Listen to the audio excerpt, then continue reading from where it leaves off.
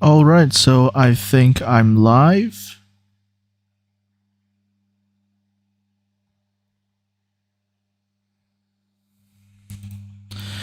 All right, I am live. I'm receiving it on my phone, so um, I'm just gonna keep my phone on there. I'm just to be reading chat. It's just easier for me that way.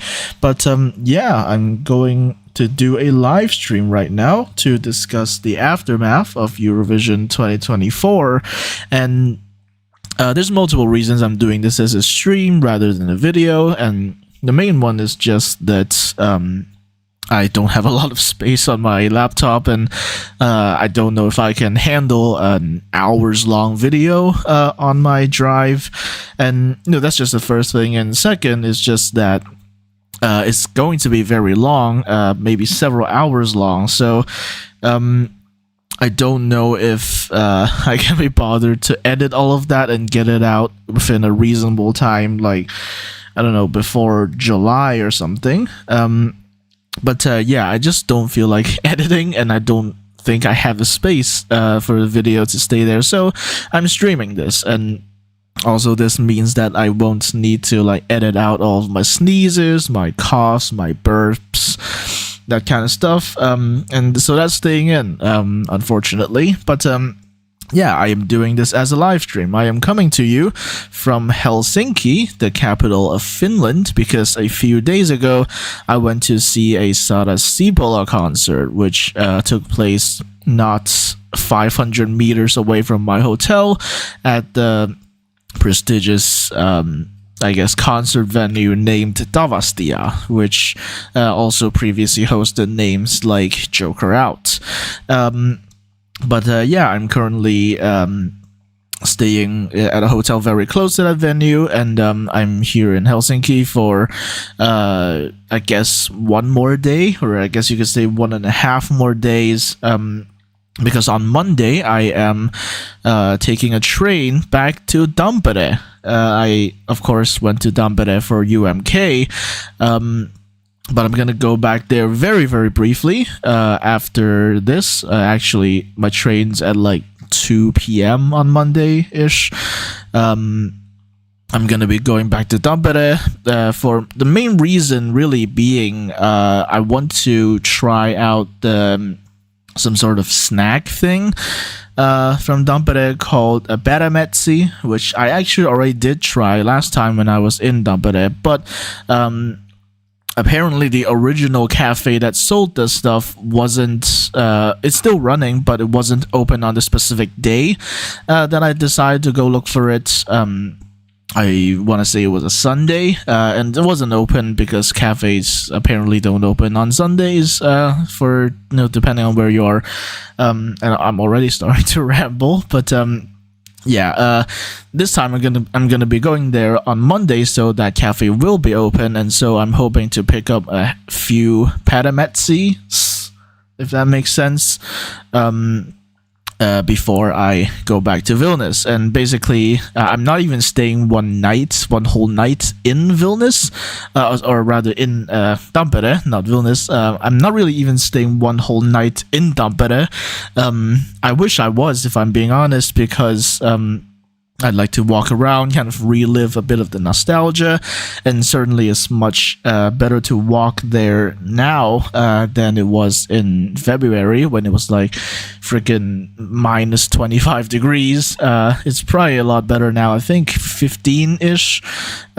So yeah, much more acceptable conditions to be walking there, but unfortunately I could not book a flight that was later than 6 a.m.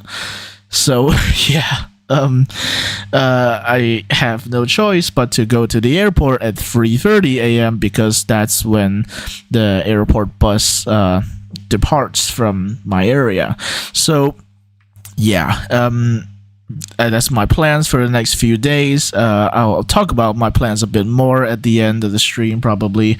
But for now, let's get back to Eurovision 2024. In fact, I actually have a little presentation right here, or at least a little thing where I kind of go over what I want to talk about. And with that, let's first talk about my personal experience as it took place in Malmö in Copenhagen. So, I haven't edited the vlog yet, obviously. But if you followed me on Twitter, you'll probably know that I actually stayed in Copenhagen for my hotel the whole week.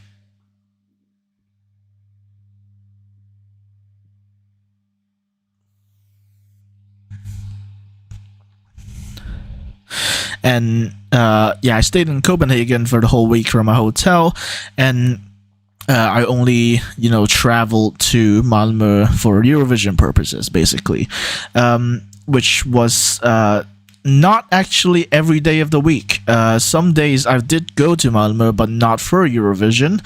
But before we get to Eurovision week, even let's get to the week before then. And also, I forgot to mention, beside me, I have a drink. I have a lonkero, which is basically the Finnish word for a long drink, which is a kind of low alcohol drink. In Finland, lonkero is usually made with apparently gin and grapefruit. I looked that up, and this one is pink grapefruit, so kind of a classic lonkero. And it's, even though long drinks are usually low alcohol, as an East Asian, my alcohol tolerance is terrible, so I might get a little bit boozy, a little woozy throughout the stream, so get ready for that. And if anyone's watching the stream at all, please feel free to add your own feedback, your own comments, although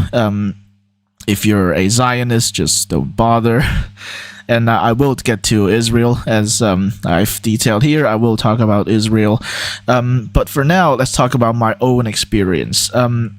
Basically, if you looked at my Twitter, you'll know that I actually stayed mostly in Copenhagen, oops, I just got a WhatsApp. Maybe I should mute my computer. Anyway, sorry, I got distracted. But I stayed in Copenhagen, and actually I didn't just stay there for Eurovision week, but also for I would say 2 days before that as well. I also stayed in Copenhagen, and it was actually kind of unexpected. I originally booked my hotel for Copenhagen way back. I want to say even November or something like that, or December. It was a long time ago, but I booked a hotel. I actually booked the same hotel as my friends Ozzy and Fia did, because we're in the same group chat and we just kind of want to stick together, I suppose. I actually, me and Fia, we actually arrived in Copenhagen on the Saturday before Eurovision week. And if you know what's coming, then good job, you're a Euro fan. But basically, we wanted to go to the Eurovision party hosted in Copenhagen. It was called Malmöhagen, which of course, it takes advantage of the fact that Eurovision is really close in Malmö. It's literally a train ride away. And it was held at a location in Copenhagen, which I don't even know how to describe it. I think it's some sort of art college type thing, apparently. I'm not really sure, but it was hosted in a place. I would more accurately describe the main venue itself as a warehouse, although they do actually admit that it is a warehouse. Even the organizers admit to that. But here's where things get a little chaotic. Hello, World Sassery. I don't know why you're awake at this hour, but maybe it's time zones. But hello. If you're here to watch me rant, then enjoy. Currently, I am talking about my personal experience at Eurovision 2024. So if you have anything to say, just leave it in the chat. So anyways, back to what I was talking about. The Malmöhagen pre-party, it was kind of a mess. And originally, I was thinking of not going at all because personally, the only act at that time that was interesting to me was Sylvester Belts, because I'm currently living in Lithuania. I kind of have to support my act, and I'm very happy to do so, obviously. But yeah, the only name that was kind of interesting to me at that pre-party was Sylvester Belt, and so because there weren't a lot of other interesting names, I was thinking of just not going at all. But that kind of changed when they suddenly announced that Aiko would be performing at the pre-party as well, and that suddenly caused Fia to be very interested in going to the pre-party. So we both got tickets. We both got tickets at the actually both got tickets for the meet and greet package, which, well, let's just say that did not age very well, because for the lack of a better description, I'm not sure the meet and greet actually happened,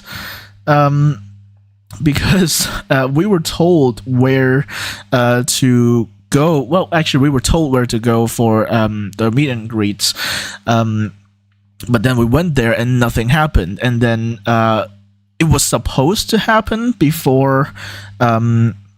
It was supposed to happen before the red carpet for Malmöhagen, but I don't think it ever actually happened, or at least we were not notified of it, even though we were given like armbands that kind of signified that we were part of the, meet and greet package. Okay, hello, World Sassery. You also visited Eurovision. You lived in Copenhagen. Nice, I did as well. And I think it was a better decision to live there than in Malmö, but at least there weren't many major terrorist events. But anyways, back to Malmöhagen. I don't think a meet and greet actually took place at all, because we weren't told of it, and I don't think it actually happened. And the red carpet kind of took place. Without the meet and greet happening, and hello, World Sassery again. Praluki.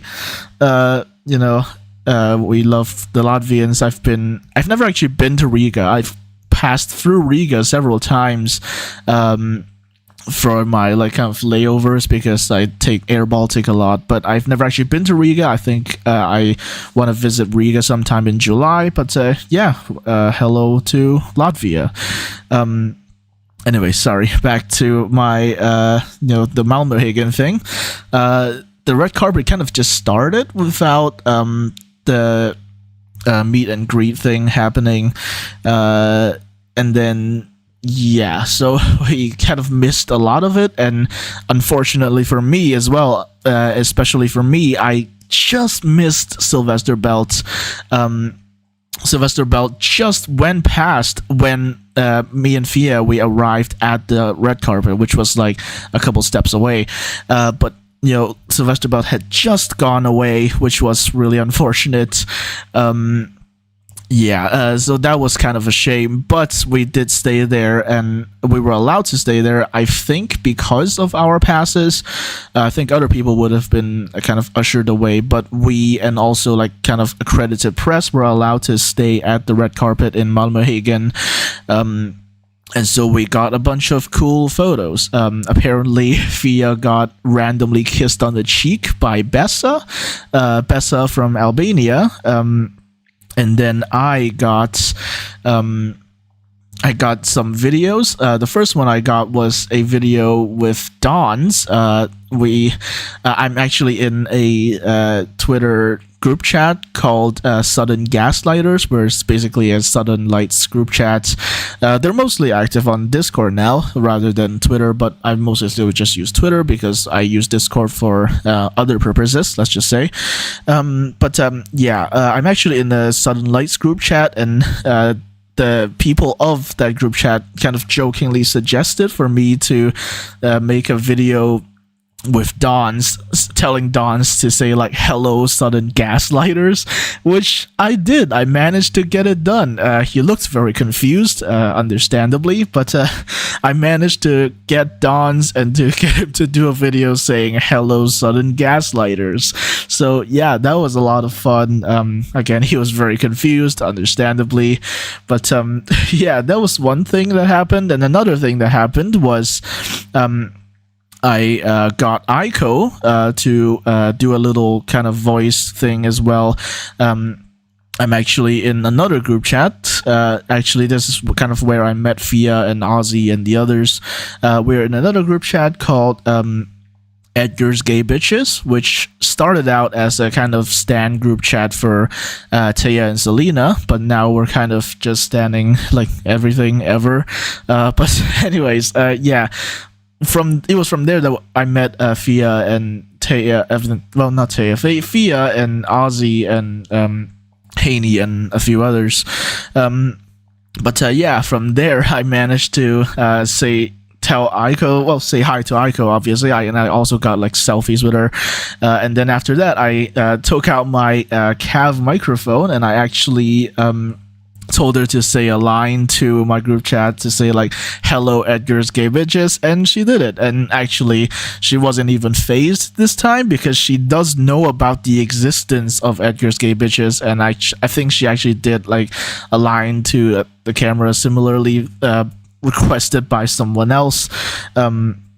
So yeah, I got a nice selfie with Aiko, and Fia actually gave her some bracelets, and I actually had the brain, I had the mind to record that process, and so now one core memory for Fia is now recorded forever on the internet. She actually posted it. I sent it to the group, but she posted it. So yeah, I'm glad I did that, but unfortunately I don't really have much footage of myself interacting with Eurovision artists, but I did interact with several of them over the course of the pre-party season.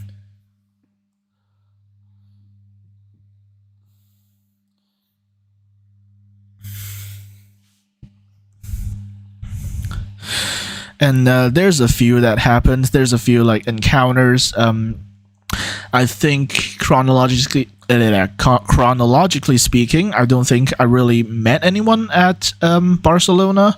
I met I didn't really meet anyone. There wasn't like any sort of meet and greet session there.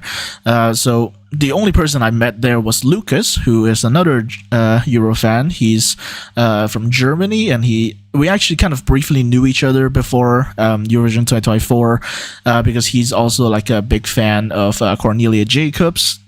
And I've always wanted to see Cornelia Jacobs, and we finally did that. But before then, we had actually our first real-life encounter was at Barcelona. We both went to the Barcelona pre-party.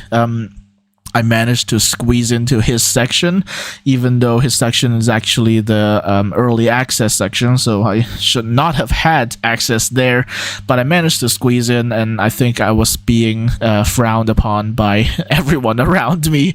But in any case, I managed to get there, and I met up with Lucas, and we had a great time chatting.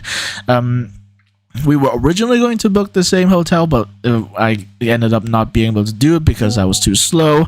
And anyways, yeah, I didn't really meet any Eurovision artists there at Barcelona. We saw them perform, obviously, but we didn't really meet anyone because, again, there wasn't an explicit meet and greet session. And cough, cough, Copenhagen, Malmöhagen. But yeah, for Barcelona, I didn't really meet anyone. I did meet a few artists for Melfest weekend, actually. I got my first formal selfie with Sylvester Belt. I got selfies also with Gunhild from Gåta. Also, a selfie with Luna. I don't think she remembers me, but I got a selfie with Luna. That was only my first selfie with Luna. And I also got a selfie with Philip Baloch. He was just randomly standing there after the end of the Melfest weekend pre-party. So yeah, my first actual, I guess, encounter with a Eurovision artist would probably be Melfest weekend, or rather after Melfest, because apparently Sylvester also went to watch Melody Festival live, as did Nemo, as I only just figured out like a few days ago. Apparently Nemo and Sylvester were watching Melfest together, but after the show, after I tried to wait for Lucas for a while unsuccessfully, I wanted to go look for something to eat, and I went into the mall next to the arena, and lo and behold, there was Sylvester Belt in a hoodie, or jacket with a hood cap thing. So yeah, that was kind of my first encounter with a Eurovision artist, but also my first encounter with Sylvester Belt in a Swedish mall after a Eurovision related event. We'll get back to that. Anyways, so that was Melfest and Melfest weekend. After that, it was Barcelona, and after that, I think it was Eurovision in concerts, where again there wasn't actually like a formal,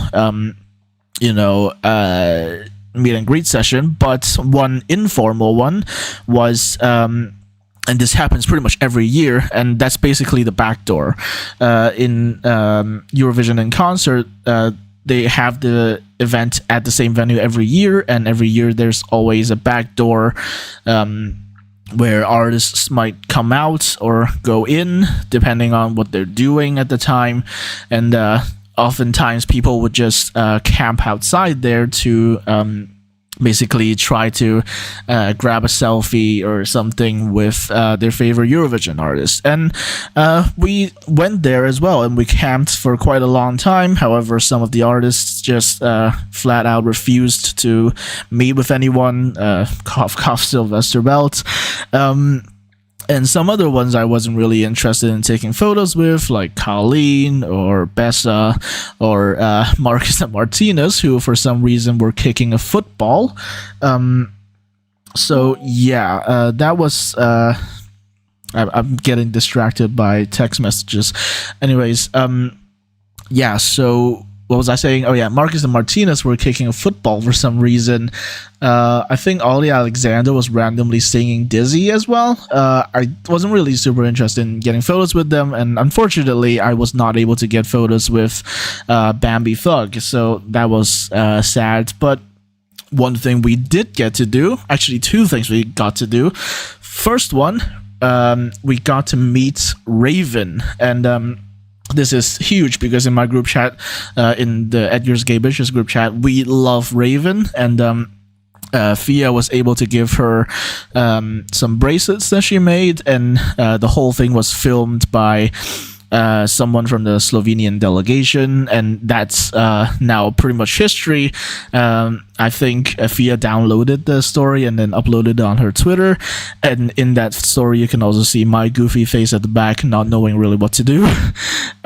So that was thing one. I didn't really get any direct contact with Raven. I unfortunately wasn't able to like get a selfie in or anything like that, but we did get very physically approximate, let's just say. So that was Raven. And another thing was, after quite a while, when a lot of people had started getting into the queue, because the show was about to start, we stayed for a bit longer, hoping to see anyone, right? And our patience was rewarded with none other than Nemo walking back. And Nemo was lovely. They got yet more bracelets from Fia, and also some other crocheted flower, I think, from Ozzy.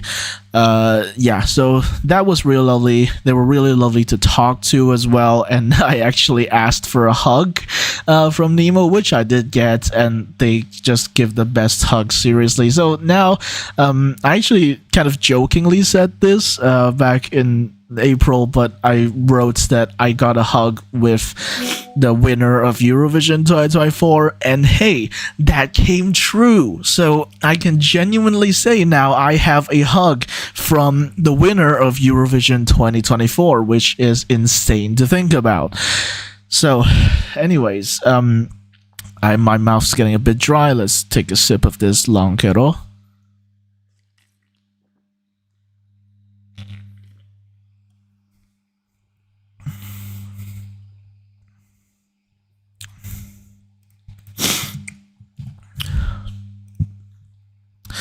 All right. Yeah. That was pre-party season. We're not technically done yet. I still went to Amsterdam. Eurovision in concert. I got a hug from Nemo. I also got a selfie, which was probably one of the top 5 least flattering selfies of all time that I've ever taken.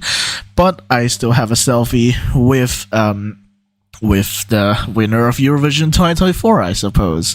Anyways, after that, I think I still went to some events, but somehow they're completely escaping my mind at this point. Keep in mind that, like our good friend World Sassery, I'm actually in the GMT +2 time zone, I think, and so it's like 1:30 a.m. right now, so my mind is not completely clear, but yeah, I met with Nemo in Eurovision in concert, and actually at the end of the pre-party, when everyone came back out to wave and clap and wave to everyone, Nemo specifically recognized me and Fia, and so that was really, really cool, and they were waving specifically to us.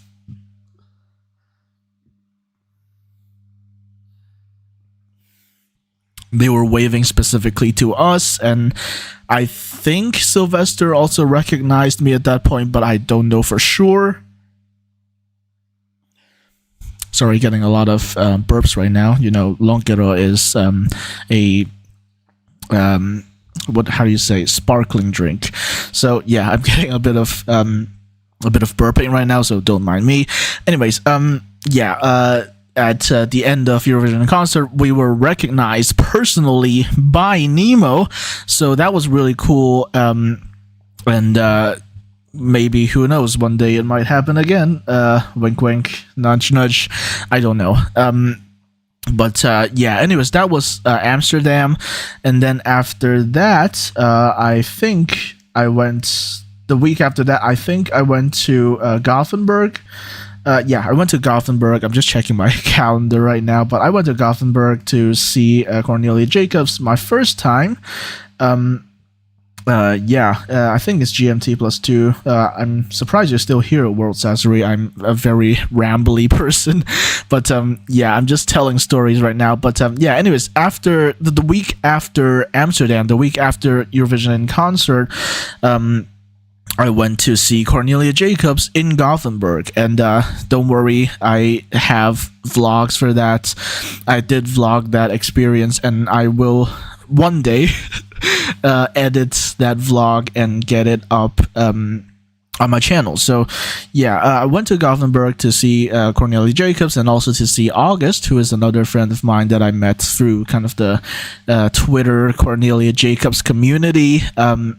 And we actually met for the first time in Gothenburg, because August is actually Australian. They came all the way from Australia to Sweden just to go and see Cornelia Jacobs across several tours. So we finally met in Gothenburg, and I'm not really going to talk about this too much in detail because this doesn't really relate to Eurovision 2024. But yeah, basically we met. I met August, and then we both went to see the gig with Cornelia Jacobs, and I managed to get a set list from that gig, and we managed to get it signed by Cornelia herself. We weren't able to meet with Cornelia like in person, unfortunately, but we did manage to get set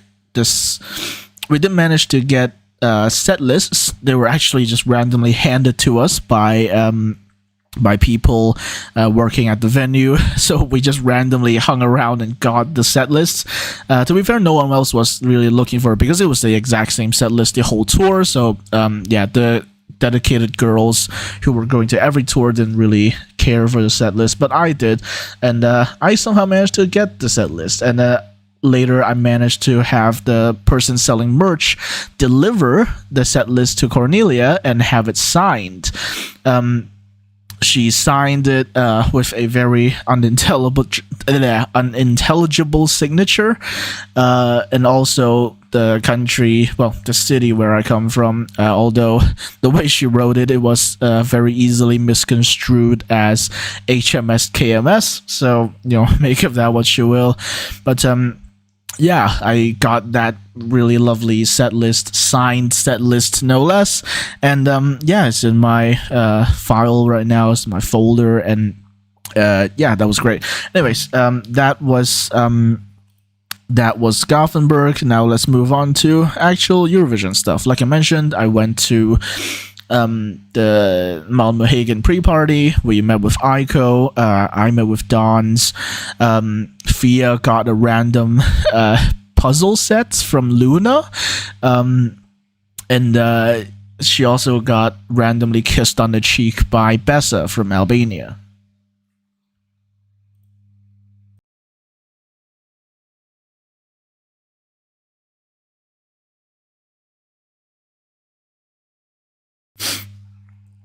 Sorry, had to sneeze there. But yeah, anyways, that was Malmö Hagen, which was rather rather chaotic, let's just say. So that was that. Let's just move on now. It's a very chaotic pre-party, and next year I think they've already planned for it to happen, but it's going to be earlier in the season. I think it's like mid-April or something like that. If you're interested, obviously the pre-party isn't, obviously Eurovision isn't near Copenhagen anymore, so what's the point hosting the pre-party near Eurovision week, right? But apparently the pre-party is going to continue, so if you're interested, you can probably go next year and see how chaotic it is for yourself. But yeah, that was Malmö Hagen, and now let's get into Eurovision week. Because I didn't really do much on Sunday. We were really just mostly busy moving hotels, because we weren't able to book the same hotel for the extra day in Copenhagen. So yeah, we were just mostly moving hotels, and we figured out very quickly it was very easy to walk from the hotel to the Copenhagen train station, a trip that we would be doing multiple times over the course of Eurovision week. So let's get on to Eurovision week itself. I've already rambled for God knows how long at this point. Actually, I think I can check, or maybe I can't. I don't really know how long it's been going at this point. But in any case, yeah, let me get back to Eurovision week. Okay, first off, Monday. It was the first semifinals jury show, or I think it's called evening preview. But let me be clear. The shows that I did watch were the first semi jury show, first semi live, second semi live, not the jury show, second semi live, and the grand final jury show. Those were the ones that I watched in the arena. Some of them I just didn't watch at all, like the second semi jury show. I'll get to that. But first off, on Monday, it was the jury show for semi 1, and at that point, obviously there was the question of Israel, but at that point, things had not yet hit the fan, let's just say. So it went relatively normally, except for the fact that I was late, because that's just how I roll these days. I was late for, I think, the first two shows. For the jury show, I missed the entirety of Ramonda. That was Serbia, I think, in slot 2. I I missed that, but I did manage to kind of sit down by the middle of Lukdelk, and I managed to catch most of that in full. Well, that's kind of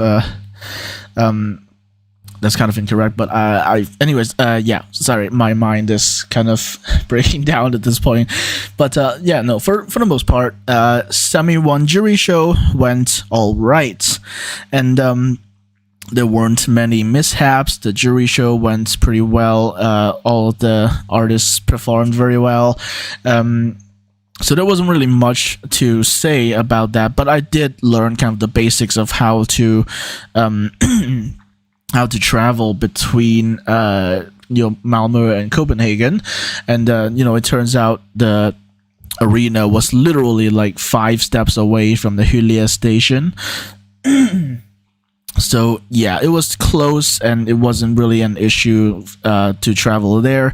And I also found out actually that I was able to take my little bag into the arena because it wrote that in the regulations that they were very tight. They were very strict with the regulations, like surrounding what kind of bags can you bring into the arena, and basically. I found out through personal experimentation that you can bring basically what in the US you would call a fanny pack, and in the UK you would call it a bum bag. So here real quick. So yeah, this is what a fanny pack looks like, or a bum bag. Oops. Yeah, you get it. This kind of stuff. I had one of these. I still do actually, and I figured out apparently that I can bring this kind of stuff into the arena. So I was actually kind of pleasantly surprised by that. But anyways, yeah, I had a bum bag. I brought that bum bag, or fanny pack, however you want to call it, into the arena. I didn't really have much in there because let's be honest, what can you put in there anyways? Yeah, World Sassery. Yes, the station is next to the arena. That's true. It's again 5 steps away. So yeah. Anyways, back to my bag. I figured out I was able to bring a small bag into the arena. And I didn't really have too much in there. I couldn't even put a water bottle in there if I wanted to. But I had Tic Tacs. This will come up later again, but I had Tic Tacs in there. I had my Cav microphone, even though at the end I did not actually ever use it at all in the arena, but I did have it in case I ever wanted to use it. But yeah, I was able to bring a few things in there, and so that was one thing that I learned on the first night of Eurovision, the first night of the Semi 1 jury show. So that was day 1 of Eurovision week. Everything was going fine, and then day 2 was the first semi-final itself live.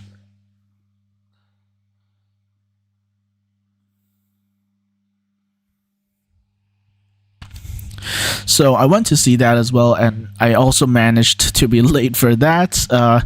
I think I don't actually remember, but one of the days during Eurovision week, I was getting a haircut, and because of the haircut, I went back and I was late, or barely got there on time. But I think it was actually the day of the Semi 1 live. I had this weird incident where I couldn't get money out of my credit card or debit card, and the barber only accepted cash, so I had to find a way to change the password of my card and take money out that way. But anyways, what's done is done. All's well that ends well. I did manage to end up in the arena relatively on time. I didn't miss Ramonda this time. I at least managed to get to Ramonda. I think I was halfway through it by the time I sat down, but I was there.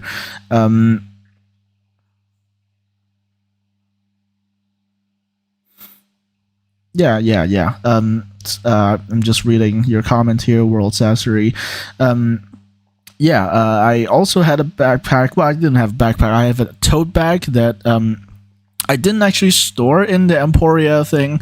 I never actually used that, but every time I wanted to store something and then go to Eurovision, basically I just left it in my hotel. To be honest, I just headed to Copenhagen. Well, I was in Copenhagen, and I just leave my tote bag at the hotel, and then I just went to the arena with my fanny pack slash bum bag.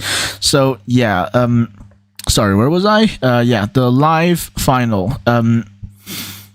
I can't even remember where I was anymore. I was I went in around Ramonda. I think I was halfway through Ramonda when I sat down. But this time, unlike the jury show, I was just watching it by myself because for the jury show, it was just the one actually, because Fia, my friend who was also staying in the same hotel as I was, she was originally going to watch all of the jury shows and none of the live shows in the arena, that is. And so we actually watched the jury show, the Semi 1 jury show together, but I actually went and watched the live show of Semi 1 myself. And that was totally fine, except I felt a little bit weird. Watching by myself and cheering on like Raven and stuff, and when no one else was cheering for Raven around me, but I kept up my act. Anyways, this message is kind of being blocked on my phone right now, but I remember there was some massive train delays, we had some train accidents. That is also why many people were real late for the shows. On one day I managed to be in time because of it. Oh, right. Oh, yeah. I'm going to get to that, actually. I'm going to get to... I think that was Semi 2. I will get to that, but for now, let me just finish talking about Semi 1. I was watching it by myself. I was going to the show by myself. My friend Fia was not coming, so it did feel kind of weird to be one of the few people who were cheering for Raven, but I regret nothing. Yeah, it was a great time. And I am so glad that Slovenia qualified for the final, even if they didn't do great in the final. So that was Semi 1. For Semi 2, I did not watch the jury show, actually. I actually went to watch another gig from Cornelia Jacobs because originally this was meant to be her last gig of the tour. I think it's called the Dragon Tour. Even in like the promo material, like for example the tote bag that I'm currently using, it lists Malmö as the last date of the tour.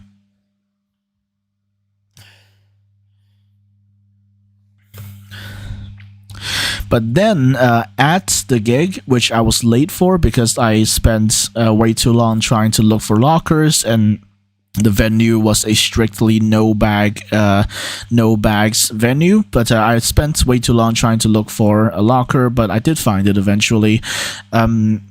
So yeah, I was late to the gig, and if we were going by the same set list as the Gothenburg one, I think I missed like 4 songs, which was kind of unfortunate.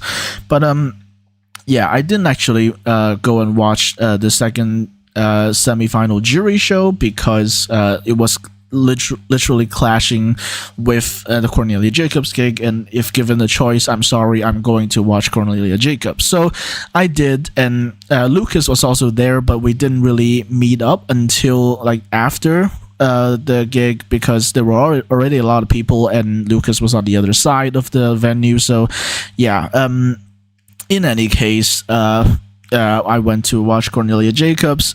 She performed her usual songs, but I think I didn't even finish my thought earlier. But basically, at the gig, Cornelia actually said that it was the second to last gig of the tour, which I guess somewhere between making the merch and actually performing, they managed to get on an extra date somewhere. It was some random town in Sweden, which I was not going to go to. So yeah, we, I guess, attended the second to last gig of Cornelia Jacobs rather than the last. But I also got a little bit of merch there. Not that much though, because I had bought most of the merch when I was in Gothenburg. The tote bag, the t-shirt, keychain, stickers. I didn't get a poster because I'm not really a poster type person. And what I really wanted to get was a hoodie, but I was told that they sold out in the first few weeks, so that was kind of unfortunate. But yeah, enough about the Cornelia Jacobs gig. The point is, I didn't really watch the second semi-jury show, and maybe that's for the better, maybe not, but I don't know for sure, because relatively speaking, I would say people were more relaxed, more easy to boo Israel during the jury show, and I can confirm that because I went to the grand final jury show. But I would say the boos were generally much louder at the jury show because fewer actual Israelis were going to the jury shows. Because it wasn't really necessary, it was just a jury show. So I feel like people at the jury show were more relaxed to be booing Israel. So yeah, that's what happened with my understanding. But yeah, so that was day 3 of Eurovision week, the jury show of semi 2, which I did not watch. Now, after that, we get to the semi-final with Israel in it, and oh boy, as our good friend in the chat, World Sassery, mentions here, there were some issues with the bridge. To this day, I am still not 100% sure with what the actual incident was with the bridge. But for me, it didn't really matter because while I was there, I actually did go to the show, obviously. But I think, if my mind serves me correctly, I had stored my stuff elsewhere. I had stored my stuff elsewhere in Malmö. I don't think it was in Emporia. I don't think I ever stored anything in Emporia. But it was just the official storage, actually. By the time the whole incident with the bridge was announced, I was already in Malmö with my friends.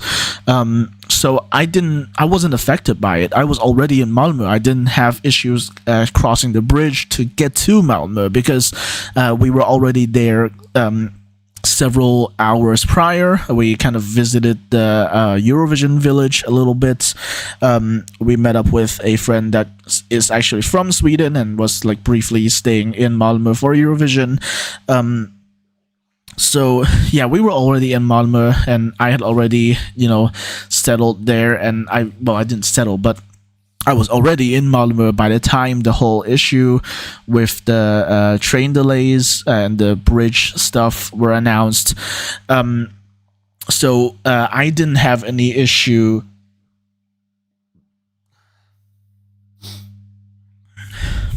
Sorry about that.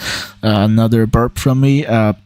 Anyways, but yeah, the point is I didn't have any issues with traveling to Malmö for the semi-final because I was already in Malmö. I was in Malmö to meet a friend, a Swedish friend who was already in Malmö briefly for Eurovision.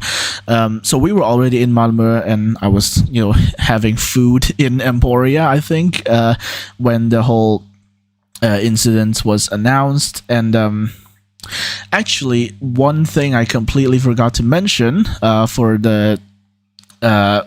Wednesday, actually, because me and my friends we went to Emporia, right? We went to the mall next to the arena.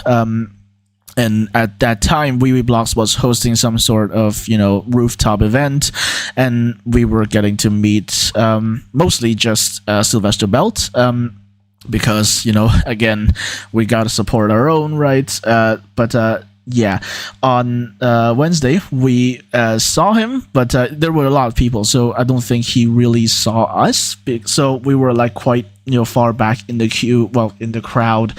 So I don't think he really saw us, but we definitely saw him, obviously, very briefly. Even we did get like photos with him and with random strangers. I also got random selfies with him, and I wanted to get a little shout out video for my Lithuanian friend, but that couldn't happen. I literally asked, can I make this video? And his sister, I think, literally just went, no, you can't. So that was a bummer. We were at the Emporia thing, but we couldn't do that. But then me and my friends, we went down to the ground floor, and we wanted to eat something. So there's a food court at the bottom floor of Emporia, and so we went to get something to eat. I got some sort of Thai masaman curry, by the way, which, by the way, absolutely delicious. I love Thai food, and I miss rice in general. Like, you can get tons of rice, obviously, but kind of white rice cooked Asian or Southeast Asian style, I miss that a lot, and that curry just kind of brought me right back. But yeah, I was having my curry. I think the others got like burgers and stuff, and in the middle of eating, right, one of my friends, I can't remember which one, told me, look behind you, and there was Sylvester Belt and his family just eating as well. So, you remember earlier when I mentioned Melfest, and after Melfest I randomly encountered Sylvester Belt in the mall next to the arena? Well, this is a sequel to that. Me randomly running into Sylvester Belt in a Swedish mall, episode 2, which is why at the time I tweeted, if I had a nickel for every time. Actually, let me just get that tweet up, to be honest. Hold on. Let me go and find it. At Blue Rigel 4, 2 nickels.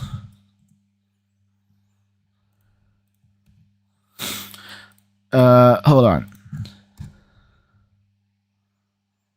Here we go. This I tweeted this on the day, right? It's the 17th. If I got a nickel for every time, actually, wait, this isn't the one. Hold on. Wait, no, yeah, not this one. Hold on. It might take me a while to find, but it's a. I think I might have posted it in direct messages, actually.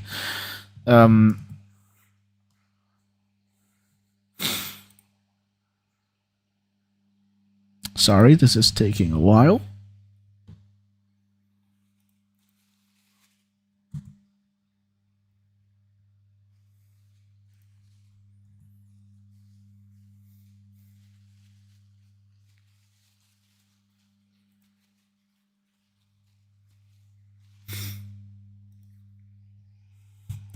Okay, Twitter DMs are trash, but basically, what I was trying to find, the message was basically, if I had a nickel for every time I randomly encountered Sylvester Belt in a Swedish mall after a Eurovision related event, I would have 2 nickels, but it's weird that it happened twice. And that is exactly what happened. The first time it was Melfest, Melody Festival, and afterwards I went into the Mall of Scandinavia, I think, and I just randomly saw him and his sister, I think.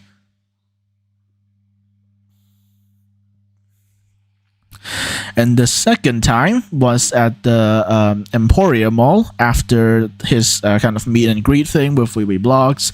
And this time I was again getting something to eat, and this time he was also eating as well. So yeah, very interesting. But and this time at least I actually did manage to get the shout out video done. He wasn't very enthusiastic by any means, but I did manage to get him to say like thanks for the support, sending good wishes in Lithuanian, which I can't remember the phrase right now. Yeah, I can't remember. Anyways, moving on. So yeah, that was something very interesting that happened on second semi-final jury show day as well. And I mentioned this because this was kind of one of the events that indirectly caused me to be late for Cornelia. So yeah, that was fun. But okay, anyways, moving on back to semi 2. Like the live show. I was already in Malmö by the time the whole incident with the bridge was announced, so I wasn't really affected. I was already in Malmö, so I didn't really need to cross the bridge. And I just stored my tote bag in the official storage area, which it's a little bit pricey, but I think they're all pricey. So yeah, I just stored it there. I kept my bum bag / fanny pack, and I went to the arena. And yeah, I don't really know what to say. There's a lot to be said and a lot not to be said as well. But I will echo my earlier sentiment that people in the jury shows are probably more likely and more relaxed to be booing Israel. Because, at least from my point of view, when I went to the actual live second semi-final, like, there was very, very little booing, at least from my perspective. You know, people from other perspectives have recorded much louder booing, which I think is great. But from my perspective, there wasn't a lot of booing at all. Instead, a lot of cheering. It might have been fake cheering. I don't really know.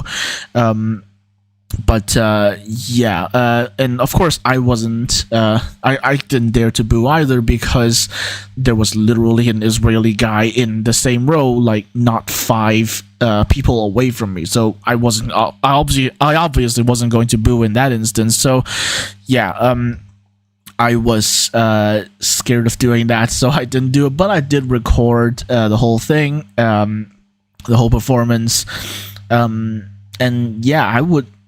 At least from my perspective, I would describe it as distressingly loud cheers. So yeah, that's how I would describe the then public reaction to Israel. So yeah, in terms of that, I don't really have much to say about the performances. We've all seen them at this point. I still maintain, however, that Czechia and Belgium, at least, were robbed. Like, okay, Belgium's performance was a little bit rough. I will agree with that. And it kind of loses a lot of the mystique in the music video. But I still maintain, on the basis of the song alone, it should have qualified, but you know, alas, it didn't. And you know, there was a reason I didn't really talk about it, because you know, I had to talk about Israel, and I don't know my viewer base well enough to openly declare hate for Israel. But yeah, that's why I kind of stopped filming those YouTube shorts about my reactions to the qualifiers and stuff.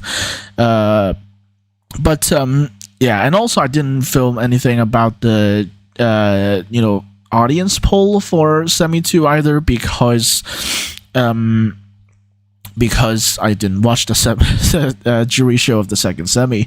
So yeah, I just didn't film any of those shorts, and if you were expecting them, I'm sincerely sorry.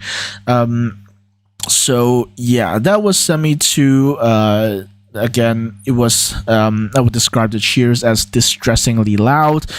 I I at least at that point I wasn't really able to discern which of the cheers were fake and which of the cheers were real, but it sounded really loud from my area. And by the way, for all of my shows, I somehow managed to get pretty good positions.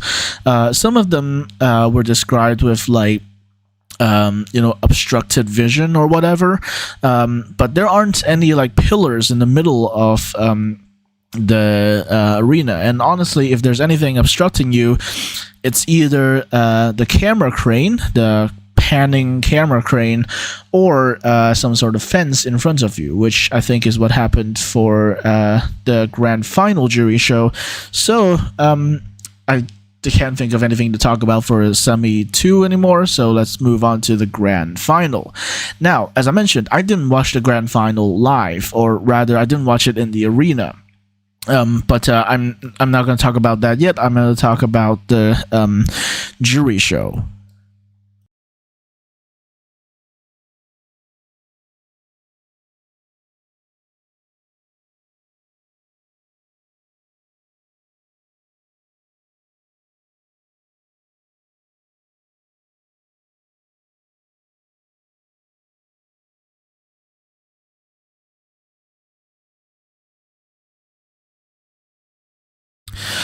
Yeah, so the jury show was the one that I watched in the arena. It was the Friday before anything hit the fan, and so it was still fine. I think even though at that point Netherlands had been announced as not performing, however, they were still in the running order, and their performance from the semi was just simply replayed for the jury show of the grand final. So at that point, we still held out hope that Eurovision would still proceed with Netherlands in the running order, and we know what happened next, but at that point we still had hope that they would not be disqualified, at least not during the show.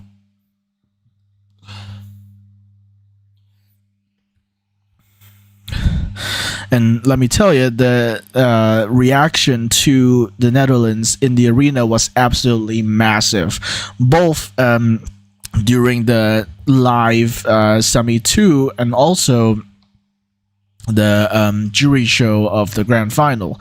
And like I mentioned earlier, I think people were more easygoing to be booing during jury shows, because they know that stuff doesn't get onto the camera in the live, and also there are probably fewer Israelis attending the jury shows, which was certainly correct. And I personally took great pleasure in booing Israel, and it was further strengthened by the fact that everyone around me, actually I think 5 or 6 people around me, were also continuously booing Israel as well. And so yeah, that felt really good.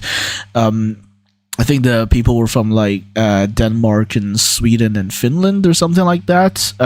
Actually, some from Norway as well. So yeah, it was a bunch of people around me who were also actively booing Israel, and it felt really, really good to do so. So yeah, we booed a bit more actively this time, but of course no one will hear that on the feed, because the EBU does what the EBU does. And yeah, that was the grand final, or rather the jury show of the grand final, where while it was announced that the Netherlands would not be performing, they had not been officially announced to be disqualified yet. And at this point in time, things were still going okay, but we kind of know what happened next. And basically, on the morning of the grand final, we got the news that the Netherlands was disqualified from the grand final, and that there would only be 25 countries in the grand final. So, and by the way, brand new news has come out that revealed that could have gone to much lower than 25, but we'll get to that in the latest news section. And so we were reduced to 25, and weirdly enough, the Netherlands was still able to vote, even though they weren't allowed to perform, and it wasn't counted as like the rest of the world or anything. They still existed in the votes. They were still allowed to vote as a separate country, but they weren't allowed to perform, which is very strange because, if you were going to disqualify a country, why wouldn't you like block their voting as well? So it was a very, very strange event, a very, very strange experience, and basically no one really knows still what happened. I'm gonna talk about Netherlands a bit more in the aftermath section. You can see here I have the aftermath section. But people were understandably pissed. And in terms of my own experiences, I did watch the grand final live, but instead of going to the arena, me and Fia, we actually went to the Eurovision village. And to my surprise, at the Eurovillage, they were a lot more open about political stuff. You can't bring like a ton of flags into the arena, like including the EU flag for some goddamn reason. There were a lot of flags that you were banned from bringing into the arena, but at the Eurovillage, you were much more free to bring any sort of flag that you wanted. Like the only thing you can't bring in is any sort of bag, and that was fine because you can just like put the flag in the pocket or whatever. So I actually, like, even the first time that we visited the Eurovillage, we saw people going around with Palestinian flags and kefiehs, and so I was kind of surprised by that, but apparently they don't really regulate nearly as much as they do at the arena. So that was interesting, and certainly that did contribute to the atmosphere at the grand final.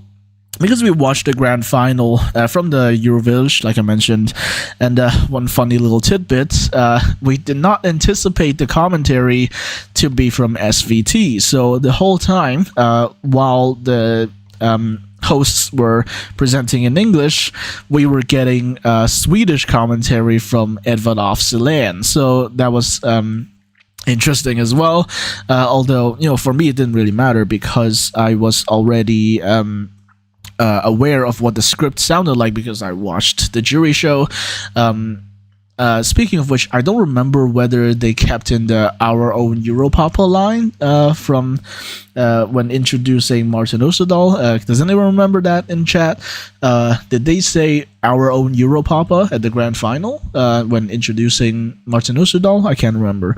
Anyway, we watched the grand final from the Eurovillage, and like I mentioned earlier, people were much more freely allowed to be bringing pro-Palestinian flags or imagery or kefiehs into the Eurovillage. So the final audience ended up being quite loudly pro-Palestinian, and this also manifested in a lot of booing in during the show, especially for Israel. And actually, almost all of the stuff involving Israel was being booed. Not just the performance, but like the performance, obviously, but also whenever they were shown on the recap, whenever they were given any points by anyone of the juries, like even when the Baltics or some other countries gave points to Israel in the jury, that got booed. so yeah, generally we had a great time booing Israel, and I also recorded my live reaction. Unfortunately, because of the lighting, I look freaking bald in that video, so I'm either just not going to release the reaction at all, or I'm going to kind of edit out my face while doing it. Sorry, I'm getting a lot of burps right now. Again, this Lonquero is a sparkling drink. I recorded my reaction, but I'm probably either not posting it at all, or I'm going to edit it so you can't see my face, because again, I look bald from the shot. But I do kind of want to post like the audio of my reaction to it, so I'll figure something out eventually. But we all know what happened in the end. Switzerland got a crap ton of 12 points and won the whole contest, which, we love to see it, because again, like I mentioned, during Amsterdam, during Eurovision in concert, I got a hug from Nemo themselves. So yeah, that was Eurovision 2024. It didn't technically end there, because after that, me and Fia, and also Ebba, actually, another one of our friends, we went to the picnic with Micah. And if you didn't know, Micah is a Dutch Euro fan who's got a lot of friends across Twitter. But she decided to host like a kind of birthday picnic, because it was her birthday on the day of after the grand final, actually. And so we went there, although we went kind of with our luggage, or at least I went with my luggage. There's a police car outside. What are you doing at 2:20 a.m.? Anyways, we went there. I had to go with my luggage because I couldn't figure out how to store my luggage at the airport. But basically, we stayed there for a few hours. I actually got some really nice socialization done. I even managed to finish off my last pack, my last few boxes of Tic Tacs, because I had bought like a big box of Tic Tacs, a big box containing small boxes of Tic Tacs. There were like 60 or so in there, and it was just sitting there for like 3 weeks in my dormitory with barely anyone taking them. Of course, I consumed quite a few myself, but actually I managed to kind of give away many of these Tic Tac boxes at this picnic, so that was really cool. And I also got to meet a lot of cool people from Twitter that I kind of vaguely known about. The most relevant of which right now is Ona, spelled Oona. I think her Twitter tag is Otanund. And I met her because she's a Finnish Eurofan, actually, but she's also like kind of going around everywhere to see different gigs and such. And actually, I was wearing my Paskana t-shirt to the Micah birthday picnic, and we kind of started a little conversation based off of that, and also based off of our kind of mutual love for Cornelia, and so we kind of got along. And she also said that she was going to the gig in Helsinki, and that's why I'm here. Well, no, not really. I didn't book the gig because of Ona, but I actually booked it because of Micah, actually, if I'm being honest. But at the end, Micah didn't come because she had some sort of wedding to attend, I think. But I did meet Ona just a few days ago. Again, super nice. We had a great chat before and after the gig. Although the gig itself was quite interesting as well, because Sara Sipola's entire discography is in Finnish, and I don't speak Finnish, and I can't even sing all of Paskana and just the chorus. So that was an interesting experience, but I did manage to have fun at the gig. I talked a lot with Ona, and basically I also got like a good video footage of Baskana, and for Baskana in particular, she actually got out. She being Sara Sipola, she actually got out the UMK sign language interpreter for the performance. So that was really interesting. So, and she also had that like glowing LED ring around the stage, or at least only part of it, but it did still glow kind of in sync with how it was in like the UMK performance.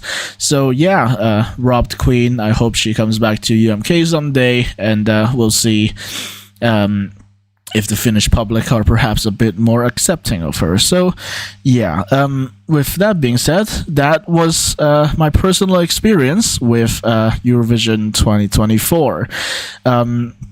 Overall, a mixed bag, especially near the end. But I did meet a lot of people, a lot of very nice people, and it was it was a lot of fun to even just go to this, to just see everything in action, and it was a very interesting experience for sure. Unforgettable, to quote Marcus and Martinez. But yeah, that was my personal experience at Eurovision 2024. Like I said earlier, the vlogs are coming, but it might take a while because I haven't edited anything since Klaipeda. So that was back in like mid February. So yeah, it's gonna take a while, but eventually I'll get there, and eventually I will post my my Eurovision 2024 vlog. Now, if you excuse me, I'm gonna take another sip of this lonkero because my mouth is really dry.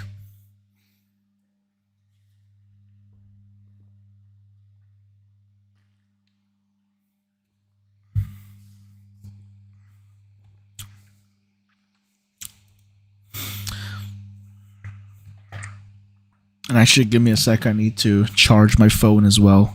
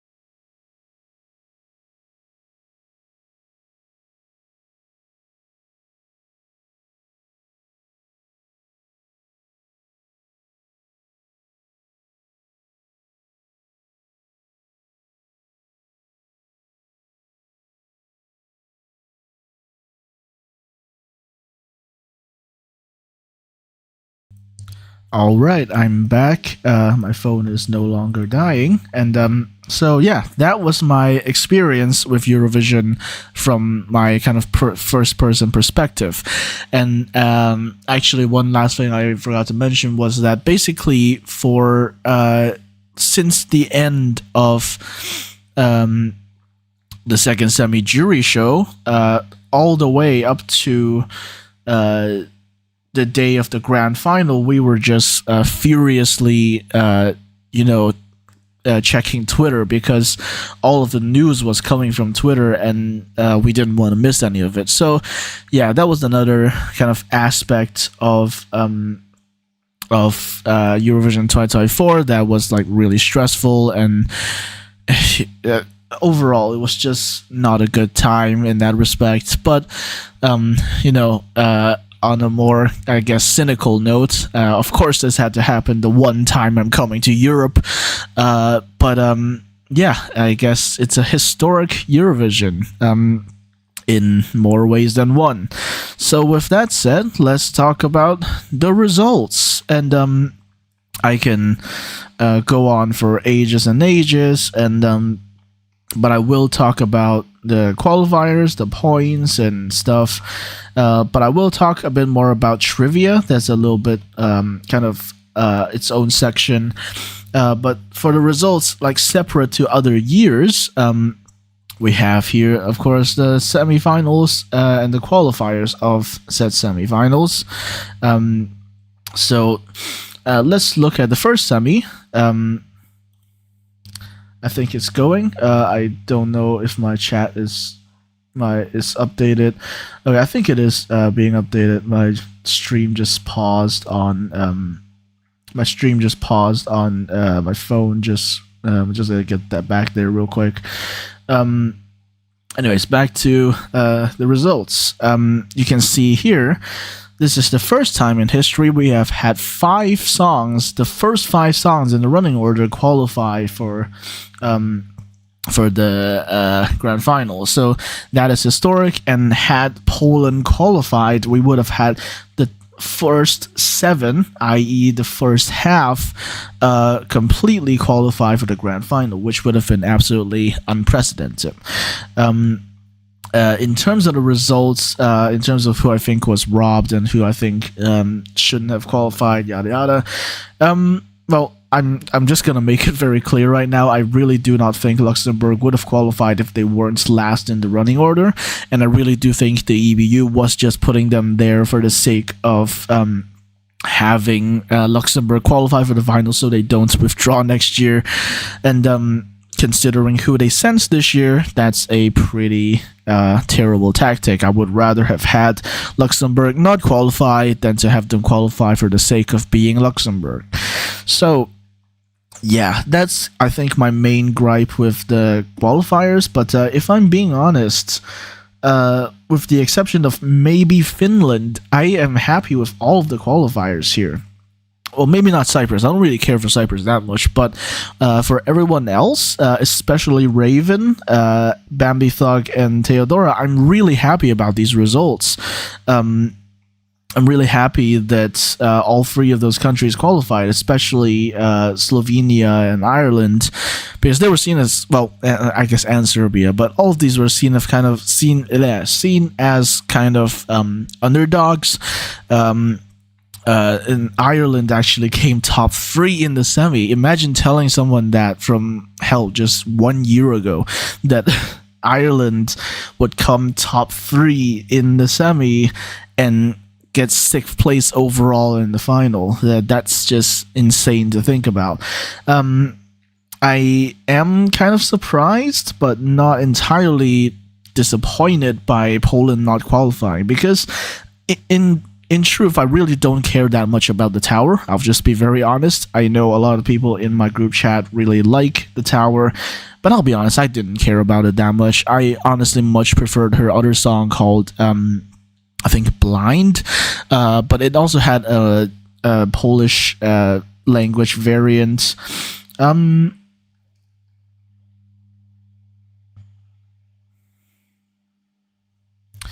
Yeah, no, I'm reading this comment from World Sassery here, and sure, you can say that, but I feel like a lot of people are probably, well, first off, I think a lot of people are voting for Luxembourg because it's Luxembourg, because of the novelty factor. And then I think, if I'm just being honest here, a good chunk of those votes probably came from Zionists. Well, I wouldn't say no hate. I actually, full hate, actually. But, oh dear. I guess that's where we disagree in terms of fighter. But, yeah, I still kind of maintain that Luxembourg probably wouldn't have qualified if, 1, they didn't send Tali, considering her identity, and 2, they didn't put Luxembourg in the last position in the running order. So yeah, that's just my opinion, and I'll be honest, I haven't actually looked at the points that much, and I'm surprised that Luxembourg actually came 5th. But in any case, moving on from oh dear. Yeah, we definitely have different tastes for sure. World Sassery.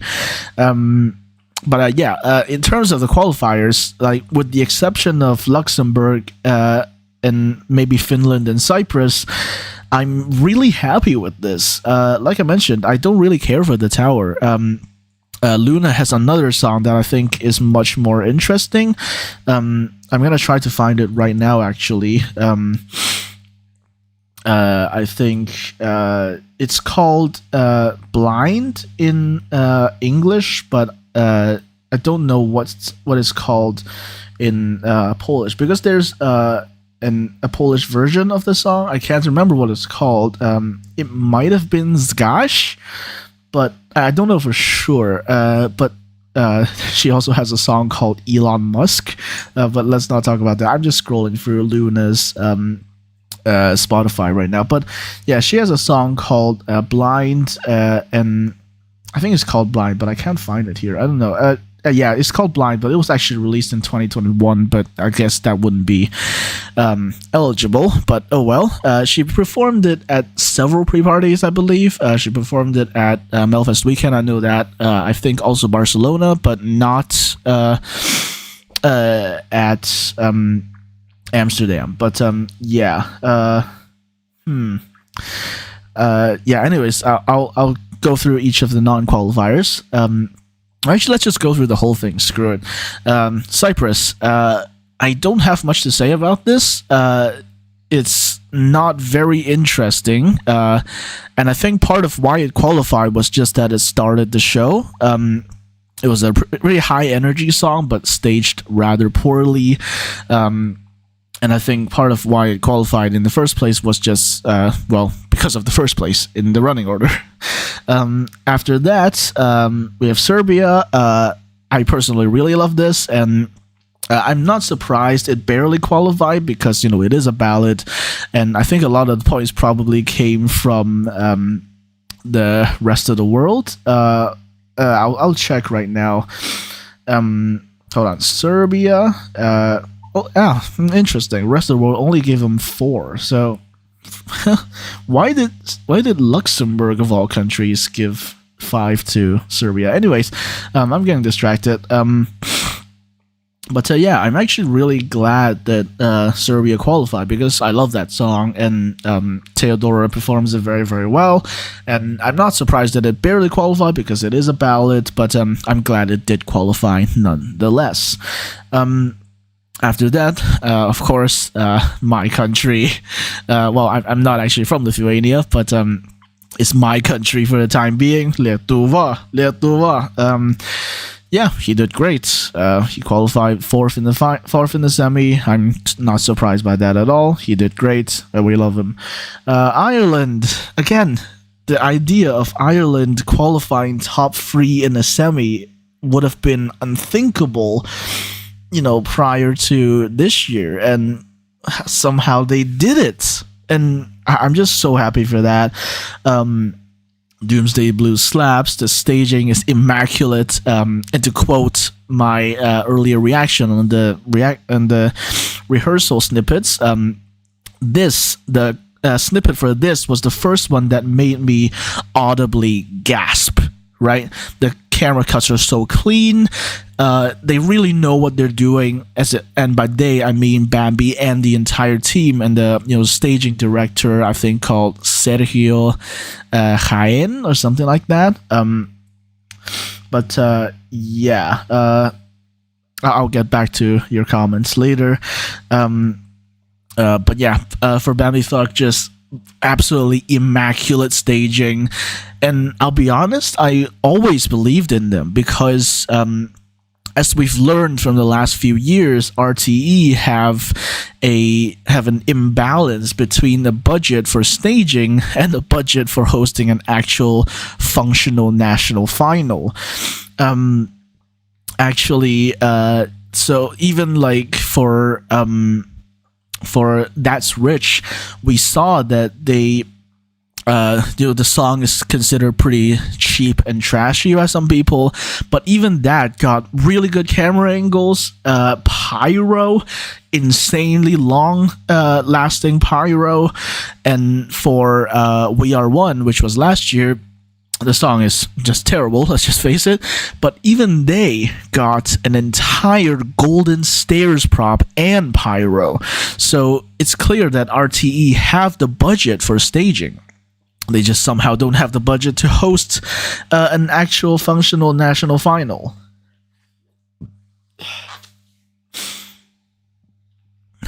Oops, I'm burping a little again. Anyways, yeah, they have the money to throw into staging for some reason, but not the money to host a national final. And in this case, I really always believed that this would do significantly better than a lot of people expected, because we know that Bambi Thug has the artistic vision. We know they do.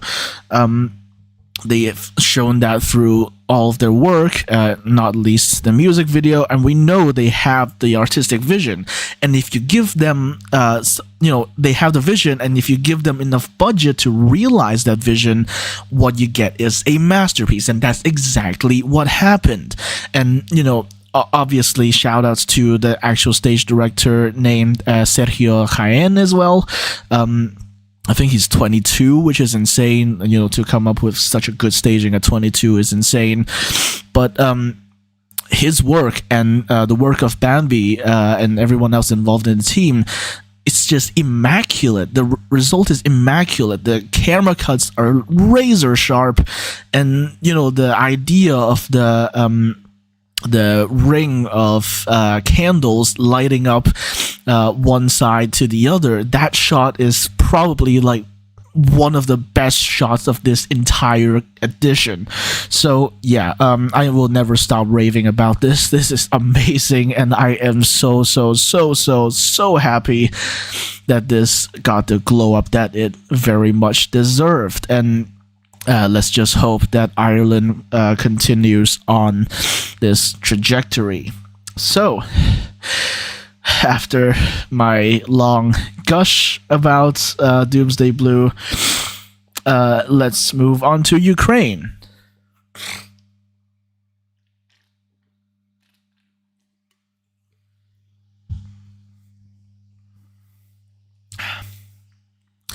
Which I wasn't pausing for dramatic effect or awkwardness effect or whatever. I love the song. The staging was very good. I was just having another sip of my Lonkero. But yeah, this was done very well as well. The song is very good to begin with. It's very replayable. It's very sing-alongable, if that makes sense. I would say. However, I would say the staging is a little bit weird. Like, why would they have the epic walking up the cliff moments on just the second chorus rather than like the last, right? I get that it makes sense in terms of Jerry and Aliona kind of reuniting at the end.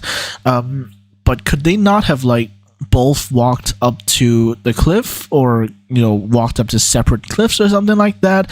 I don't really know, but it felt a little bit weird in terms of an editorial choice to have Jerry Hale walk up the cliff during the second chorus when it wasn't really even particularly I guess climactic, I suppose. So yeah, that was a bit weird, but another really good shot from this edition is the last shot, the ending shot from Ukraine's performance.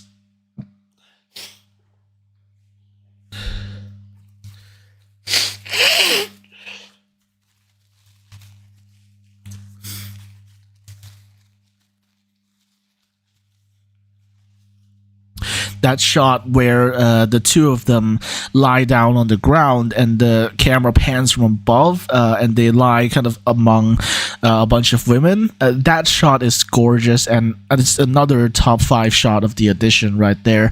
And overall, I would say, for what it's worth, they actually did bring the song to life. And so, obviously they were going to qualify to begin with, but yeah, I think it really did elevate the song, and it did manage to make what was otherwise a song that you would think is hard to stage actually accessible. And certainly there's also the factor of diaspora Ukrainians voting for themselves that caused them to get second place in the first semi. But hey, I'll be honest, in this case I don't really care. So yeah, that was Ukraine. And with Poland, I already talked about it. I don't really care about the tower. Loreen doesn't care about the mall. I don't really care about the tower. But on a more serious note, I think the staging was probably too much. It was obvious reasons. What are those obvious reasons? Yeah, she didn't appear in. I guess. Well, she did actually appear in the song, but I guess they only wanted to introduce her in the song after the rap parts or whatever. But if this is a fat shaming joke, then just get out of the stream right now. Anyways, back to the tower. I feel like well, first off, I don't care about the song, and I feel like in terms of staging, they were trying to do too much. There were all these dancers. There was the black dancer, the white dancer, and then the red dancer, and they had two massive I think they're called pawns in chess. I don't play chess, so I don't know what they're called, but they're two like big chess pieces that Luna and the red demon dancer would eventually climb up, which I feel like, first off, it's a bit too kitschy, and second, I feel like, again, it's just too they're just trying to do too much. Even with all the random unnecessary choreo, it just makes it seem weird and confusing. And in this case, even the Polish diaspora refused to give this significant points. And I'll be honest, it's not a big loss for me. It might be a big loss for Poland, but people are probably saying like we should have sent Justina, yada yada, but that's not a debate for me to get into. With that said, let's move on to Croatia, who obviously won the semi. I'll be honest, that's not hardly surprising. They were a favorite to win. Of course, they were going to win the semi. Although I must note that gap between Ukraine and Croatia is much smaller than I imagined. I would have expected maybe Croatia to be like at least 10 or 20 points ahead of Ukraine, but it seems the Ukrainian diaspora really mobilized here, let's just say.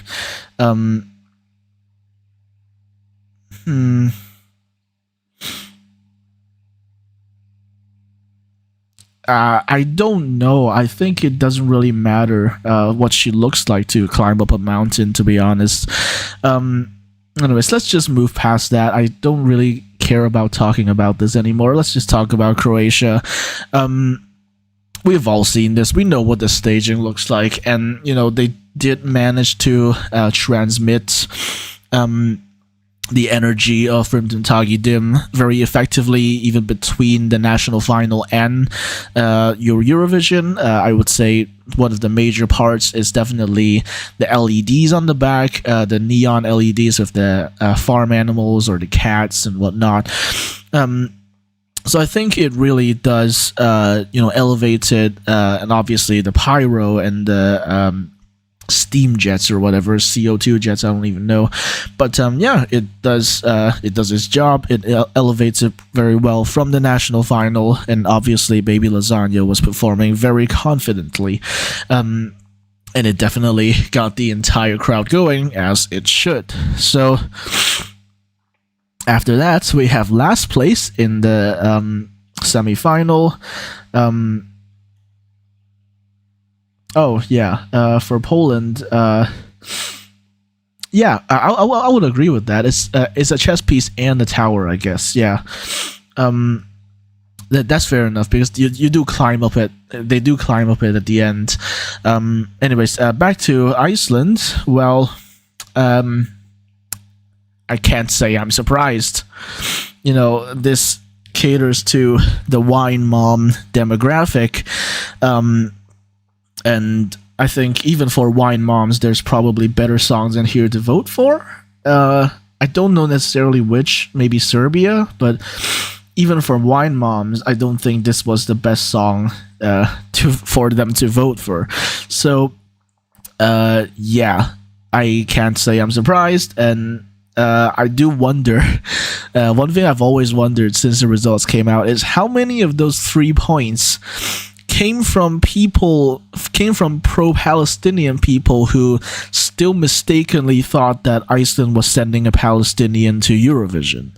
That's a question of the ages, and of course we won't have a definitive answer to that, but I do wonder if any pro-Palestinian people still voted for Iceland, knowing that, well, with the false knowledge that they were still sending a Palestinian to Eurovision, which obviously didn't happen, but I'm just saying this wouldn't have gone only 3 points if they sent Bashar Murad, but what's done is done, and they've gone last place in the semifinal. So with that said, let's move on to Slovenia, which, I would say, with honesty and with my full chest, I do think the staging was lacking, but that's not any fault of Raven.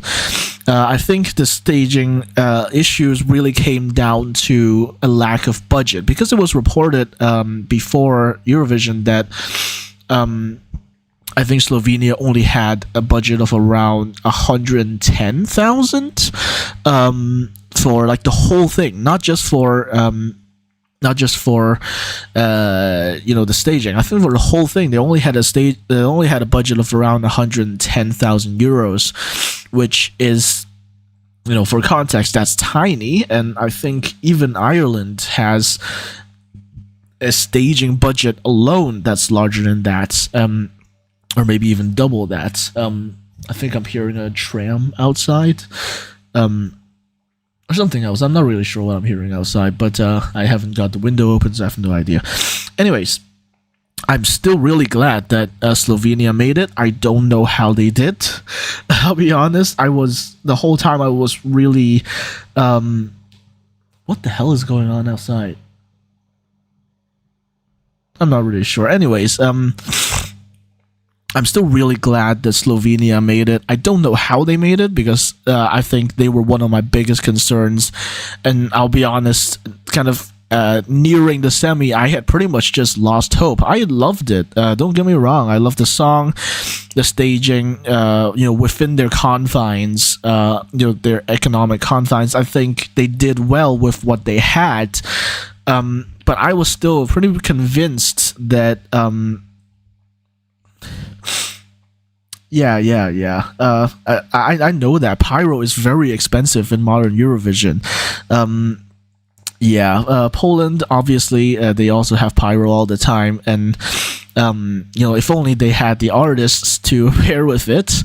No offense, but kind of offense actually. But Ireland has a huge staging budget, which for some reason they do not spend on having a proper functional national final. But let's move on from that. Let's get back to Slovenia. First off, I'm glad that Raven was selected for Slovenia. She did EMA like 3 times in the 2010s, and finally she gets to go to Eurovision, and I think with a song that really does fit her character. However, like I said, they don't have a lot of budget. Slovenia really doesn't have a lot of budget when it comes to Eurovision.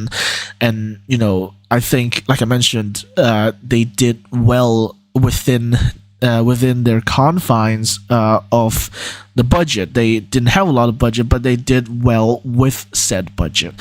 So, but even still, I was really worried. Actually, I wasn't even worried. I just completely lost hope that I completely anticipated Slovenia to not qualify. And when they got announced, I don't know if I posted this. I think I already posted the reaction video, but I was screaming. I was not cheering for Slovenia. I was screaming in disbelief that Slovenia managed to qualify. And honestly, to this day, I'm still kind of puzzled as to how it happened. And, obviously you can say, voting from the neighbors, but that only takes you so far, right? You've got points from Croatia and Serbia, but they didn't even give 12, and somehow the rest of the world gave Slovenia 7 points. So I'm really not sure where that comes from. And also Moldova and Poland, I don't get it. I think I want to claim credit for some of that 7 points from the rest of the world, because I voted 5 times for Slovenia, I think, on my East Asian credit card. But I kind of want to take credit for that. But other than that, that obviously doesn't explain 7 points going to Slovenia. So I'm not really sure what happened. Maybe it's like Balkans. I'm not really sure. But the Balkans did give 8 to Croatia, but they didn't give that many points to Serbia. So I'm not really sure what that's about and how really Slovenia qualified still. So I'm really happy that it did qualify. Don't get me wrong, I'm still kind of in disbelief that Slovenia actually managed to get in the final, but I'm still not sure how it happened. But again, I'm really happy about it. I'm happy that Raven's Eurovision journey doesn't end with a non-qualification. So yeah, that was Slovenia. Let's move on to Finland, which in terms of staging hasn't really, as far as I could tell anyway, didn't really change much from UMK. And I have made it very clear since UMK that I do not like this song one bit. It's not that I hate fun. I hate vulgar fun, or, man-child fun, if you will. I like fun songs, don't get me wrong. I bop along to Trenuletul all the time. But this is man-child fun, which it just really repels me. And, from start to finish, I was team Sara Sipola for UMK. So I don't really have that much positive to say about this. All the negative things I've said from UMK applies to this. And so, yeah, I don't really have much to say.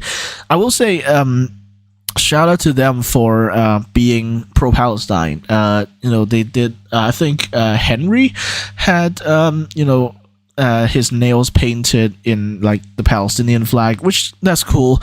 But at the end, when it actually, when push came to shove, when things actually mattered, they didn't really speak out. They didn't really talk about anything, which is a little bit of a shame.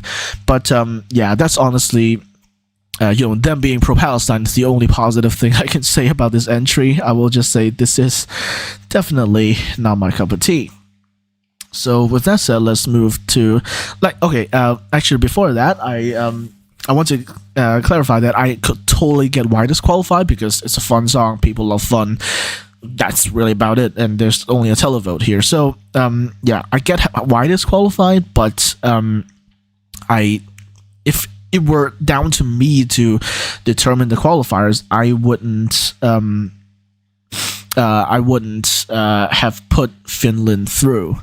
And checking the chat now, almost half the points. Yeah, for sure. They did make a difference, but them alone would not have contributed enough to make Slovenia and Serbia qualify. Like, yes, there is a block voting in effect, and you can complain about that as much as you want. But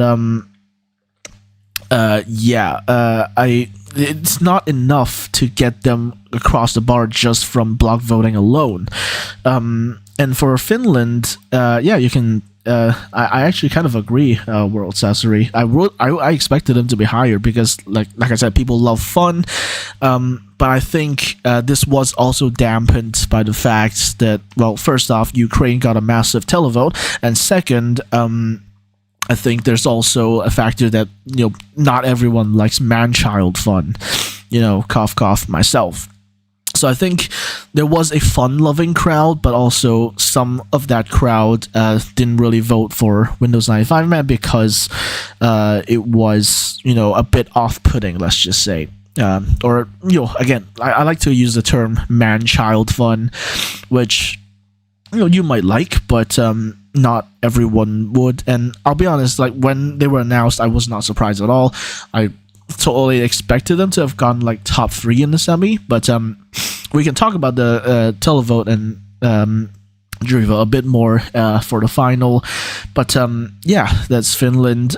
Again, I get why they qualified. People love fun, but if it were down to me to determine the qualifiers, I would not put Finland through. I need a little bit of a breather.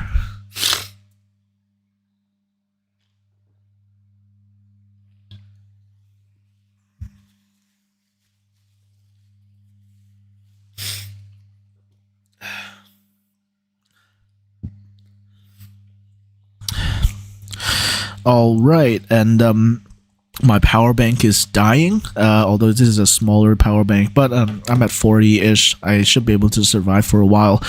Anyways, let's move on to Moldova, who it's another one of those things where I was like, who's surprised at this, right? The song is okay.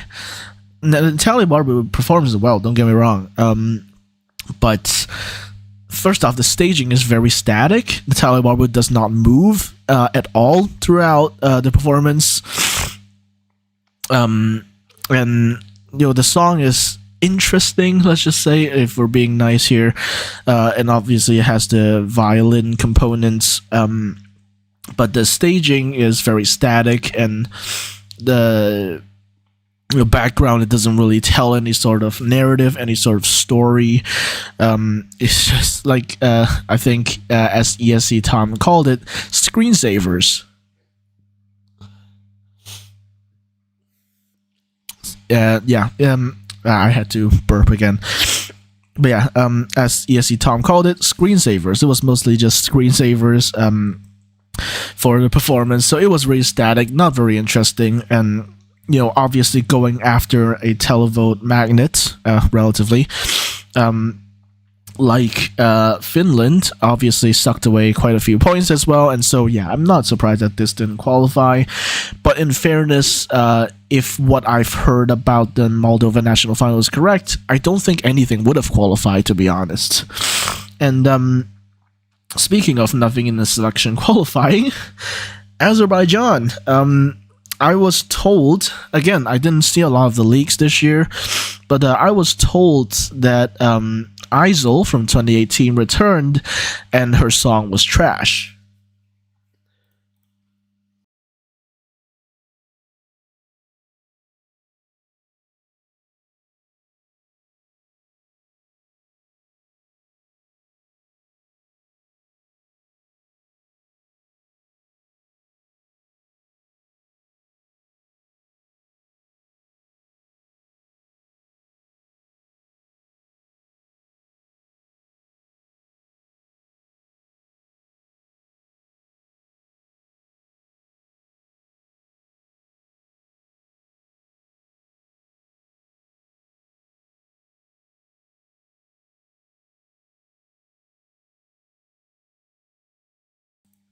Sorry, had to sneeze there. But anyway, back to Azerbaijan.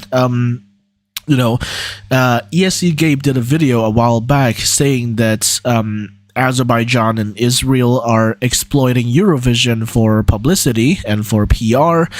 And at that time, I would have agreed because that was kind of before, 2020, 2024.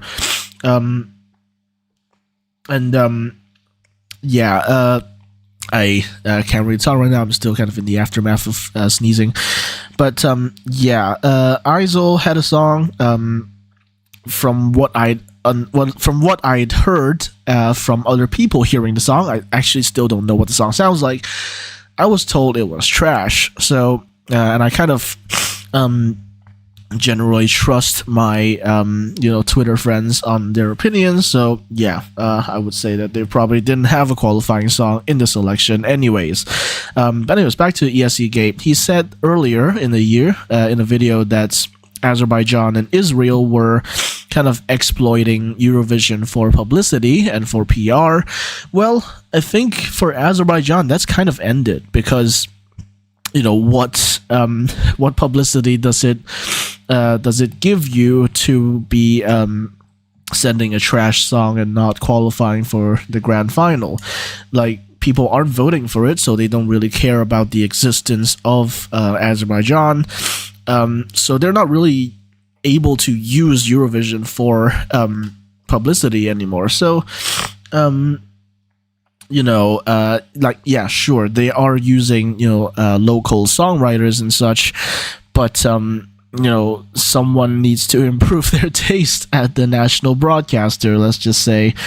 But yeah, I'm still thinking that Azerbaijan has really stopped using Eurovision as a PR tool, because if they did, they would send good songs and qualify and have actual proper staging, right?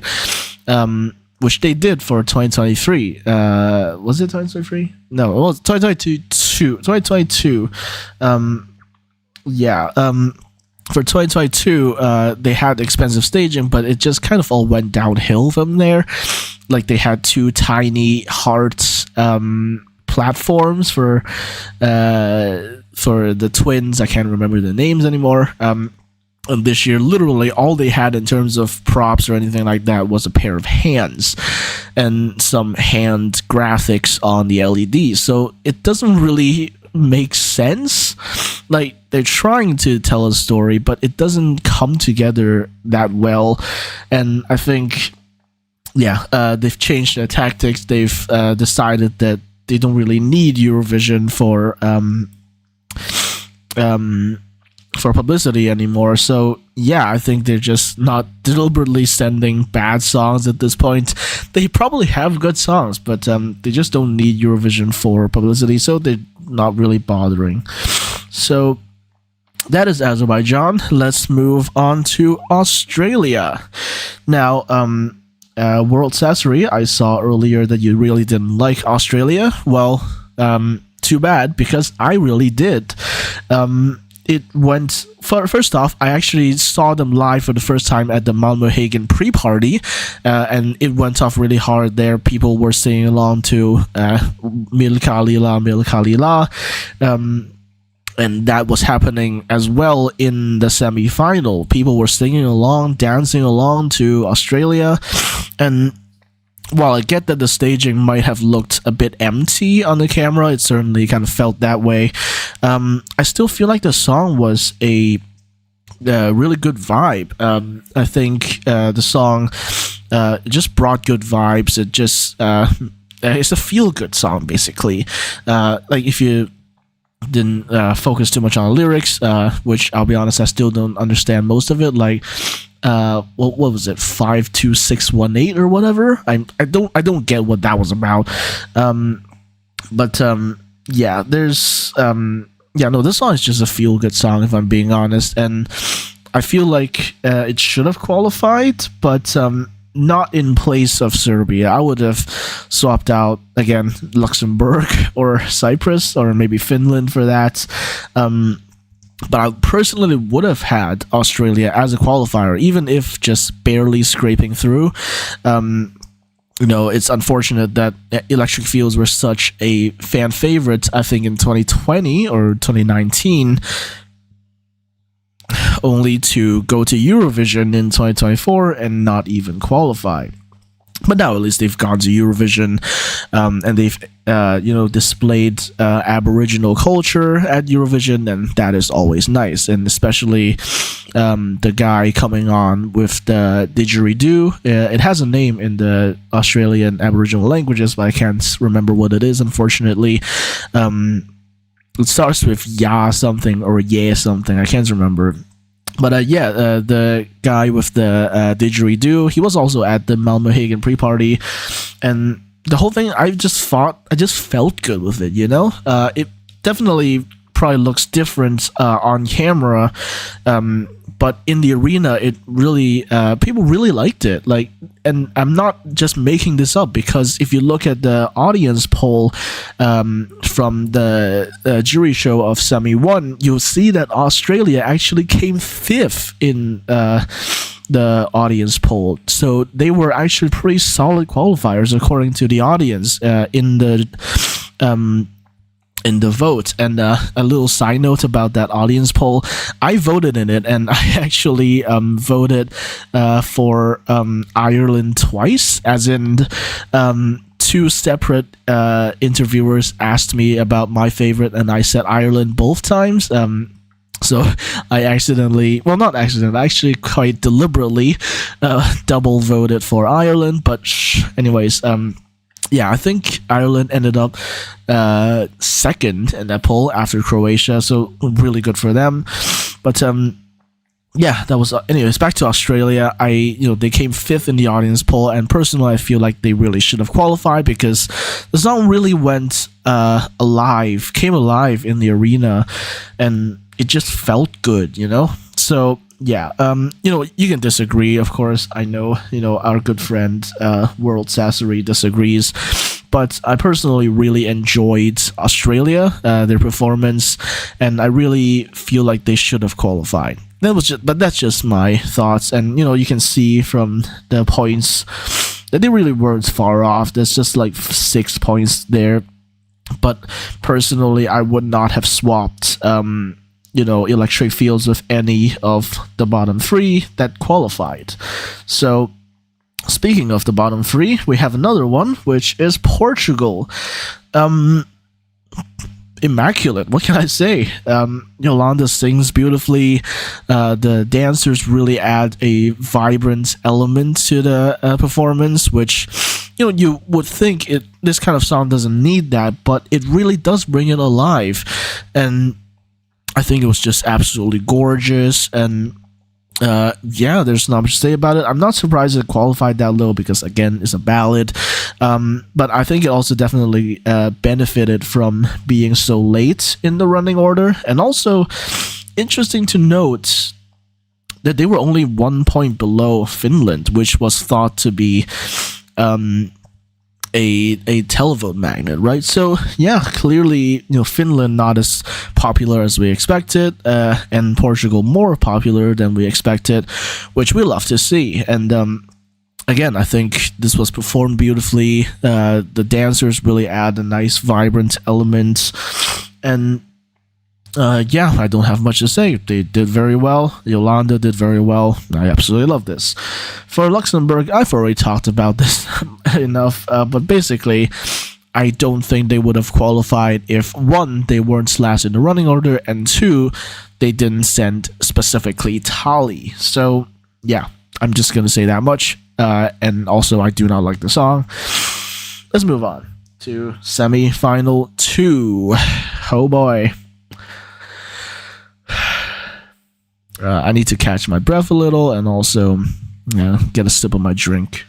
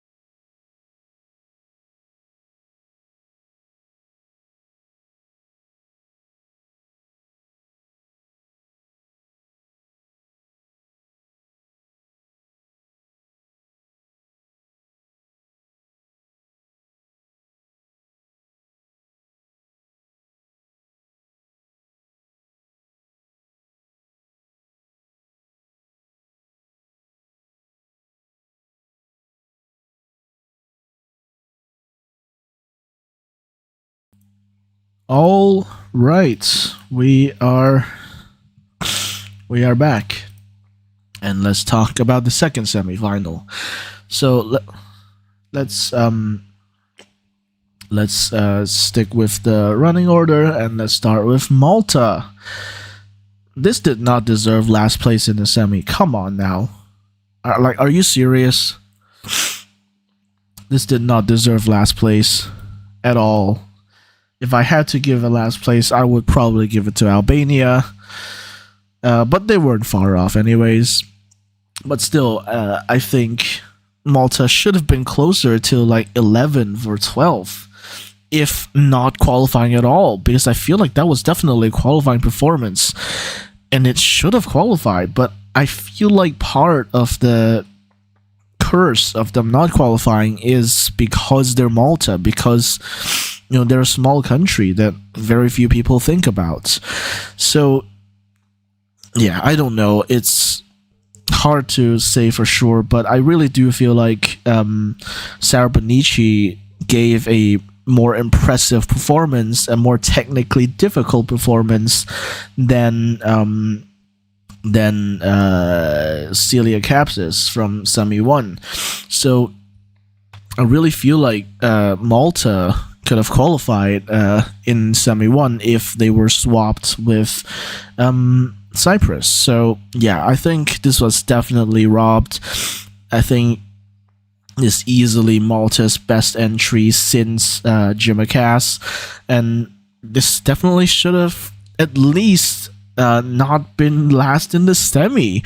Like, this improved so much between studio cut and actual national final performance, and then the Eurovision performance. I really feel like this was robbed. I didn't really talk about it that much on Twitter, but yeah, I definitely agree with everyone else that this was robbed, and I think it's a shame that it's like this, because again, like I mentioned, I feel like this is easily Malta's best entry since Jimacas, and so I don't really know what they can do now to qualify, because this is a quality entry.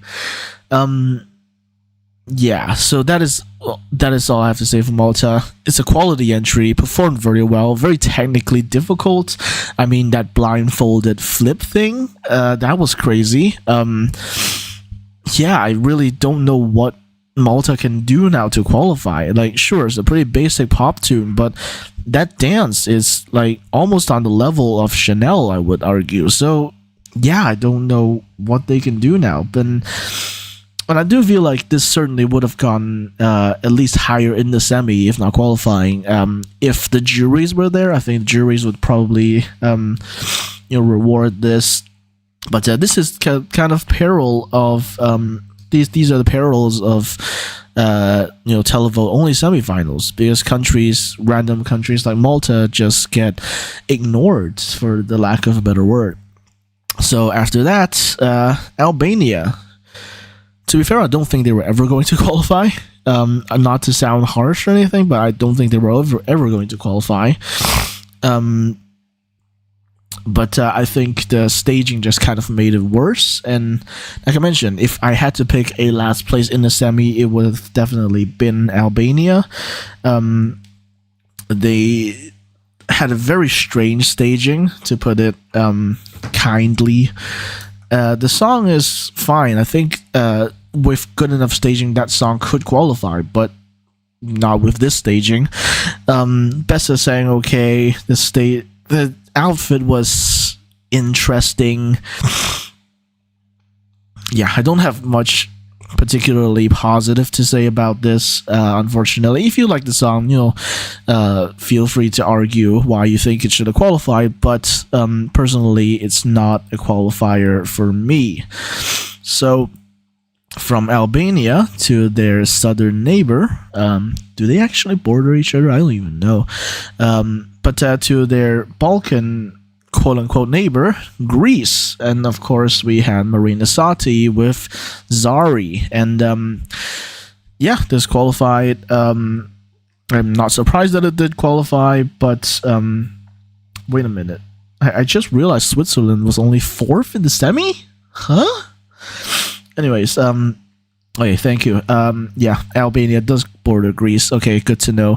Anyways, yeah, so moving on to Albania's neighbor, Greece. They are represented by Marina Sati with Zari. And this qualified. I'm not surprised that it did qualify, although I am surprised that this didn't qualify higher. It's like, to be fair, the staging, I would say, is definitely underwhelming. Like, everyone was hyping up this whole one camera performance, which didn't even result at the end. I think they had a zoom out shots in the middle, the bridge ish. But yeah, they did that. One shot performance didn't even happen, and at the end it was just kind of underwhelming because of several things, not least the lighting and the design of the stage made it look a lot more empty than it actually is. So yeah, there was definitely a sense of disappointment when it came to Greece. People probably expected a lot of stuff, and possibly a potentially Eurovision winning song, or rather potentially Eurovision winning performance. But that just didn't materialize. It was still good, don't get me wrong. Marina Sati, as is said by Nemo, has so much charisma that she pretty much carries the performance. And obviously the song is written by her, but yeah, she really does kind of carry the entire performance, and you kind of have to do that when you are the centerpiece of the performance in a mostly one camera performance. And yeah, she did that very well, and only someone with her level of experience is really able to do that, and for that I strongly commend it. And but nonetheless, I think when the rehearsal clip came out, there was a sense of disappointment that this wasn't what people were hyping it up to be, perhaps. And yeah, but still it qualified. I would have expected them to qualify above Armenia, but to be fair, Armenia is pretty a bit later in the running order, so maybe that kind of shifted things per se. And then after that, we have Switzerland. Apparently Nemo's great friends with Marina Sati now, but I don't really want to comment on that. There's just not much to comment about, to be honest. But anyways, there's things I want to say that I don't feel like I should say. But anyways, yeah, Switzerland, the eventual winner of Eurovision 2024, only getting 4th place in the semi. Now, granted, they weren't far off from 3rd place, but the rules are rules, the results are the results, and they got 4th place, even though they were close to 3rd place. And we all know what happened. We all know what the performance looks like, and I think they did a great job. And I'll talk about this more when we get to the grand final. But I'll just say this much, that I'm not surprised at all that Switzerland swept the jury. So yeah, and even then, even in such an early position as 4th, they managed to get almost 3rd place in the semi. So I think that would be a good sign for for trying to get enough televotes in the final. So yeah, I'm not surprised that obviously they qualified. I'm not surprised about that, but I'll just say that I'm not surprised they've swept the jury. So yeah, I'm not surprised about anything. I'll comment on it more when we get to the final, but for now, let's move on to Czechia, who I definitely think was robbed. Now, like I mentioned a bit earlier when I was talking about the personal experience, we went to Malmöhagen, where there weren't a lot of the big favorites in the odds, and honestly, I think the highest one was probably Sylvester, in terms of the odds. A lot of the other artists showing up were lower in the odds, and Aiko was one of them. And as kind of a result, as blah blah blah blah blah, I can't speak at 3 a.m. as kind of a result of us in the group chat being obsessed with Aiko, we have a kind of personal attachment to her. And of course, because of that, we think that she was robbed. But another reason we and also a lot of other Eurovision fans think she was robbed is because, well, look at the points. They were 5 points, or well, I guess 6, but 5 points away from qualifying. And even then, not that far off, like less than 10 points away from 9th place in the semi. So, yeah, I think Czechia could have qualified, definitely. And I think one of the curses that that prevented Czechia from qualifying was probably this early running order, and also having to go after freaking Switzerland. And yeah, I'm reading the chat right now. You're surprised that Switzerland got so many jury points. I'm not, and I'll explain why when I get to the grand final. So, anyways, back to Czechia for a minute. I really think they were robbed. Czechia was robbed because we've seen the progression of what they're able to do between the national final and their final Eurovision performance, and they've really improved. And by they, I mean the whole team, and of course Aiko. The vocals sound better. Her vocals sound better. She's not dancing around as much, which definitely helps as well.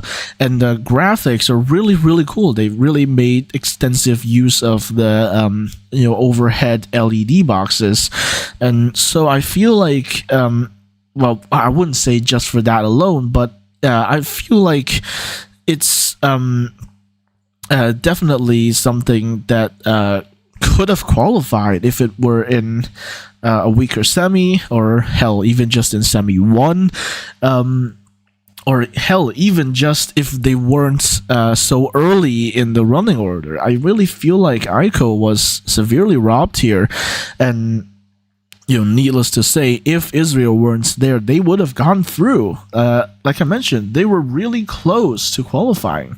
So yeah, I think Czechia was definitely robbed, and now there's news coming out of Czechia that they might withdraw, and this decision was actually just made after they didn't qualify, which I think is absolutely ridiculous, and I'm praying that this withdrawal doesn't actually happen.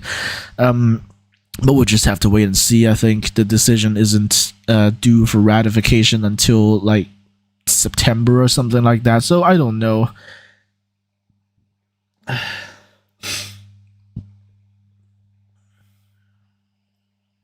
I don't know about that. I think I would say, sure, running order doesn't have as much of an impact as we think, but one thing that semifinal 1 did also show is that if you perform after a favorite, you can see here, Ukraine and Poland, Croatia and Iceland, hell, arguably even Finland and Moldova. If you perform after someone with strong televote appeal, you are inevitably going to be sidestepped, going to be ignored a little bit, because everyone is still talking about the previous performance. And I think that's kind of what happened here with Switzerland and Czechia. People are still talking about the person in the skirt spinning around on the disc, so they don't think about or enjoy as much the performance afterwards, regardless of what it may be. So I think there's an element of that people are thinking about the previous more attractive entries, and because of that they're not thinking about or really watching Czechia as much. And I think that's kind of why Czechia was kind of ignored, relatively speaking. With even after even though they were later than Switzerland and Greece. So I think people were still talking about those two, but especially Switzerland. And so because of that, people weren't watching Czechia as much. So yeah, I think had this been later in the running order, or at the very least, I don't know, not after Armenia or Switzerland, this probably could have qualified, and I feel like it should have, had Israel not been there. So yeah, again, I just really hope that Czechia withdrawing doesn't come to pass, because Czechia has been delivering a lot of quality songs year after year, and this year is no exception. I think they really popped off, especially after 2021. They had people with good vocals, or at the very end they had good vocals. The songs themselves are high quality as well, and so I really feel like Czechia is one of my favorite countries in Eurovision. I'll just be very honest. And so because of that, and also I'm not alone in thinking this, but I really think Czechia was robbed, and I think they should have qualified, I'll be honest. Over whom? Well, you already know the answer, so let's move on to Austria. With Austria, it's a similar case to Finland, I think. That might sound like a weird comparison, but I think a lot of us expected them to do better than they did. A lot of, let's just say, Euro gays were really into the song, and people were thinking this could come like top 10 or whatever. And well, that clearly didn't happen. They barely even made the top 10 of the semifinal. But they did because, I guess, it was a bit of a pick-me-up after Czechia. I'm not really sure, I'll be honest. But they did kind of manage to scrape through to the grand final. And I think part of that is probably the nostalgia factor. The song does sound very like early 2010s ish, and it's kind of nostalgic for people from that era, I suppose. And I think that's part of why it qualified. But you need to know that Colleen is a result of nepotism, or her selection at least was a result of nepotism, and so I'm glad to see her fail. It just sounds really mean, but no, yeah, I am mean. So let's move on to Denmark. I think Denmark is another country where they really have the same syndrome as Ireland, where they have way more staging budgets than national final budgets. But in this case, it's actually a little bit different, because where normally the acts would get a large glow up between the national final and the actual Eurovision performance, this didn't really happen. Obviously, Saba only just stood there the whole performance. Like the main difference, obviously, is that in this case, Saba actually had some like glitter sand in her hands, which she periodically throws at the camera.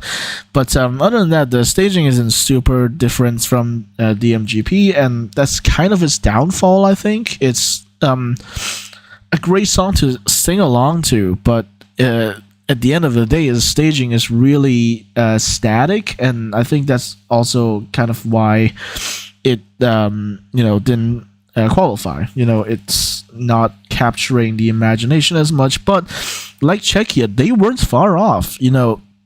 There's only 10 points between 9th place and 12th place. So they weren't far off, and I still think that in some other universe they could have qualified, but I guess it's not this one. But I do feel for Saba a little bit. She's been very she's had to take mental health breaks due to the controversy surrounding Eurovision this year, and in the end not even to qualify. It's a little bit unfortunate, but in this case I wouldn't shout from the rooftops that this was robbed. Even though I feel like this could have ended up in the final, I don't feel any strong urge to call it robbed. So yeah, that's Denmark. It's kind of sad that they didn't qualify as well when the contest is literally across a bridge from them. So yeah, that's kind of sad, but we don't really judge based on physical distance from the host country, do we? So yeah, not much to say about Denmark really, but yeah, that's about it. Let's move on to Armenia, who qualified third in the semifinal, which isn't surprising, but it is considering the result in the final, because everyone was saying they would get like a Trenuletul type result, that is, they would get a massive televote because of their folky sound and the sing-alongable chorus. But while that did kind of happen in the semi, and especially since Armenia comes after a relatively calmer, more ballady type song, it definitely raised the spirits, I would say, and so I'm not surprised it did that, but I am surprised they didn't get that in the final. But I would say actually, maybe surprisingly, I would say this performance is actually a bit too static. Like they only had like a thing, of kind of platform thing, in the middle of the stage, and it was only Jacqueline who was, dancing around, singing and stuff. So the whole thing actually felt a little bit too static for my liking. I think, the performance felt, it was very dynamic. Don't get me wrong, but I think the different instrumentalists could have also moved around a little, and not just the camera. So I think, for what it's worth, it's a job well done, and I think I'm not surprised that it got top 3 in the semi. What I am surprised about, however, is Latvia qualifying. Just take that in for a second. Latvia qualified, and not even bottom 3 either. Like, they're not even close to bottom 3. Like, there's a monstrable gap between 54 and 72. I'm still puzzled to this day. Like, how the hell did they manage to qualify? And by they, I mean you, World Sasori. I'm happy that you did qualify. God knows I have quite a few Latvian friends in the Southern Lights group chat, and I'm happy that you did qualify, but I am still puzzled at how it exactly happened. Like, I know that it got the song got a good reaction at the London Eurovision party. People were like singing along and everything, but I didn't expect that to translate to televotes, but apparently it did.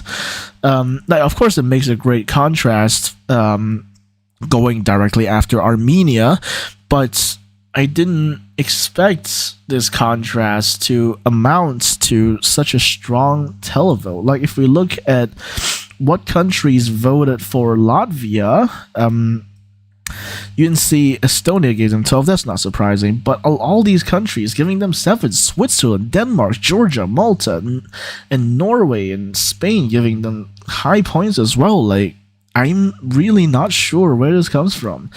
Again, World Sasori, I'm happy for you. I'm happy that Latvia managed to qualify for the first time in like 6 years or whatever. But I'm still confused as to how it really happened. Like, this is a no jury vote, right? There's no jury voting for this, so this probably, my best guess is that this just really motivated. Actually, I would say better. This mobilized the wine moms in various countries, and people just really got going for it. I'm not really sure how. I'm not really sure why. But when the initial odds came out, I was saying that the whole season people had been saying that Latvia sounds like a qualifying song, and then now that's not happening. But then it did happen. So yeah, I'm happy for Latvia. I'm happy for Latvian Euro fans, but I'm still confused as to how it really happened. So yeah, I don't have much else to add. The staging was pretty simple. It was just like a ring. And also, kind of side note, I'm in Helsinki, right? And the other day I passed by a thing in Helsinki, which one can describe as the Dawn statue. You can see right here. This thing right in front of the Vaselius, I think is a lawyer firm thing, but this is in Helsinki, and you can see here there's a kind of stone egg and then a ring behind it, and I just visited it yesterday, and it was very interesting. Dawn's found in Helsinki and all that. So yeah, I don't have much else to say about Latvia. I'm just confused as to how they managed to qualify. After that, we have San Marino, which unfortunately that result is not surprising. A lot of people were hyping them up before the semi, saying that they could surprise qualify. But San Marino being San Marino, it's kind of hard to do that anyway. And they, along with Malta, definitely would have benefited from a bit of jury voting. So, yeah, I'd say that this. I don't know if I want to say that this deserved to qualify. Megara are very nice people. I haven't met them. I haven't met them personally, but Megara are very nice people. Me and Fia, we went to Central Malmö on the day of the final, and we just randomly walked into most of Megara. Kat, the drummer, was actually in Copenhagen with on a little date with Aiko. They were at the Thule amusement park, which was like right opposite the Copenhagen Central Station.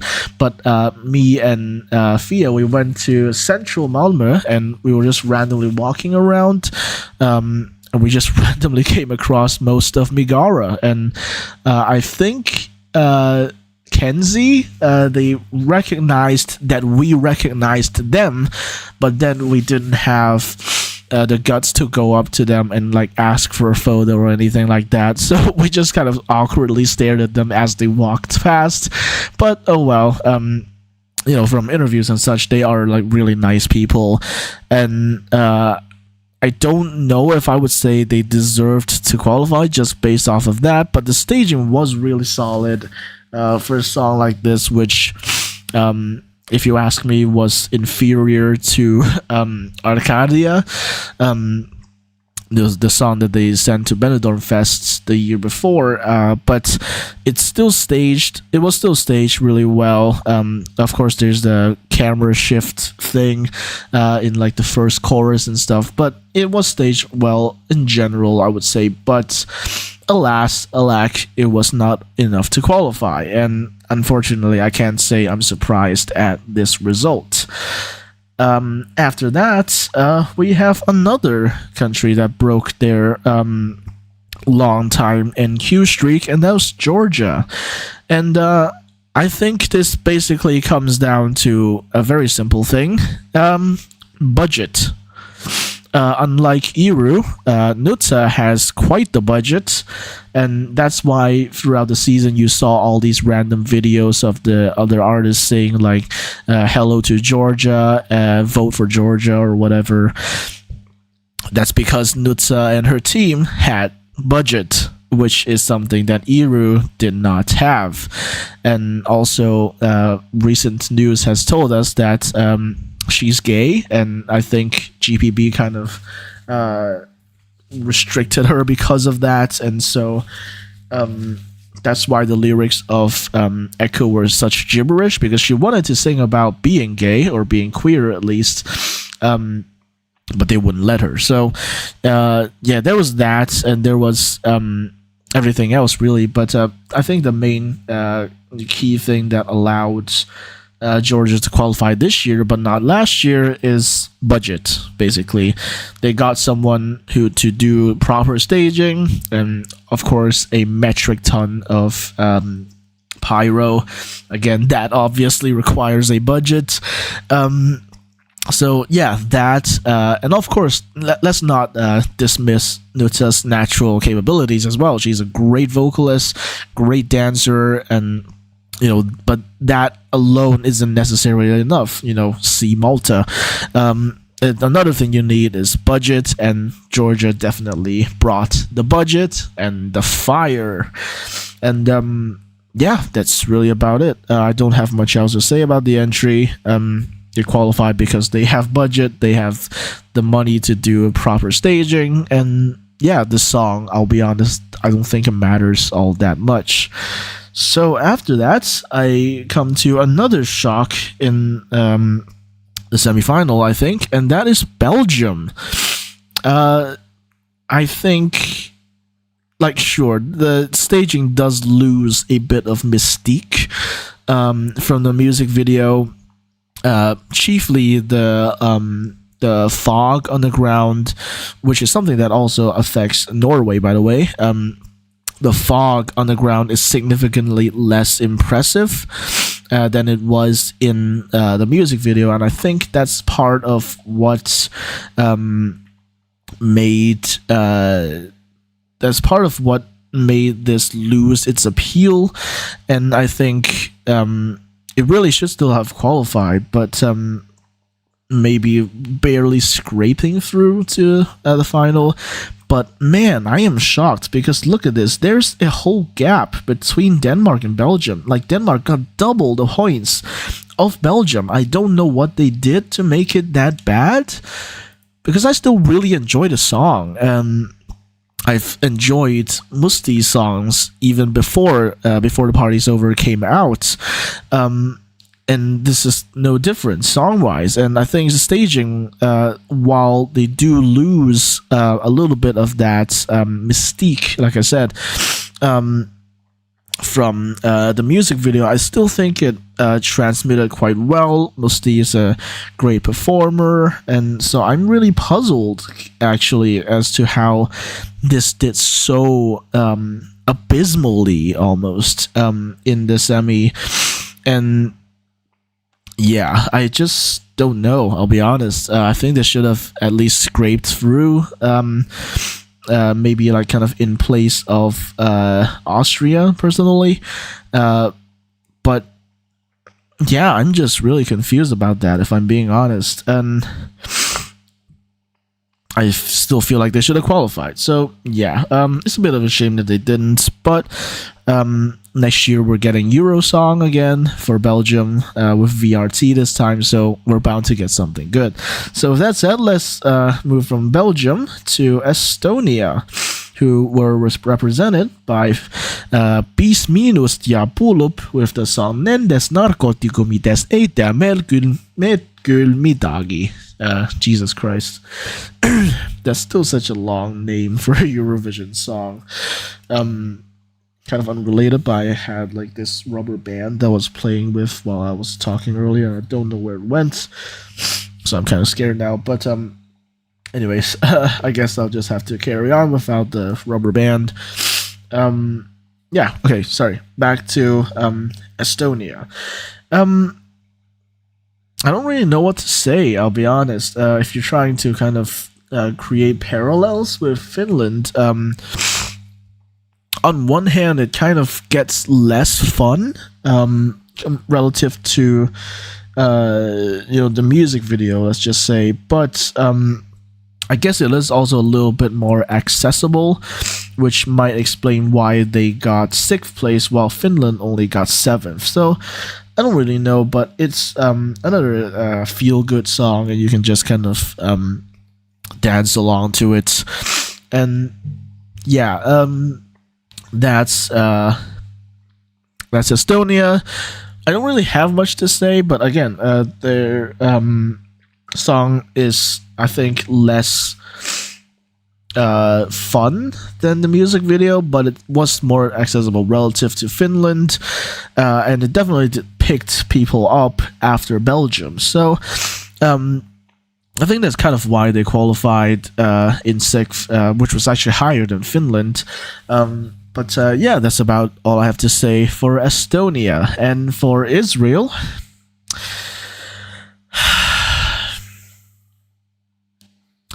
let's just say I have an entire, actually two entire sections for Israel for a reason. So I'm not going to talk about it now. Let's move on to Norway. I think with Norway there was a case of Belgium syndrome, if you will, where the fog or smoke on the ground was significantly made weaker because of the design of the stage. Like, if you look at the performance from MGP, it was like very mystical. There was tons and tons of smoke on the floors, and that was probably the best performance, I'll be honest. And it still brought the energy, don't get me wrong, to Eurovision, but because of the technical limits, I think, of the stage, they just weren't able to put as much fog on there, and so as a result of that, everything just looks a little bit less effective, and that's probably part of why they did so poorly in the final. And part of it, I think, is just also like the Full-End effect, let's just call it. This has also applied to Aya Aya. It's just not mainstream enough, I guess, but also we kind of speculated that it would be mainstream enough, so I'm not really sure. I think there's definitely part of the Full-End effect at play here, and yeah, I think that's part of why they didn't do as well as we expected, but hey, at least they qualified, right? And then after that, we have our fallen soldier, the Netherlands. You can't see it right now, but I just did a little salute for Joost Klein. Although he probably doesn't need it, even given what has happened since Eurovision. But yeah, I feel like they should have won the semi, but you know who is there, so yeah, not much to say about that. Great performance, goofy graphics, which actually kind of helps in this case, and the song is just really catchy and has gone viral since Eurovision. So that is the two semifinals, and I don't really feel like I care too much about the interval acts to really comment on them, and like the only one I really care to talk about is Benjamin Ingrosso, which I think that was semi 1. Hold on, give me a sec. Yeah, see, Benjamin Ingrosso was performing in semi 1. I must say I didn't actually see Chanel, because both times at the semi 1 show I missed the opening act, so I never actually saw the Chanel performance and the Eleni Ferreira performance, which I should go back and watch sometime, but I don't feel like it right now. But for the Benjamin Ingrosso interval act, it was funny because everyone he was trying to tell the crowd to sing along, but like no one was singing along. It was not to sound mean, but it was actually kind of hilarious. So yeah, that was that's the only interval acts that I care to really comment on. Some of the other ones are outright insensitive, and yeah, that's really all I have to say about the interval acts. But yeah, with that said, let's talk about the final. We can talk about the detailed results all day, but let's talk about the split results. Let's go over the overall. let's not talk about the results yet. Let's talk about it in the running order, in the intended running order. First off, we had Sweden. They got 9th place overall, which I think is pretty appropriate. The song was never going to win Eurovision, let's just be real. And I think, this was among the better options in Melodifestivalen. I think one better one would have been Jacqueline with what's it called? I think Effortless it was called. Yeah, that was a good song. I think could have definitely done better than Marcus and Martinez, but maybe not, who knows. And after that, I don't really have much to talk about for Marcus and Martinez, if I'm being honest. I don't really care for the song. It's okay, and there's not really any controversies per se to speak of. After that, we have Ukraine, who has clearly broken the second slot curse, although it is worth noting at this point that, in case you didn't know, they implemented a new thing where you can start voting for different countries at the start of the first song, as opposed to after all the songs have been performed. So, that's why. That's part of why I think Ukraine got such a high televote. So yeah, and obviously there's the whole Ukrainian diaspora factor in play, but I think that's part of what helps them to kind of break the second slot curse. After that, we had Germany, and if I'm being honest, he does not deserve this result. As in, I think he's placed way, way, way too high, because like the song is boring. Like he sings okay, but the song is boring. The staging is meh, and I'll just be honest, his political views are just not good. And yet somehow this is the song that gives Germany almost a top 10 result, which is bonkers to me.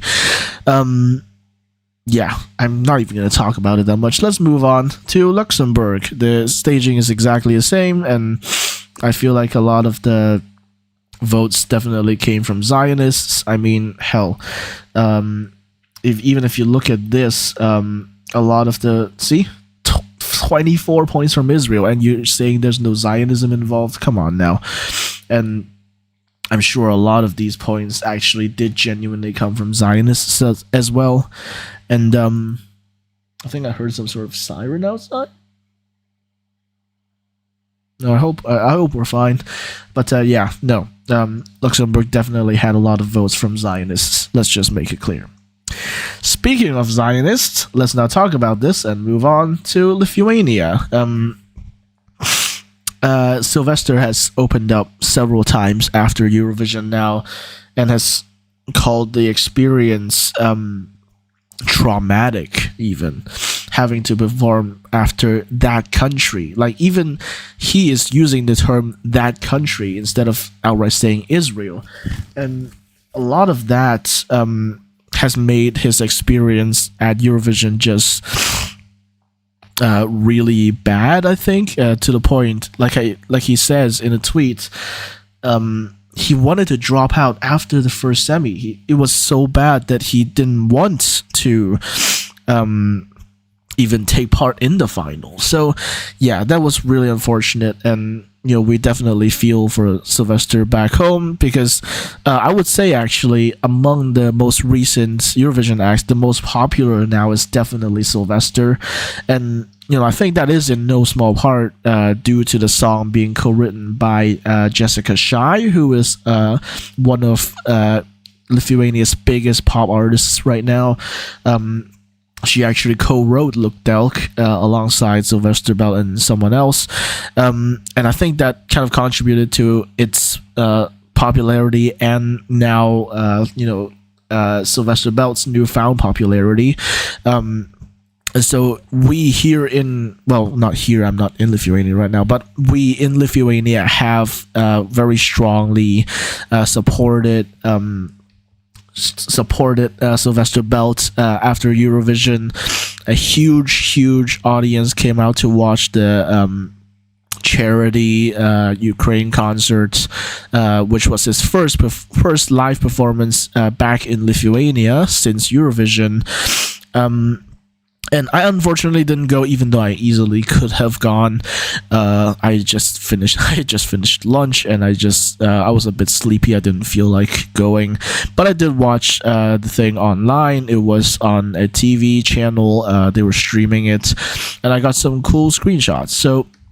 And right now, actually, he's not in Lithuania. He's in Portugal. He's actually in Lisbon right now as I'm recording this, as we stream this, I guess. He's actually in Lisbon right now. I'm not quite sure why. Maybe he'll go and meet up with Yolanda or something like that. But yeah, let's just say Sylvester Belt did not have a good time. And, he tried really hard to perform his best, and in the end did get a respectable result for Lithuania. Unfortunately, it wasn't as high as some of us had hoped for, but at least Sylvester Belt has now gotten out of it, and he's now hopefully feeling better, and he's currently traveling in Portugal. So yeah, that is news from us in Lithuania about Sylvester Belt. In terms of the performance, he performed well as always, and but you could tell from his facial expression that something was wrong, and that was not least because he had to perform behind Israel of all countries. So yeah, that was just sad. Honestly, I don't have anything positive to say about this. Sylvester did his best. We're proud of him, and we make sure to support him when he does any shows, and hopefully he does a few more shows before I leave Vilnius, because I would like to meet him at least one more time in Vilnius. We did meet several times at this point at the pre-parties and stuff. But I would like to at least see him one more time in Vilnius during a gig or some such, and I hope to at least maybe give him a hug after all of the stuff that's happened with Eurovision, and remind him that Lithuania loves him. Lithuania is very proud of him. With that said, let's move on to Spain. I'm in mixed. I've got some mixed feelings. Let's just say, on one hand, it's really not surprising that this flopped because it is just way too casual of a song. But it went so hard in the arena. Although partly, that's because there's a lot of Spanish fans, obviously.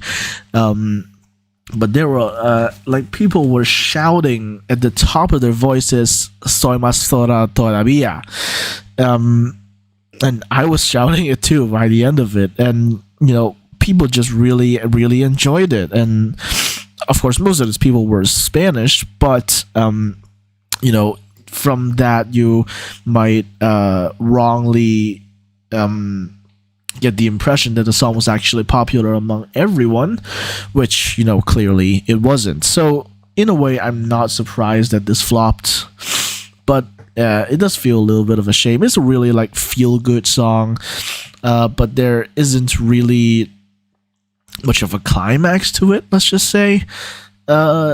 It's a relatively flat song, at least the song wise, but the visuals are more interesting. But hey, maybe this is karma for them using AI generated graphics. Yes, it's true. Look it up. They used AI generated graphics for Eurovision. So let's come back to our friend Estonia, who were of course represented by Beast Minus and Yapulup with the song Nendes Narkotikumides Eitame Gülmidagi. What do I really say about this that I haven't already said? I mean, it's a fun song, but in the end, there are so many fun songs in the final that this just inevitably gets kind of diluted. So I'm not really surprised that this didn't do that well, but hey, we still got top 20, so Some people are happy about that. After that, however, we have Ireland. But unfortunately, again, I've already gushed about it so much that I don't really have much to say about this. Um,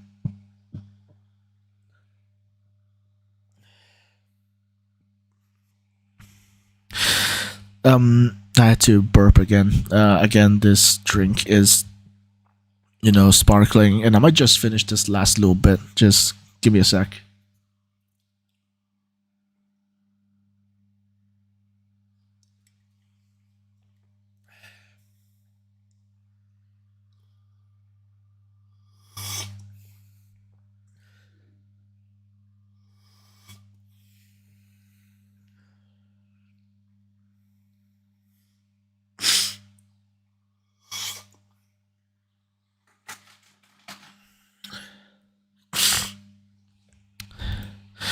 All right, that's the drink done.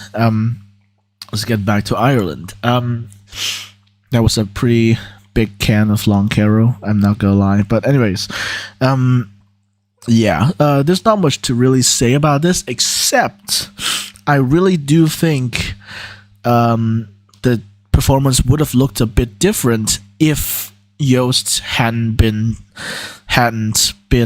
disqualified and the Israeli delegation hadn't harassed Bambi, because as some other people said, you really could kind of feel the anger coming from Bambi Thug during the performance. They were screaming proper, and it wasn't just part of the song, it was actually like part of their rage towards the EBU, towards the Israeli delegation, and the commentator and stuff.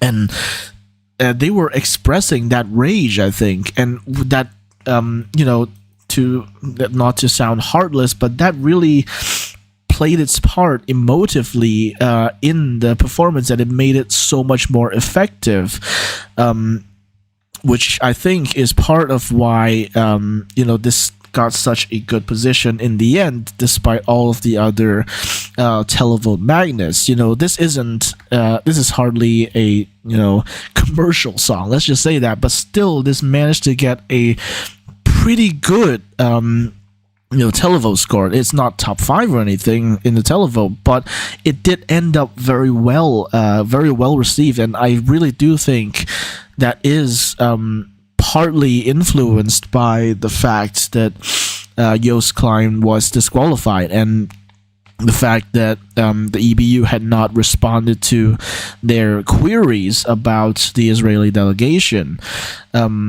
Instead, they were sidelined and they continued to be harassed by the Israeli delegation. And I think part of the rage from that really accentuated the performance in the end, that made it that much more effective.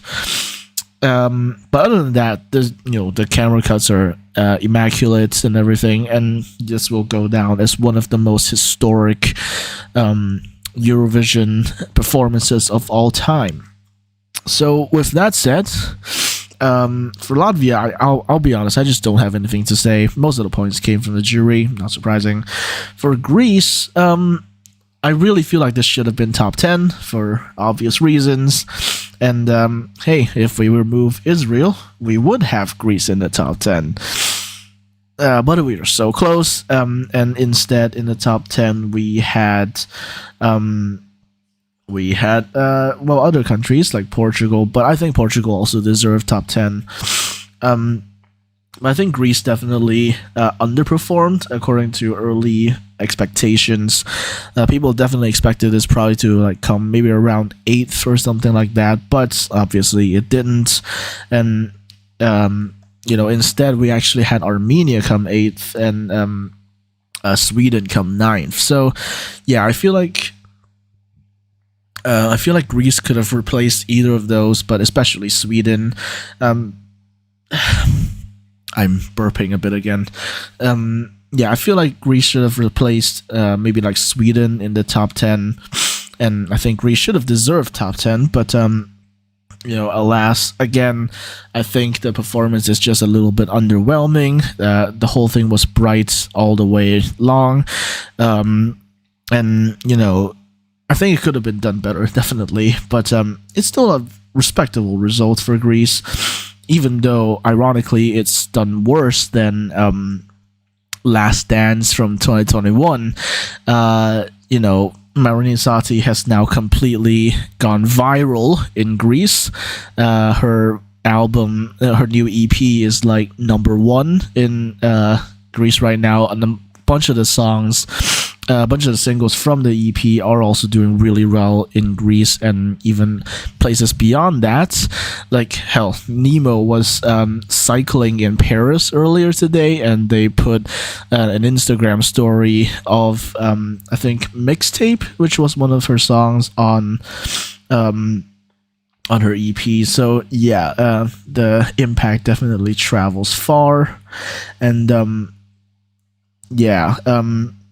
so I think Marina Sati did eventually benefit from this, even though she may not have gotten top 10. So I feel like this should have gotten top 10 still, regardless. But alas, it didn't, unless something really drastic happens, and which we'll get to later on.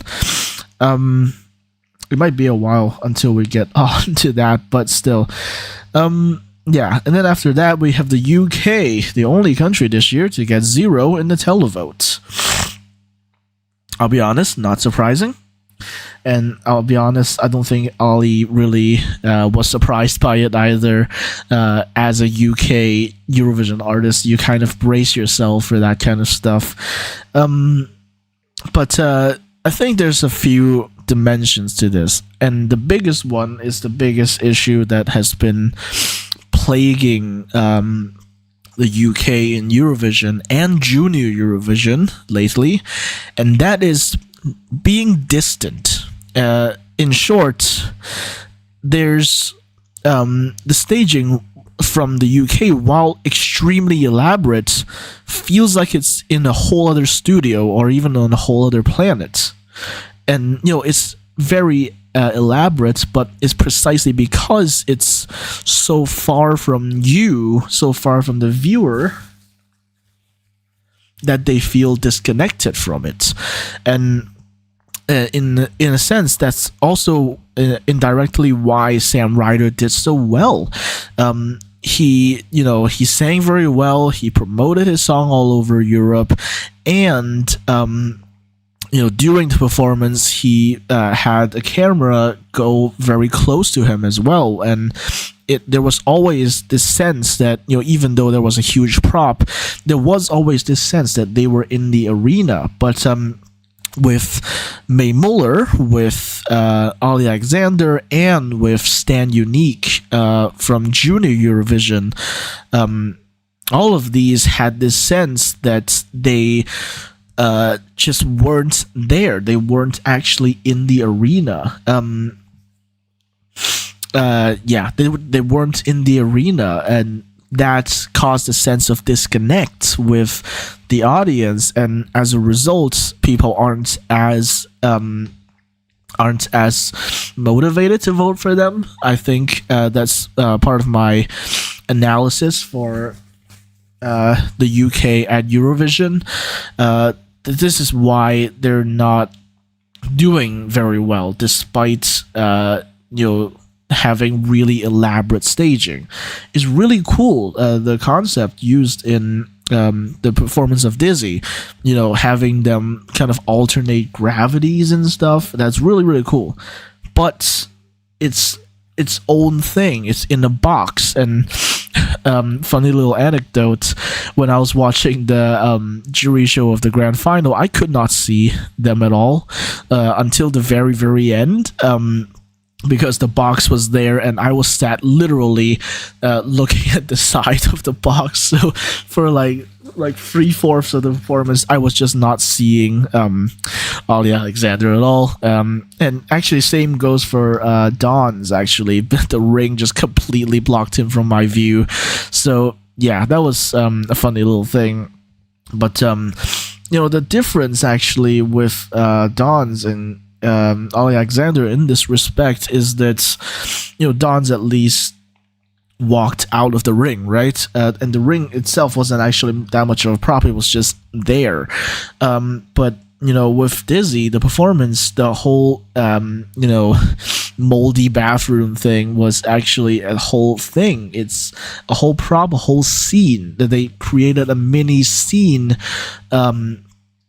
for the performance. And I think as a result of that, I'm kind of starting to rant now, but as a result of that, and as a result of creating what in computer science you might call a virtual environment, as a result of this, it feels distant from viewers, and as a result, they're not as compelled to vote for the UK, which is likely why they got 0. And same goes for last year with Mae Muller, and that was just while they didn't really create a virtual environment, it was just still really far from the camera. There was still a big sense of being distant from the audience, and so that's why Mae Muller also only got like really low points, and that's also kind of why the UK flopped in Junior as well, because they quite literally created a virtual environment.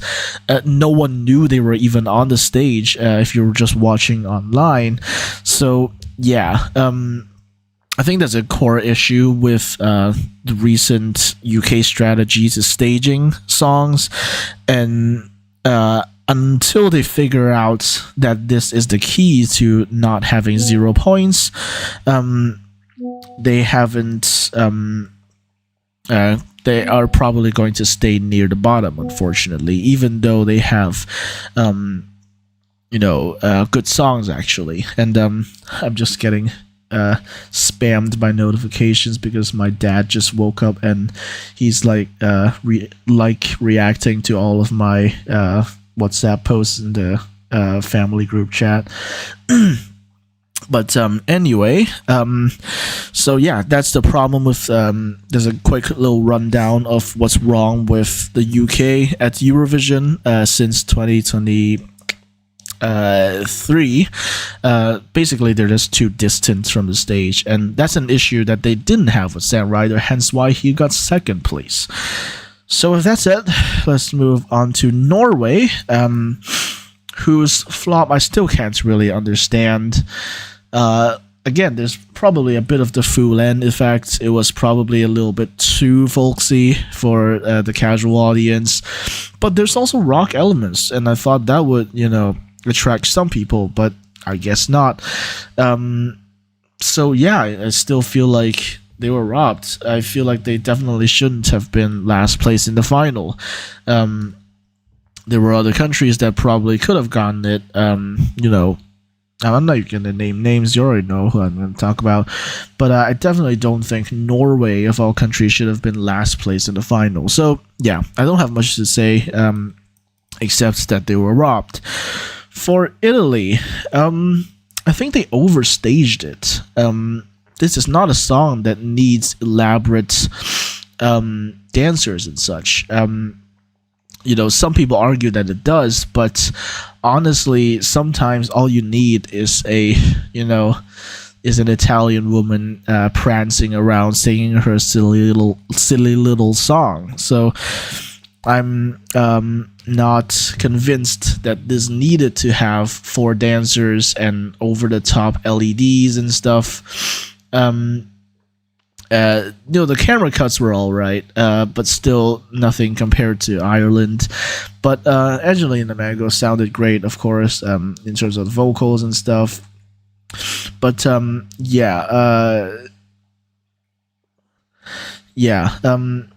was just checking the stream, but basically, yeah, that's the idea. I think. I don't think Lainoia really needed all the staging. It was fine with the San Remo staging. Just have her on stage alone, maybe mess around with some of the lights. But other than that, I don't think this really needed elaborate staging, and actually I think that's part of the downfall of this. Well, I say downfall, but this still got more than 100 points in the televote, so who's to say it really flopped. So with that said, let's move on to Serbia. Not much to say.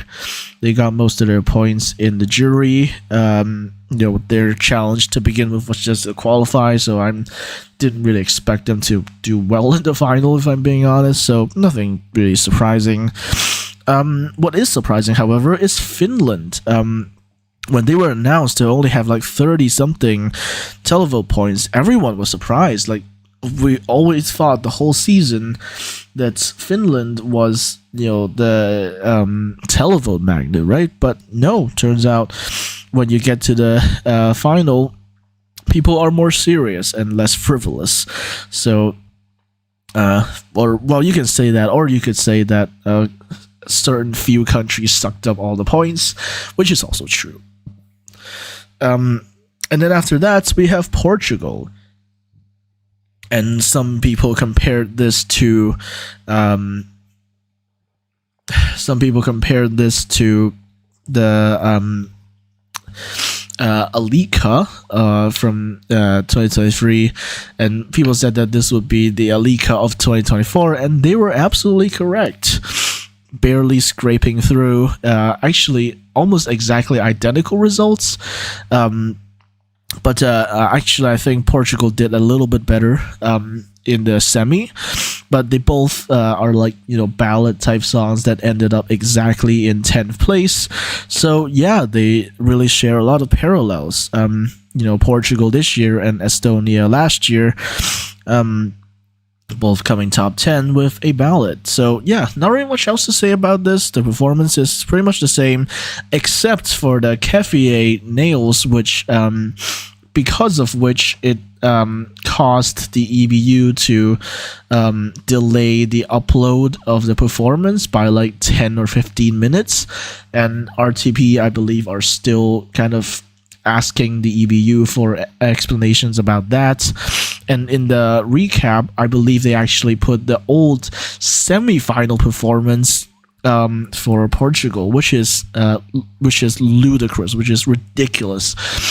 It's just a goddamn pair of nails. Like, if you're not gonna talk about it, no one would probably even notice. Like, it's the Streisand effect, always the Streisand effect. So yeah, that's Portugal. Shout out to Yolanda for wearing Kefier nails in the end. And you can also kind of tell that she was visibly angry during the performance and also during the flag parade, I think. But yeah, she ended up doing very well with the jury. Not so much for the televote, unsurprisingly. So yeah, it was a good position for them, and also a good position for Armenia. And of course, they got a pretty good, televote, and that's not really surprising. And they didn't do as well in the jury, I think. I can't even remember at this point, but basically that was Jalko. There's not really much to say about this. The performance is pretty much the same as the semi-final, and I have even less to say about Cyprus, except they shouldn't have qualified to begin with, and 15th place is definitely too high. But I think this was probably helped by them being so late in the running order, but I don't know for sure, because they obviously started the whole voting before the first song even was performed. So yeah, I don't really know. I just don't think they should have gone as high as 15th place. And finally, well, not finally actually, we still have a few more to go. We have Switzerland. Now, our friend World Sassery here expressed that they were surprised that Switzerland got so many jury points, but I am not, because there were a lot of things that were technically difficult about this performance, and I think it's a combination of all of those that really attracted the jury to the song. First off, the song itself. The composition is incredible. It's a mix of R&B, Well, not really R&B. Drum and bass. That's what I meant. Drum and bass, rap, pop, and opera, and debatably even a bit of a ballad. All of that, and it's combined into one song, yet it sounds entirely coherent. It's a pop song with drum and bass in the back, rap, and even opera elements, but the song is completely coherent. It flows very well. So first off, there's points for that. Second, the opera, obviously. Nemo is, I think the term is AMAB, assigned male at birth, yet they are so adept, so easily doing all these high notes for using their falsetto, I think. But that's something that's really hard to do because, again, they're AMAP, and some of the only people who can so easily handle something like this are, one, AFAP people, and two, AFAP people who are trained sopranos, or sopranos, if you want to say it that way, trained sopranos who are able to properly perform songs like these. I know, like, Raven and Marina Sati have both performed that opera part in the Codes, and that's because they have vocal ranges high enough to reach that. Yet Nemo is not AFAB. Nemo is AMAP, and that is even more impressive. And that's just the vocal, right? And they're also able to rap really well. They rap perfectly. They sound like any good rapper would sound. And they sound good with the verse as well. The chorus, the verses. And someone on Twitter, an actual professional singer, actually kind of analyzed their performance, and basically it boils down to them basically performing the entire song in a difficult vocal range and doing it just willy-nilly, just easily, with zero struggle whatsoever. So there's that. The first thing was this composition. The second is vocal technique.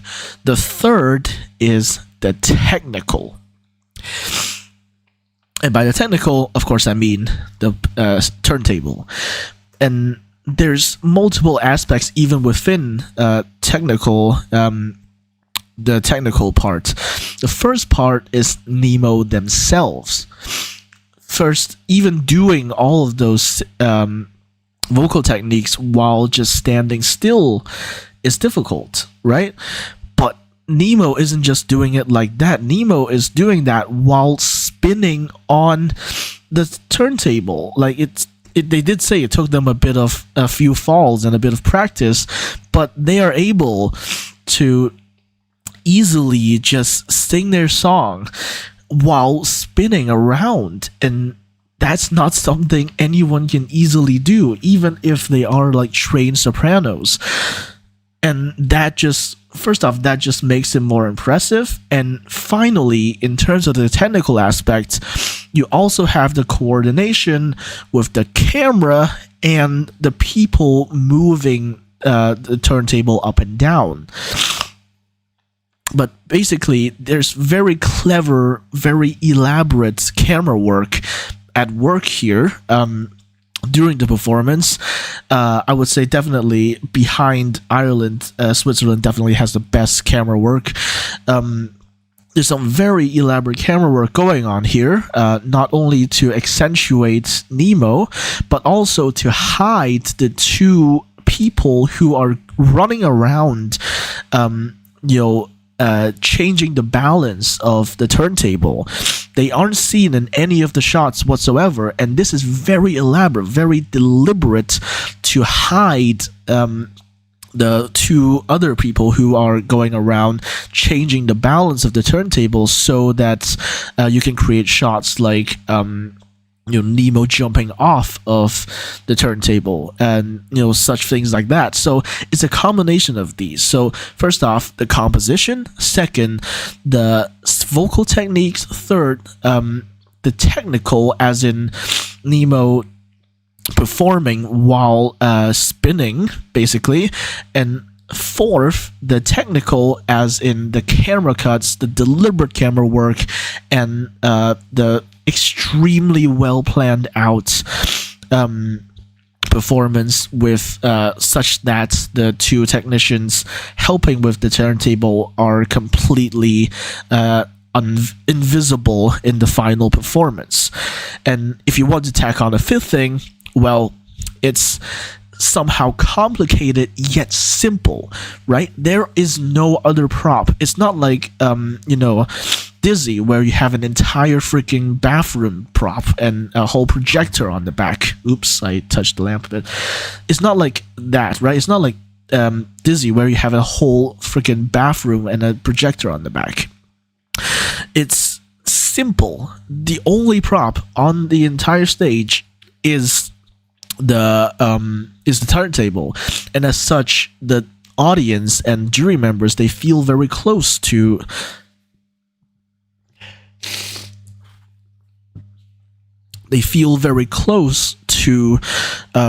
Nemo and to the performance. So it's adding intimacy, if you will.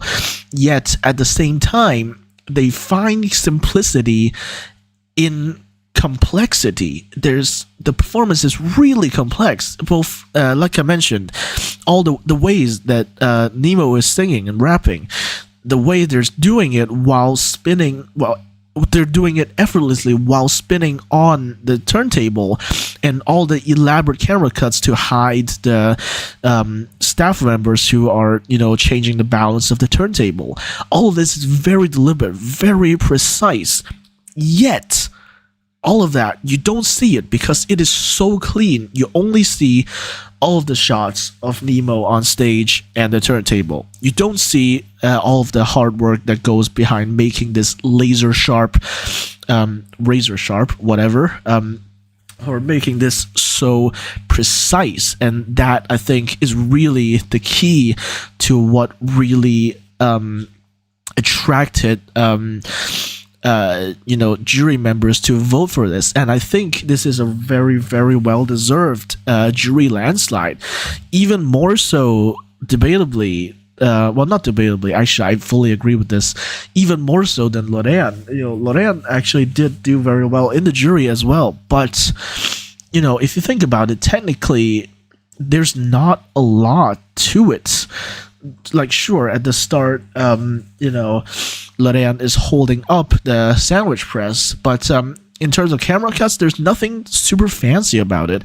There's front cuts, there's some cuts from the side, but there's nothing hiding any of the behind the scenes stuff that is required to make this work. It's a combination of strong vocal skills, incredible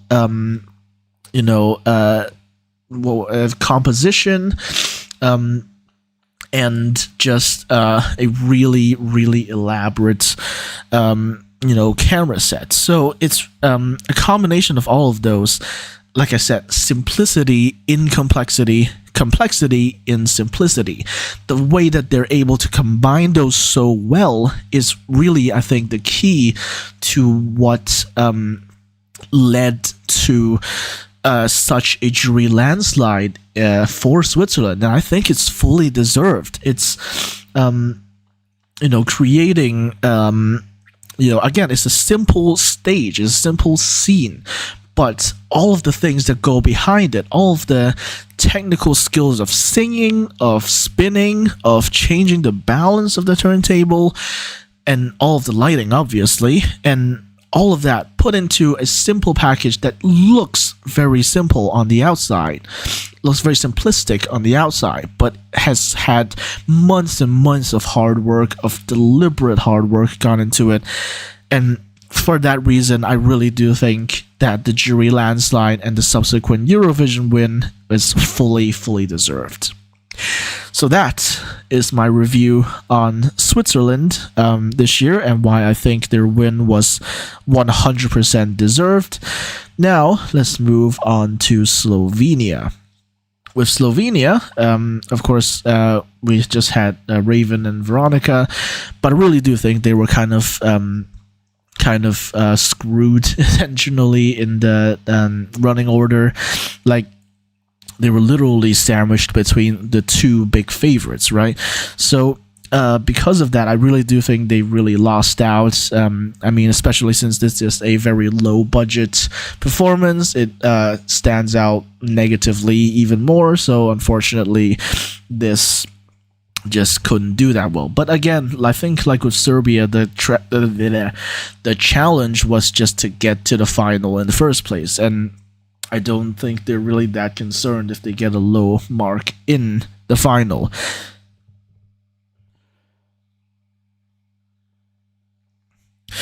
That being said, though, I do think the jury kind of robbed her because, she did all those, operatic notes at the end as well, like Nemo. But, of course, there is also the point of reference that Nemo's doing it while spinning, while Raven is just,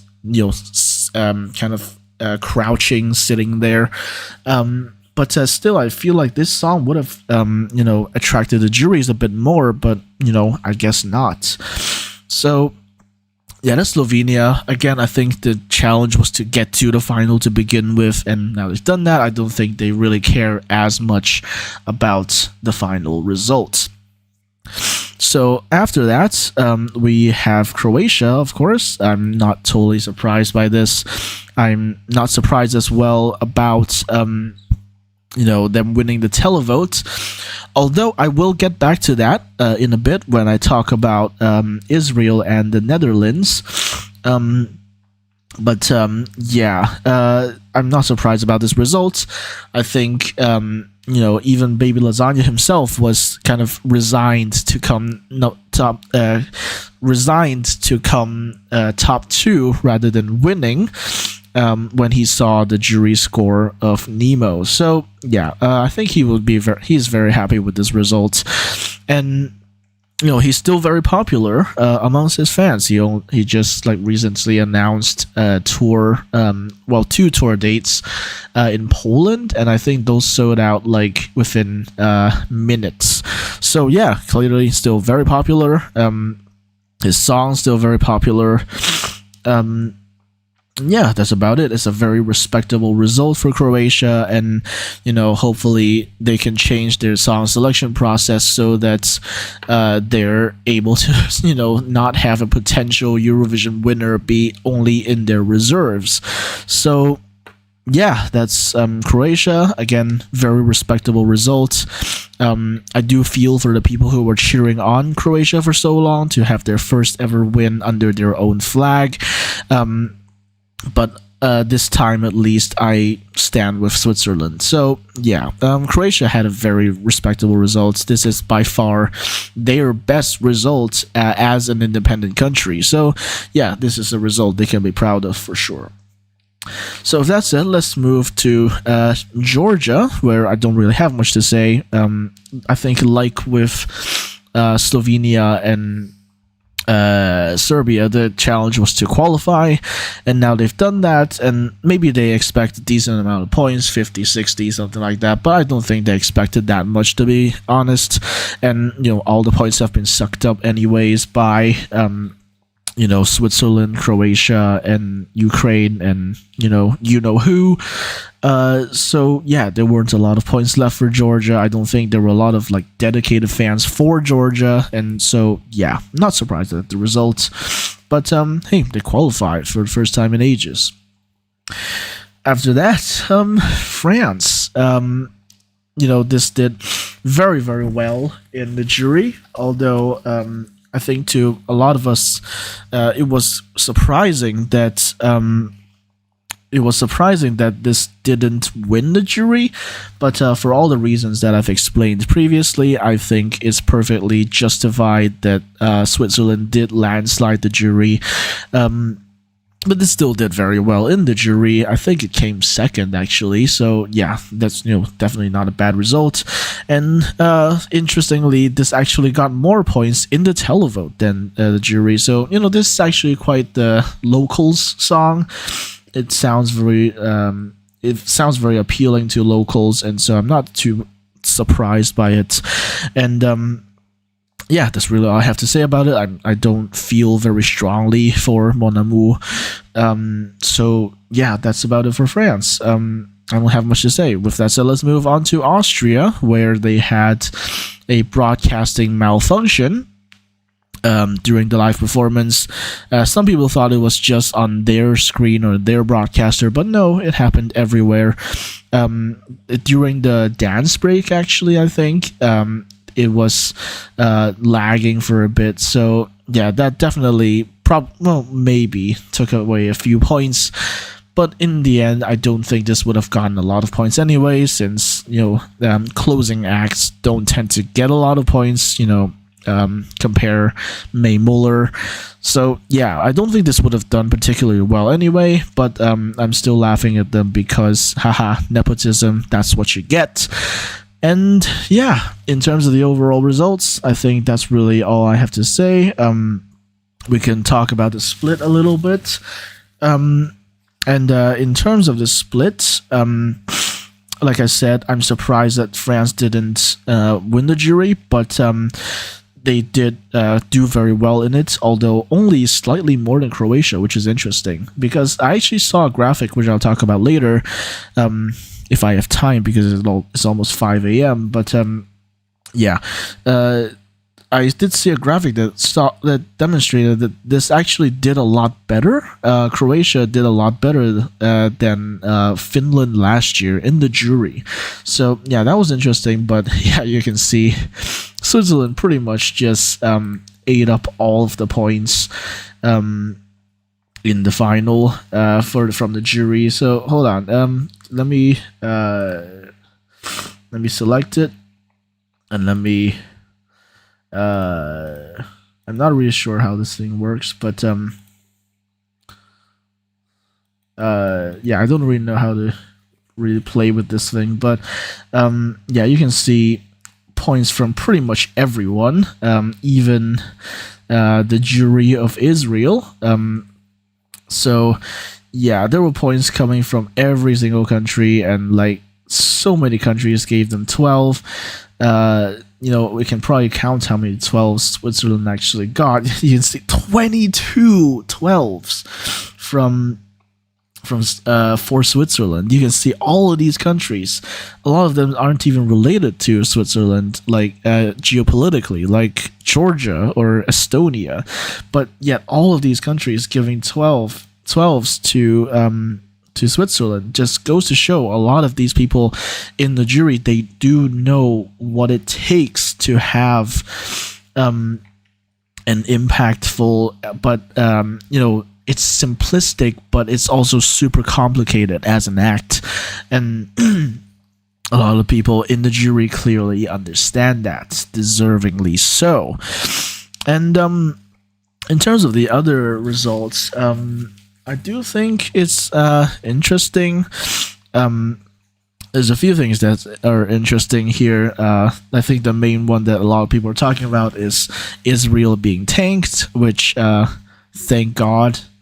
But also Ireland getting all these points in the jury, because the song really isn't commercial, and we have this impression in Eurovision that countries, the juries, they only tend to vote for commercial songs, but Ireland really isn't that, and I think this is also a good indictment of the artistry being displayed with the entry, even though the song isn't necessarily commercial.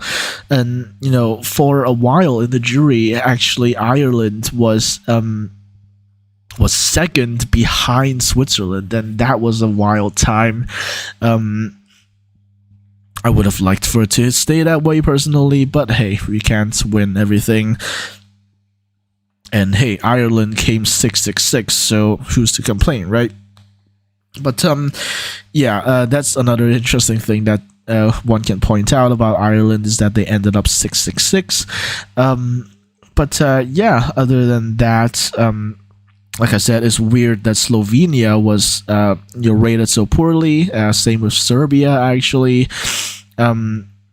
Some of these are a little bit confusing, like how did Armenia get top 10 in the jury as well?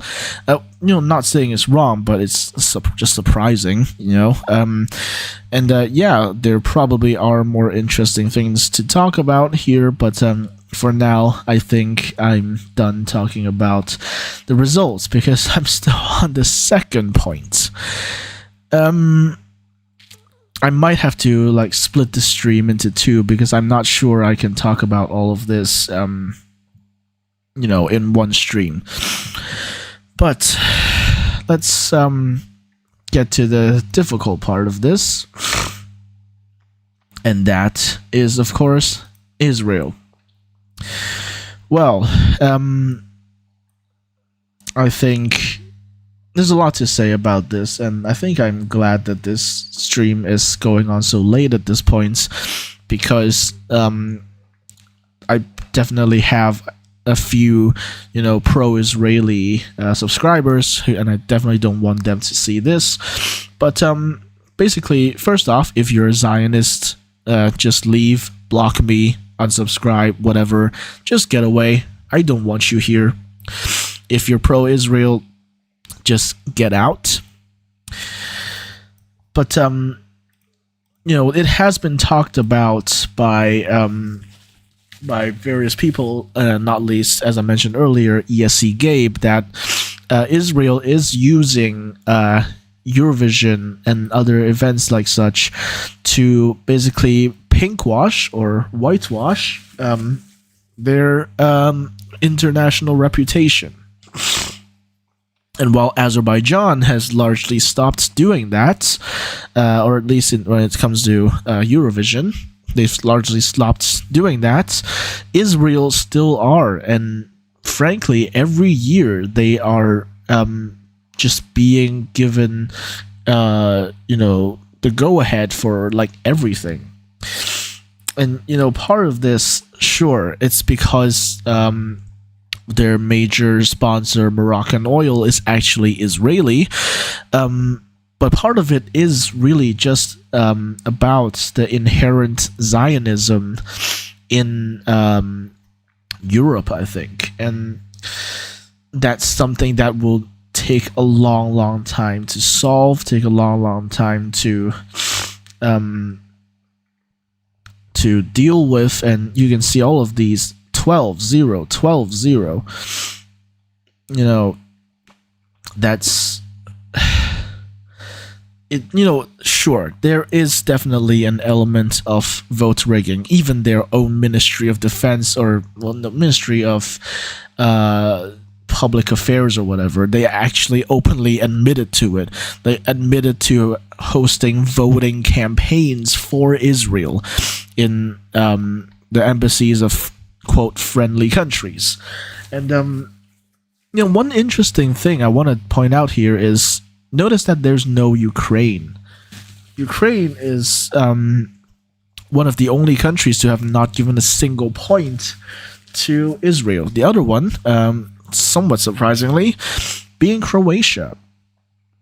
You won't find Croatia here either, because they did not give points to Israel either. And I don't know about Croatia. I think part of it might just be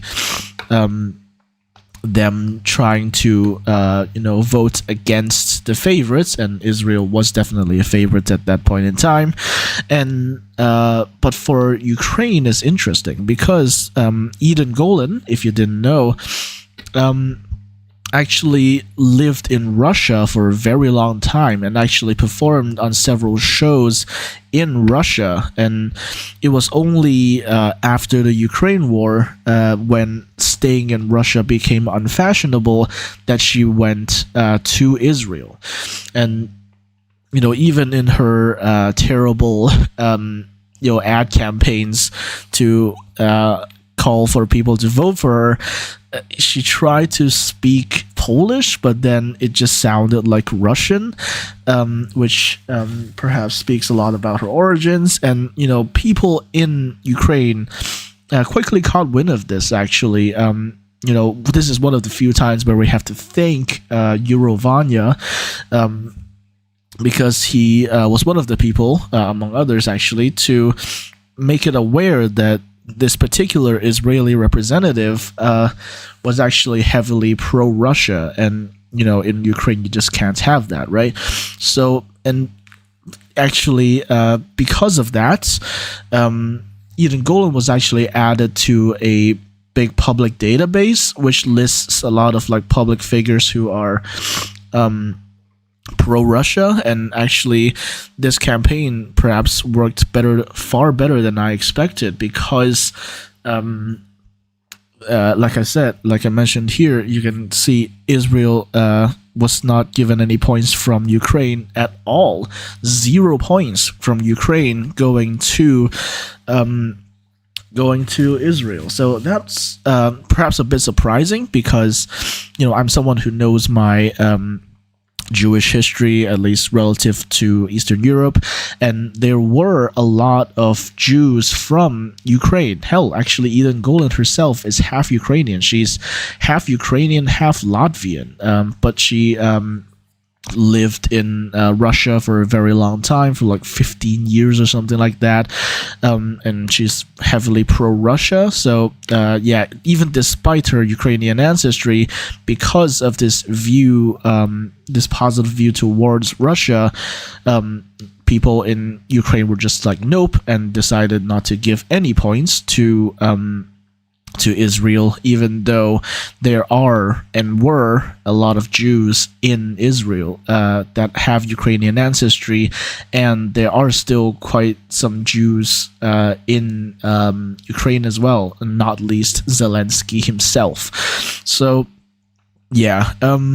it's an interesting thing for sure, that Croatia and Ukraine were the only two countries to not give any points.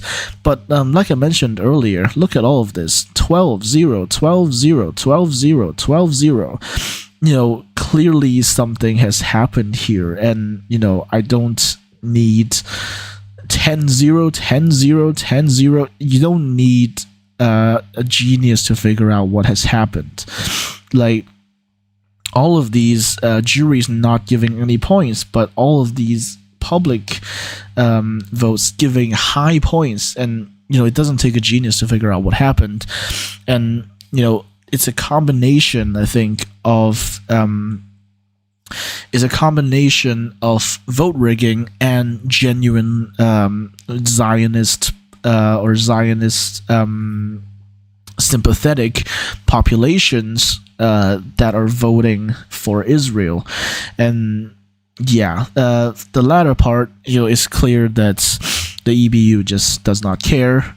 They will allow Israel to pretty much take a dump on every single country if they wish to do so.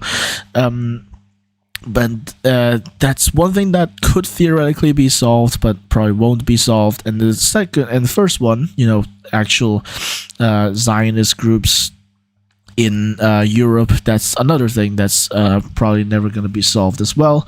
So it's a way for Israel to pinkwash away their sins and pretend like everything is okay where they are, which of course is not the case. And like I mentioned, this is not normal, right? Like, look at this. 12 points going to Israel, and a lot of 10s and 8s as well also going to Israel. So it's also clear here, actually, Israel giving 12 to Luxembourg, where their alliances lie, with actually all of the 12 points from Israel going to Luxembourg is clear, the true identity of Tali. We've talked about this. I'm not going to mention it again. But yeah, it's clear, something has happened here, let's just say. And it's ludicrous. It's insane to think about. So, yeah, what will happen about it? Well, I'm going to talk about it in the aftermath section. But, yeah, you can clearly see that stuff has gone on, let's just be honest. And the EBU really either doesn't care or they are paid to shut up, basically, by Moroccan oil. And so because of that, it's hard to see how things can improve in that sense, even despite the International Court of Justice arrest warrant for Netanyahu. And even despite that, and despite FIFA also considering banning Israel, although that might itself be due to interference from Arab countries, but even despite those things, it's hard to see how this situation will improve for the better, because the EBU just won't do anything about Israel. They won't even name them in specific incidents, and as a result, Israel and their delegation have got the idea correctly that they are immune, because they are. And again, it's hard to see how this will improve. Unrelated, but I just saw the sun rise.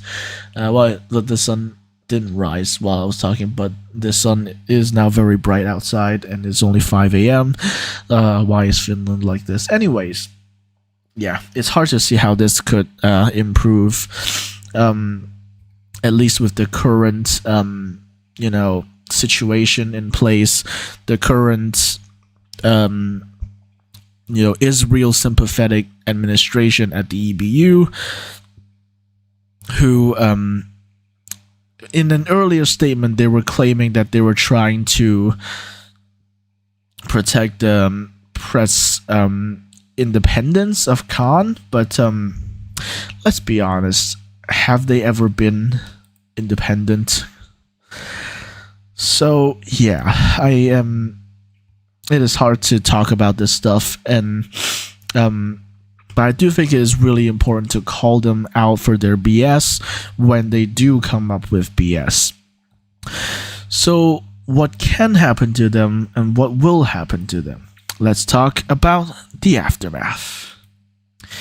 First off, the Netherlands.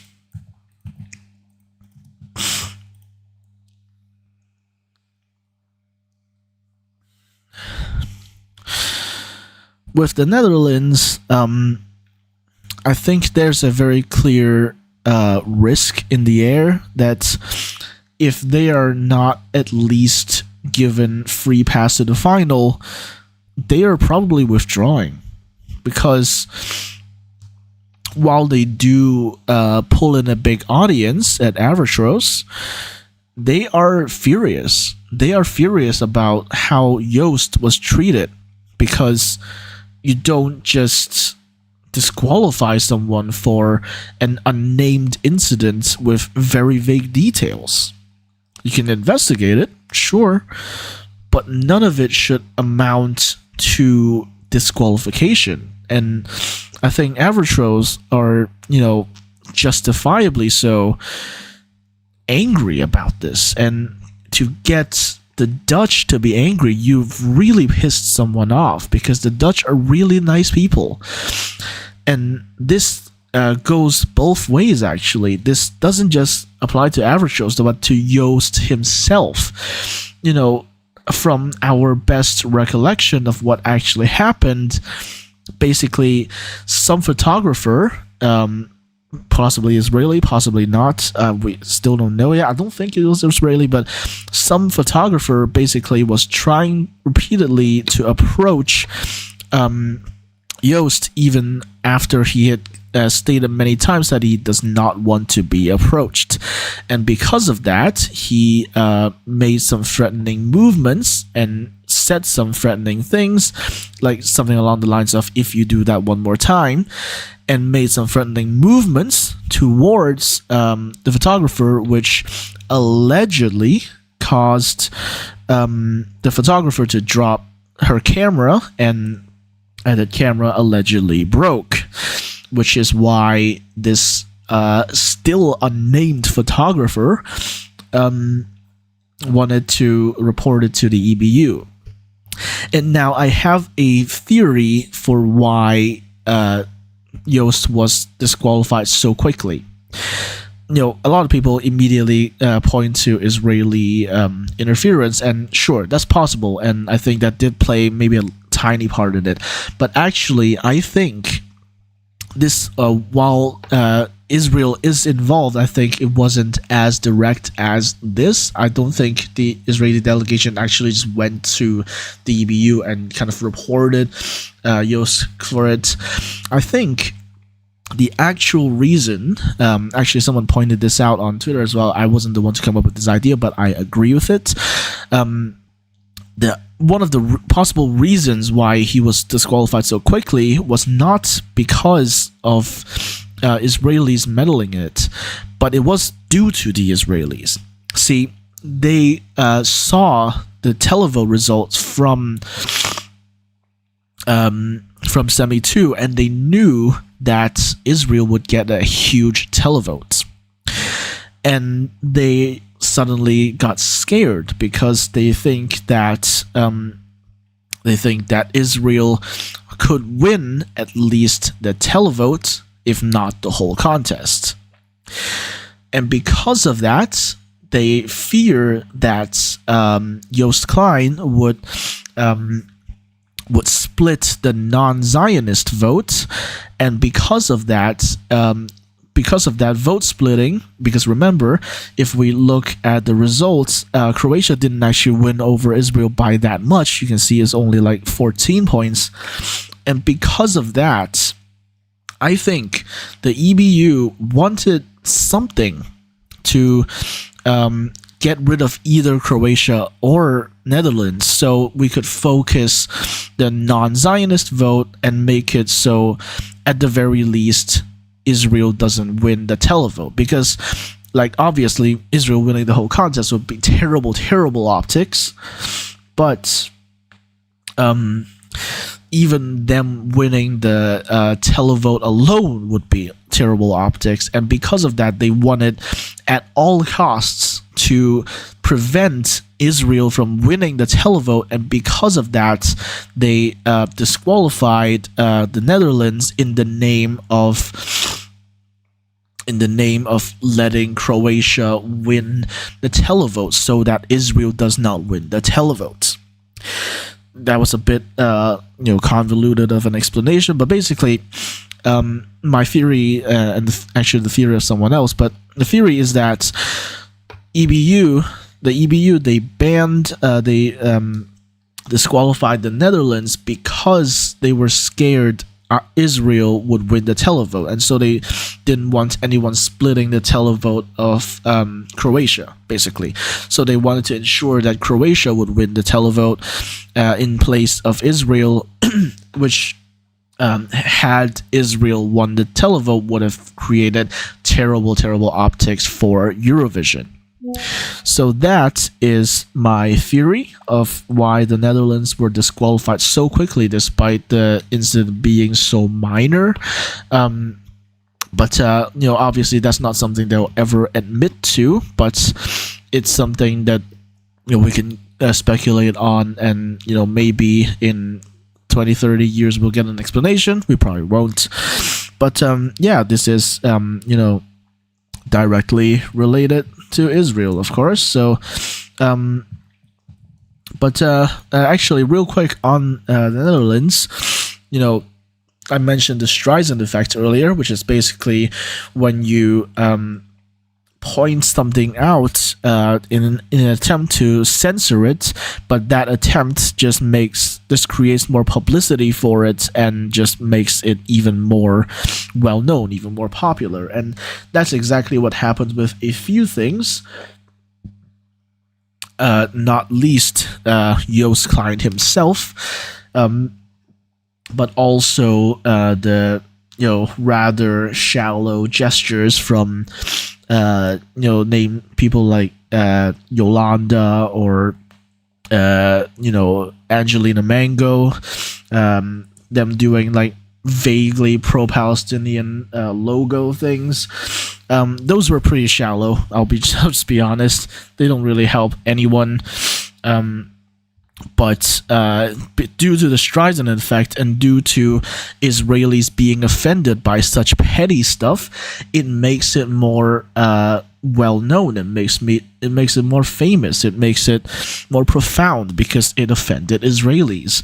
So yeah, that's the Streisand effect, and the best example of this is obviously Yo's client himself.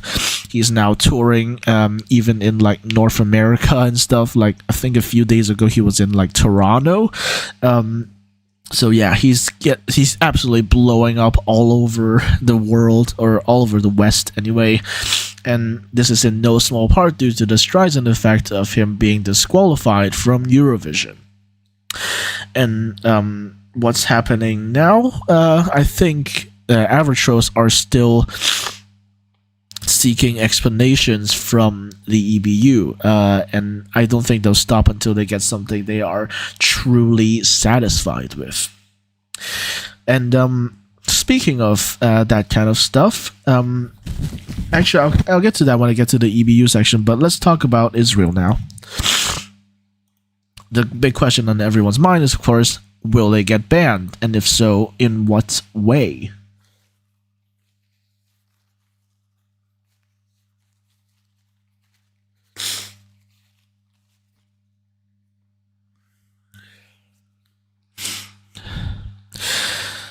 And in short, probably not. Let's just be honest. It's the EBU. What did you expect? They've given so many free passes to Israel that they're happy to just keep going with them. So, yeah. I was going to say story over, but in an ideal world where it does happen, how would it happen, right? Would they be like Belarus, who initially were just banned for 3 years, and then suddenly it was announced that it became indefinite? Or will it even be indefinite? So would they get kicked? Would they just get barred from Eurovision for 1 year? Or what will happen exactly? We really don't know. And it's hard to really say what will happen, because the EBU are so quiet about everything and so vague about Israel that they're not even daring to name the Israeli delegation when it is when they say that they've been harassing others. They say some delegations rather than just naming the Israeli delegation outright. So it's hard to expect any positive news coming from this. And on the topic of that, they might get banned, but you would have to live in a very optimistic world. And for the EBU, of course, people expect resignations from not least, Martin Oosterdaal and probably Noel Curran as well. Yeah, those are, I think, at the minimum of what people are demanding after the chaos of this year. And I think the solution proposed by ESC Gabe is probably the best. Basically, ban Israel, have Netherlands a free pass for the final, resignation from Martin Oosterdaal and Noel Curran, and then make it clear that Israel and Israel's behavior is not acceptable. So I think that's a very good solution, but will it actually happen? It's hard to tell at this stage. Like, on one hand, sure, we want instant resignations, but as others have also rightly pointed out, it takes time to find the replacements, right? You can't just tack on some random person from some random broadcaster. So you have to have someone who knows kind of the inner workings of the EBU, and so finding that could take months. That's from the speculation that I saw from some tweets. But ideally, at the very least, it should happen, and it needs to happen for this contest to have any remote credibility in the near future. So, after all of that, after all of this depressing news, let's get to some positive stuff. First off, rewards. I think I'm not really going to talk about these, but the main one I want to talk about is the Marcel Benzin-Son Awards, which you can see here. Actually, the press actually awarded Croatia to win the award, but both the artistic award and Composers Award were won by Switzerland by The Code, which again reinforces what I've been saying earlier. This is artistic, and the composition was done really, really well.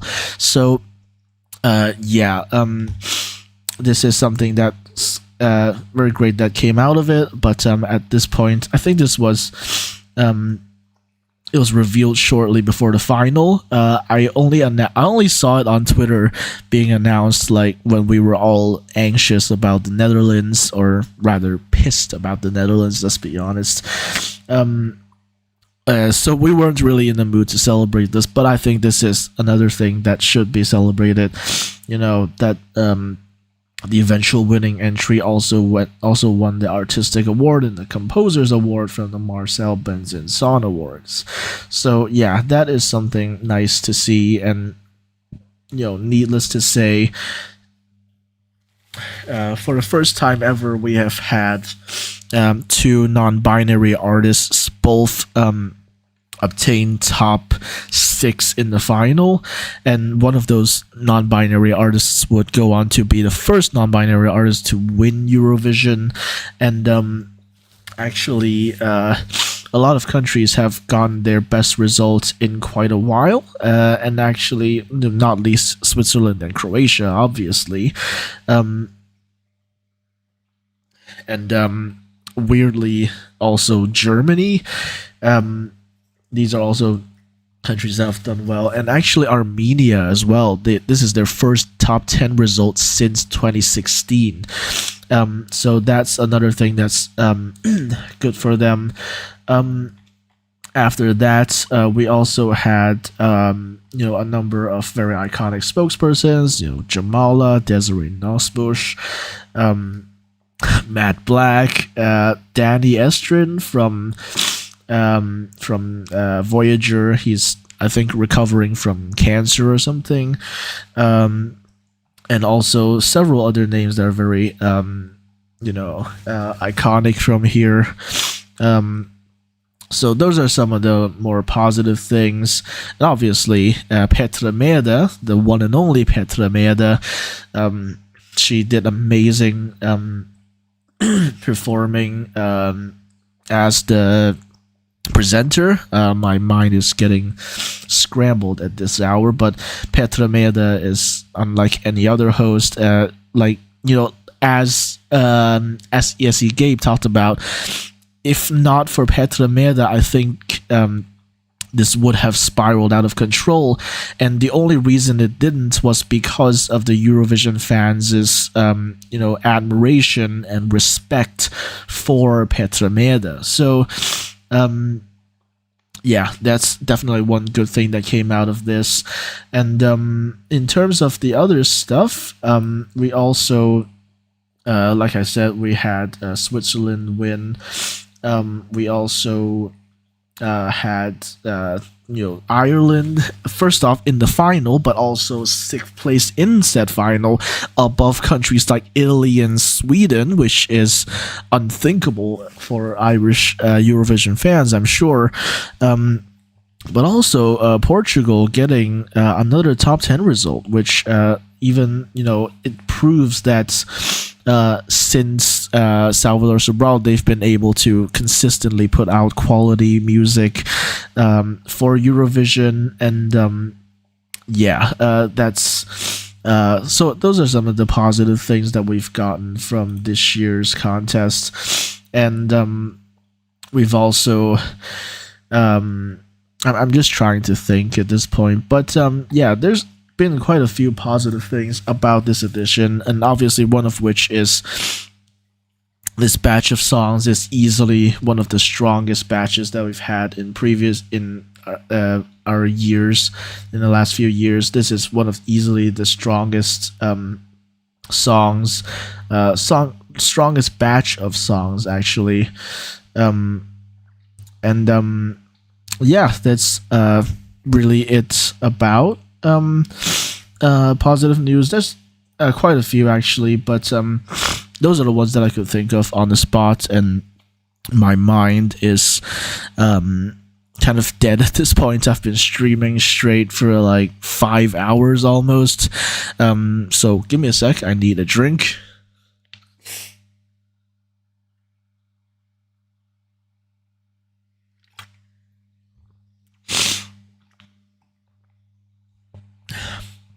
I'm just drinking some flavored Novelle water.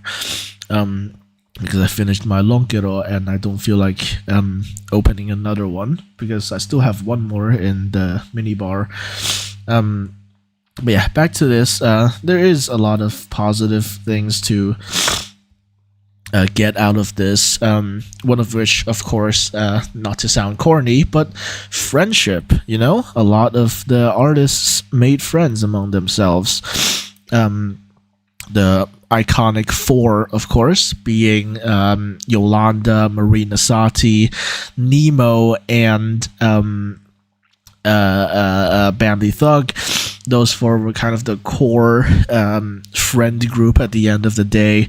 You know, you might include Sylvester as well, but Sylvester was, pardon the pun, a bit sequestered.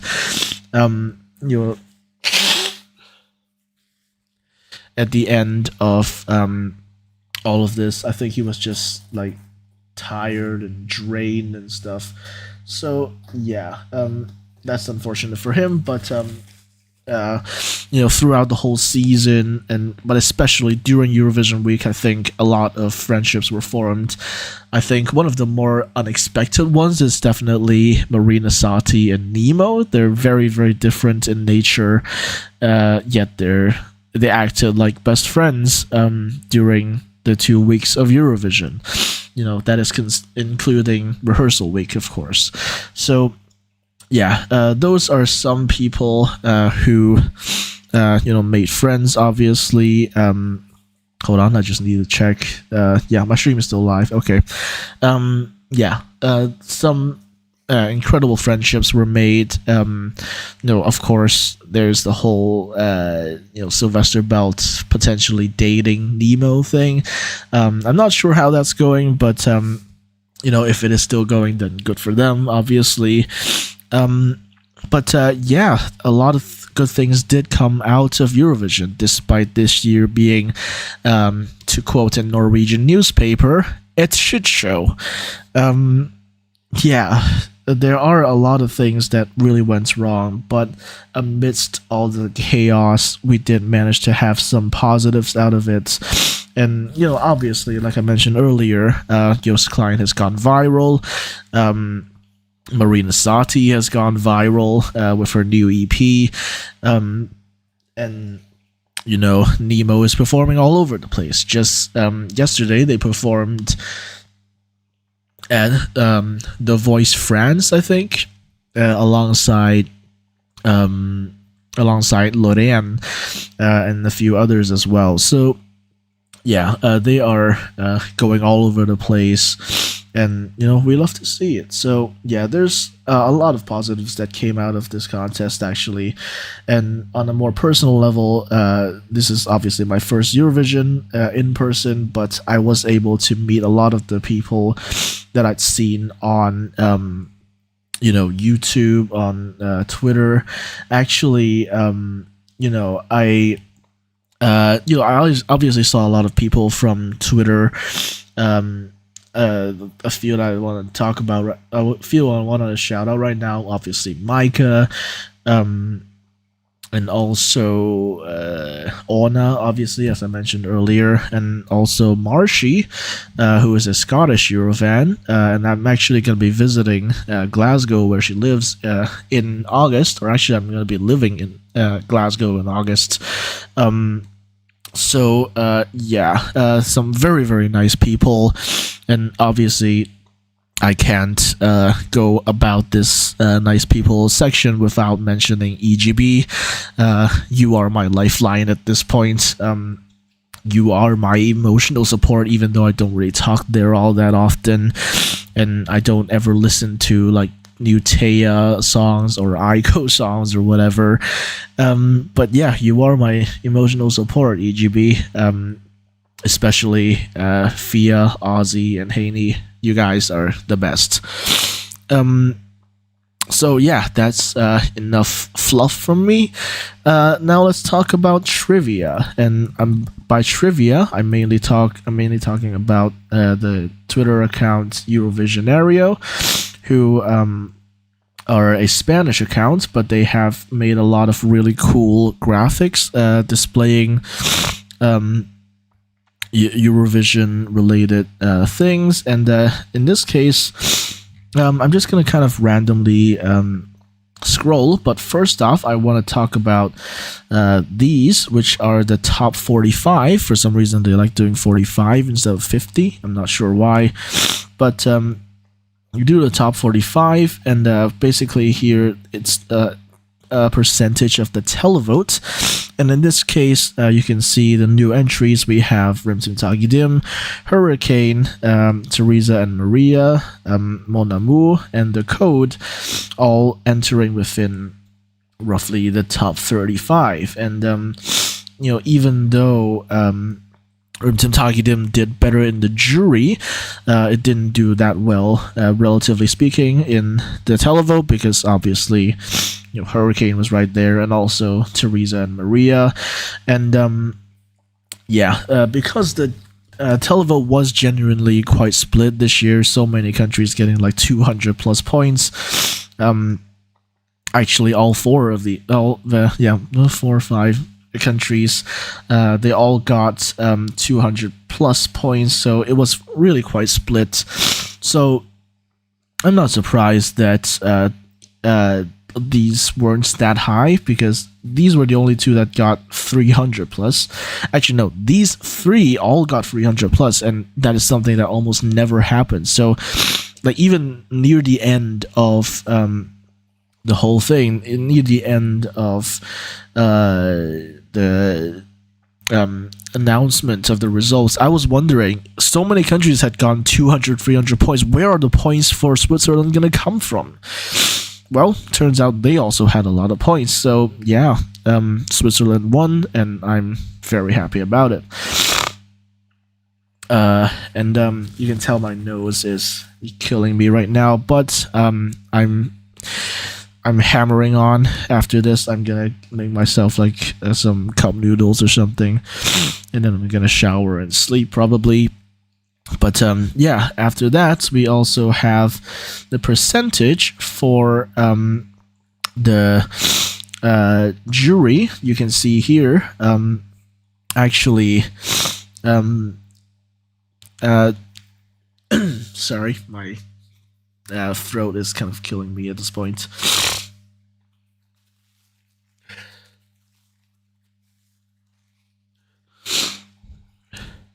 Actually, it might be better in terms of narrative to talk about the actual points themselves. The count is different, of course, but you can see here The Code has the second highest jury score to date, only beaten by none other than Amar Pellish Deutsch, which of course got 758 points overall. So that was massive, but this is also huge as well. One thing that kind of surprised me was that Heroes is so high, even higher than Tattoo, or Euphoria, or Fairy Tale, Sound of Silence, yada yada. But also Spaceman is that high as well. But Yeah, the second 2024 entry you can see here is Mon Amour, which had only 218. Again, I'm surprised it didn't win the jury, but I'm not complaining, obviously. But even though they're only 8 points below, they're like five places below. We have Croatia, which you really don't think of as jury bait, but I think there is an essence, an element of the favorite effect, taking place here. So that's part of why, probably, I would say, because the song isn't necessarily a jury-friendly song, let's just be honest. But that's just one part of the story, right? You would think, because of this, that Amar Pelage Deutsch was the most popular one by the votes, but that's not necessarily the case. We also have the percentage that is calculated out of all of the possible points for each year. You can see here, mayor porcentaje de puntos conseguidos en la votación del jurado respecto al máximo posible de cada año, which is like, the max points obtained in the jury votes with respect to the maximum, the possible maximum of each year. So you can see here they calculated these out of different maximum results, because for example, with Amar Pelage Deutsch, while they did get a high score, there were also more points available, right? So other countries also got high scores, like Bulgaria, for example. So because of that, you can calculate it differently based on how many countries are able to give 12s. And it was found, in terms of percentage, the code actually gets the new highest ever maximum, the highest potential jury score. You can see here it's not that high in terms of the numbers for 365 compared to 382, but because the threshold is lower, or rather the maximum is lower in the case of Switzerland, you can see that actually the code has much more of a landslide compared to Amar Pelage Deutsch, which only has 77, but with the code we have more, something like almost 84.5%. So yeah, you can see that the code absolutely just had a landslide over the jury. So yeah, that's mostly the stuff that I wanted to talk about, if I'm being honest. You can see these as well, from the worst positions, or rather the last places, basically, in each televote. And unfortunately you see a lot of Veronica. It's not really surprising though, because they're sandwiched between two favorites. There's also the last places in juries. It's interesting that Cyprus and Georgia both have, Cyprus, Georgia, and Greece all have, and Armenia as well, all have Ireland last place, but they still ended up getting like 160 or something points in the end. So that's kind of wild. But yeah, shout out to Finland, actually. One thing that is very interesting is, Switzerland putting Latvia last, which is very confusing. And again, it's very sad that some countries are putting Slovenia last, even though nominally Veronica is a jury-friendly song. So yeah, if there's anyone watching, please let me know in the chat. I've been streaming for like 4 hours straight at this point, and I've just been rambling to myself for the last 3 hours or something like that. But yeah, there's a lot of stuff here. You can see the code actually also got the best ever televote since 2011. There's some rather drastic differences, as you can see.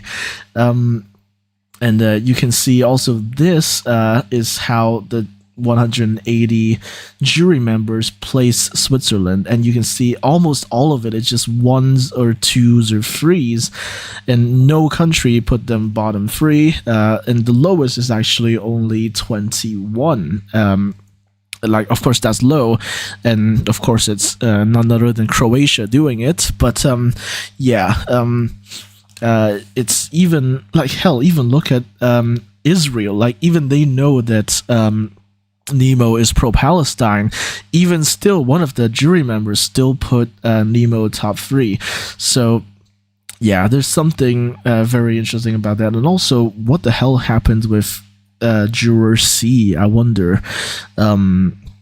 In Luxembourg, I'm not sure really what happened there, because everyone else in the Luxembourgish jury was giving top 2. So I'm not really sure what happened there, but you can see all of this yellow just goes to show that it was really a landslide. So yeah, there was also some interesting votes you can see here. The jury member B in the Swiss jury, they had Zora and Zari top 2, and then after that, some really interesting choices, if I'm being honest. But yeah, that's very interesting jury member there. There's still a lot more results you can talk about, obviously, but yeah, if you're interested in this kind of stats, then absolutely go and follow Eurovisionario, even though they only speak Spanish. But you can see that there's a lot of really interesting stats. Even if you don't speak Spanish, you can just Google Translate it and stuff. So yeah, this is there's a lot of stuff here. You can see also apparently that Spaceman and the Code actually have the same ranking split when it comes to the jury and the televote. And you can also shout out to Australia for giving 20 points to Ireland. You know what's up.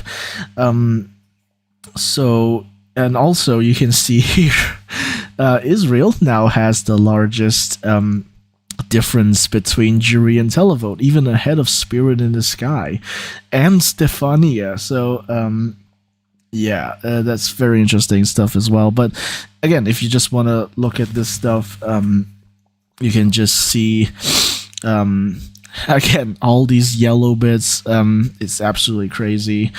And Ukraine as well, giving 24 to Switzerland, and interestingly Azerbaijan giving 22. That's one I didn't expect. But yeah, a lot of interesting stats. I could go on all day, but if you're interested, you can just check out the account Eurovisionario. They're really good at this stuff. And after that, we have some latest news. Not that much, but apparently it was revealed just yesterday, as of recording this, that we were 25 minutes away from effectively a 19-country final. We would have had Greece, Ireland, Norway, Portugal, Switzerland, and the UK withdraw from the grand final. And who the hell is DMing at 5:30 a.m.? Anyways, I'll check that later. But you can see a lot of these are the countries that were very openly pro-Palestine. Leading up to the show. Norway not so much, because at least they weren't like very open about it, but they did very much sign the ceasefire letter that was posted a while back. And they also said after winning MGP that they didn't know that whether they were going to actually do Eurovision. Although some skeptics have pointed out that for the UK, it's possibly less due to Palestine and more due to just not wanting to embarrass themselves, because truth be told, Ali Alexander is probably one of the few that have come away actually fully hating the experience, because first off, the song commercially flopped. Second, he got 0 points in the final, and third, he's hated by both pro-Palestinians and Zionists. So yeah, he probably came out the worst out of all of this, but he could use Palestine as a kind of excuse, I guess, to withdraw. But you can see these were the countries, like these five especially are the like really vocal pro-Palestine ones, and I guess plus Finland as well, although they kind of shut up about that near when Eurovision actually approached. So yeah, but the UK, it might have been for Ollie to save face at least a little bit. But according to the reports from VG, you can see here, only 25 minutes before the show, an agreement was reached. And, there are a lot of interpretations as to what that agreement could possibly be. Some people think it's just, the EBU threatening them with legal stuff, but others think there may have been other things in the agreement. In an ideal world, that agreement would include Martin Osterdahl and Noah Curran,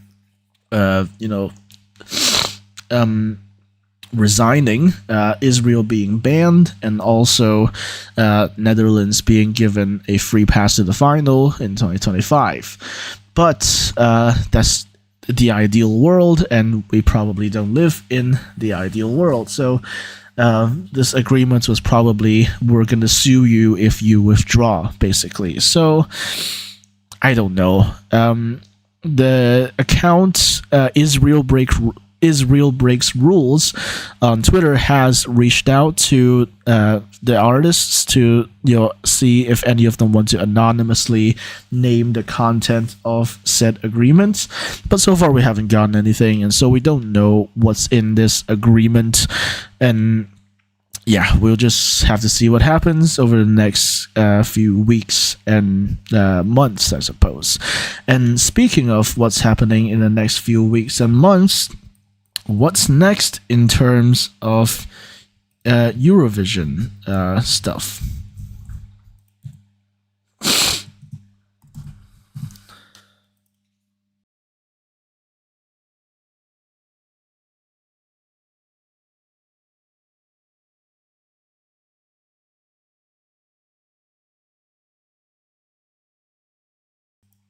First off, immediately closer to us, of course, is Junior Eurovision 2024. Now, it's been announced actually like a few days before the grand final. Actually, I believe right after the announcement of Joost Klein being disqualified, they announced that Junior will happen at the Caja Mágica in Madrid in Spain. It will take place on the 16th of November, and it will be hosted by Spain, actually. It's, as mentioned earlier, because I think someone said that they didn't want France to have the monopoly on this, and also I think France has enough on their hands with the Olympics and stuff. So yeah, they decided to host it in the country which got second in 2023, which is of course Spain. So it will be hosted in Madrid, and you can also see that it is the first Eurovision-related event since 1969. And it will also be apparently the first contest to be held on the Saturday, but it will be on the 16th, as I mentioned earlier. And we don't have the full list of participants yet, but you can see here, these are the ones we currently do have.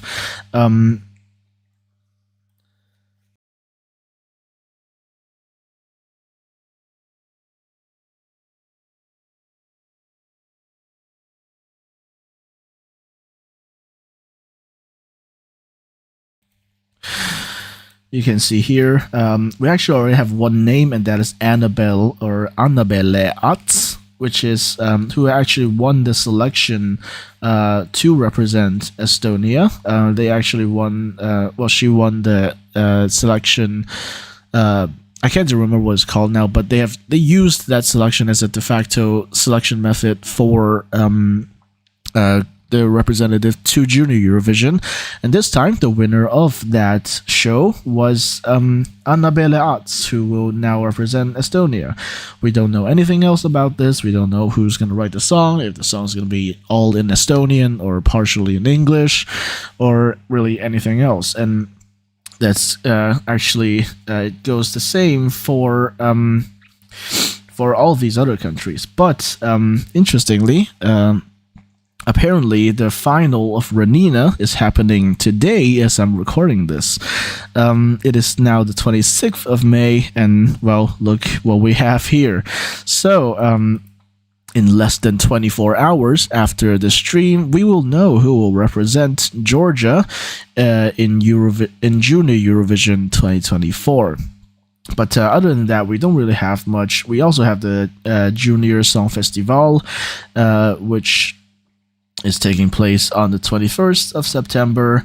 But that is about it. Those are the ones that are like kind of 100% confirmed. I believe Italy also had a name as well, but I'm not sure what happened to it. I thought they had one, but I guess it kind of changed. I'm not really sure. And you can see also we have other names. We might get Kazakhstan back. We could get Norway back, and for North Macedonia, they definitely, well, not definitely, they have it pretty likely because they have Junior Eurovision in their budget, and Iceland could also debut at Junior Eurovision 2024. But yeah, that's about it. And there's also all these other names that said no. But actually, the one I want to point out is actually Belgium, because Belgium actually expressed interest in possibly returning, but ultimately, obviously, they haven't done so. And also, Israel is not participating, so I think, I think RTVE has sighed a big sigh of relief. So, yay. Although Israel, to be fair, were never that much into Junior Eurovision to begin with. They did like 2018 amongst the most recent editions and promptly just left. So, yeah. In terms of production, it was actually reported, I'm not just reading off of this, but it was actually reported that Maria Isabel, who won in 2004, might return to perform her song, which is very interesting because she actually did just that at the Madrid pre-party, I believe, the one where I wasn't present, but she did actually perform Antes la Muerta que Sencilla at the Madrid pre-party, in addition to some of her new songs. But yeah, she could very well return for this because she was supposed to show up at the old winners reunion thing from when Armenia was hosting. But at the time she was actually pregnant, and so she wasn't able to show up in Yerevan to perform at least part of the song there. But yeah, now she's no longer pregnant, and like I mentioned earlier, she actually performed Antes la Muerta que Sencilla at the Madrid pre-party. So this is very much on the table, and it's something that we could definitely see. And obviously this was the only case where Spain actually won Junior Eurovision. So yeah, and then after that, you can see here Lithuania is broadcasting, and I think from what I've read correctly, they might return in 2025. So that could be very interesting, but that's a very, very long way away, obviously. And in fact, I'm not even sure what I'm going to be doing at the end of 2025, because my 4-year degree course ends in June-ish next year. So it's a very scary road ahead for me, and I don't know what's going to happen.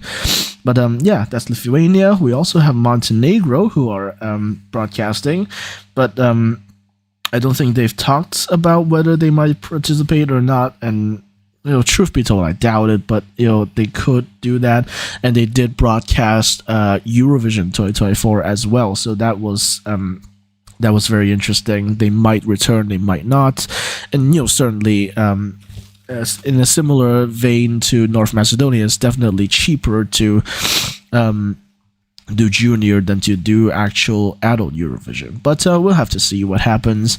So far, we don't have that much news about this, nor do we have much news for Eurovision 2025. You know, the life of Eurofan, never ends. And we know that it will be in Switzerland, and several cities in Switzerland have already expressed their interest to host. You can see Geneva, you can see Basel, St. Gallen. There's a few others, Bern as well. Interesting. Why would you randomly talk about anti-Semitism? No comment. Anyways, this is interesting because Bern is close to Biel, which is Nemo's hometown. But obviously, Biel isn't big enough to host, but they might be associated, apparently. So that could be something. And Zurich is possibly doing it as well. But yeah. So we will see what happens. And depending on my schedule and my mood, I might do another video of like what we know so far Eurovision 2025. But unfortunately, or maybe fortunately, I won't be here to watch Eurovision 2025 in person. I'm not going to lie, I am really tempted to fly to Europe just to attend Eurovision in concert next year, but it really depends on multiple factors, chief among which is my schedule. But we'll just have to see how things go. And for now, you can see again Basel, Geneva, St. Gallen, Zurich. These are kind of the main big ones, I would say. And obviously, Geneva also has the headquarters of the EBU, so if they get up to anything weird, we can just march to the headquarters themselves. And in terms of the participating countries, we have these, but I'll be honest, how many people are actually paying attention, other than the broadcasters themselves? Obviously, there's actually a few interesting things to note about here. You can see Montenegro again. They also talked about having apparently a music festival to promote artists and authors. You can see here. I hope that didn't screw anything up because I accidentally just unplugged my computer. But anyways, back to this. Yeah, you can see here Montenegro might actually have a music festival for selecting a representative for Eurovision 2025. That's interesting. And they also broadcast this year as well, like I mentioned earlier. And another thing that I want to point out was Latvia. You can see here that there was a petition for Latvia to withdraw from the contest, and the petition actually will be reviewed by the parliament now because it got enough votes to do that, and we'll see what happens. I doubt it will really amount to anything. I think Latvia is still gonna keep going, but yeah. There's also Czechia, which, like I said, worryingly has made a decision on whether to still continue participating immediately after Czechia didn't qualify, so that's not great news. And apparently Bosnia and Herzegovina wants to take part. You can see they're still under EBU sanctions, so good luck for that. And actually, one thing I want to point out really quickly, for Albania, you can see here they're just talking about preparations for Festival of Congress, but the rumor mill has already started with this one. And actually, according to the rumors, yes, it's her again. Oh, God, I suddenly can't remember her name. Hold on, give me a sec.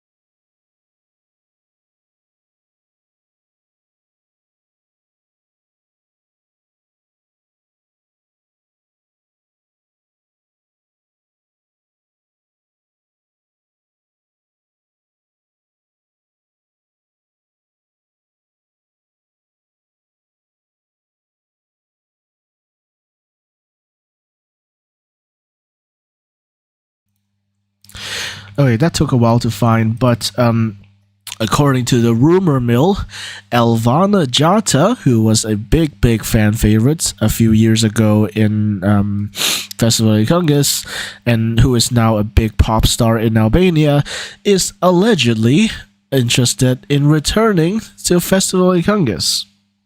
Again, that's just a rumor mill, and I think a lot of people would go crazy at the prospect of Elvana Jata doing Eurovision, but we'll have to see what happens. You know, every year these days we keep saying it looks like a fan contest lineup, but maybe this year we'll have Elvana Jata. We don't really know. So that is Albania. There's also Turkey, but they're not really talking about returning for obvious reasons. But also Slovakia isn't returning either, partially because of budget cuts and partially because of the new government that is led by Fico.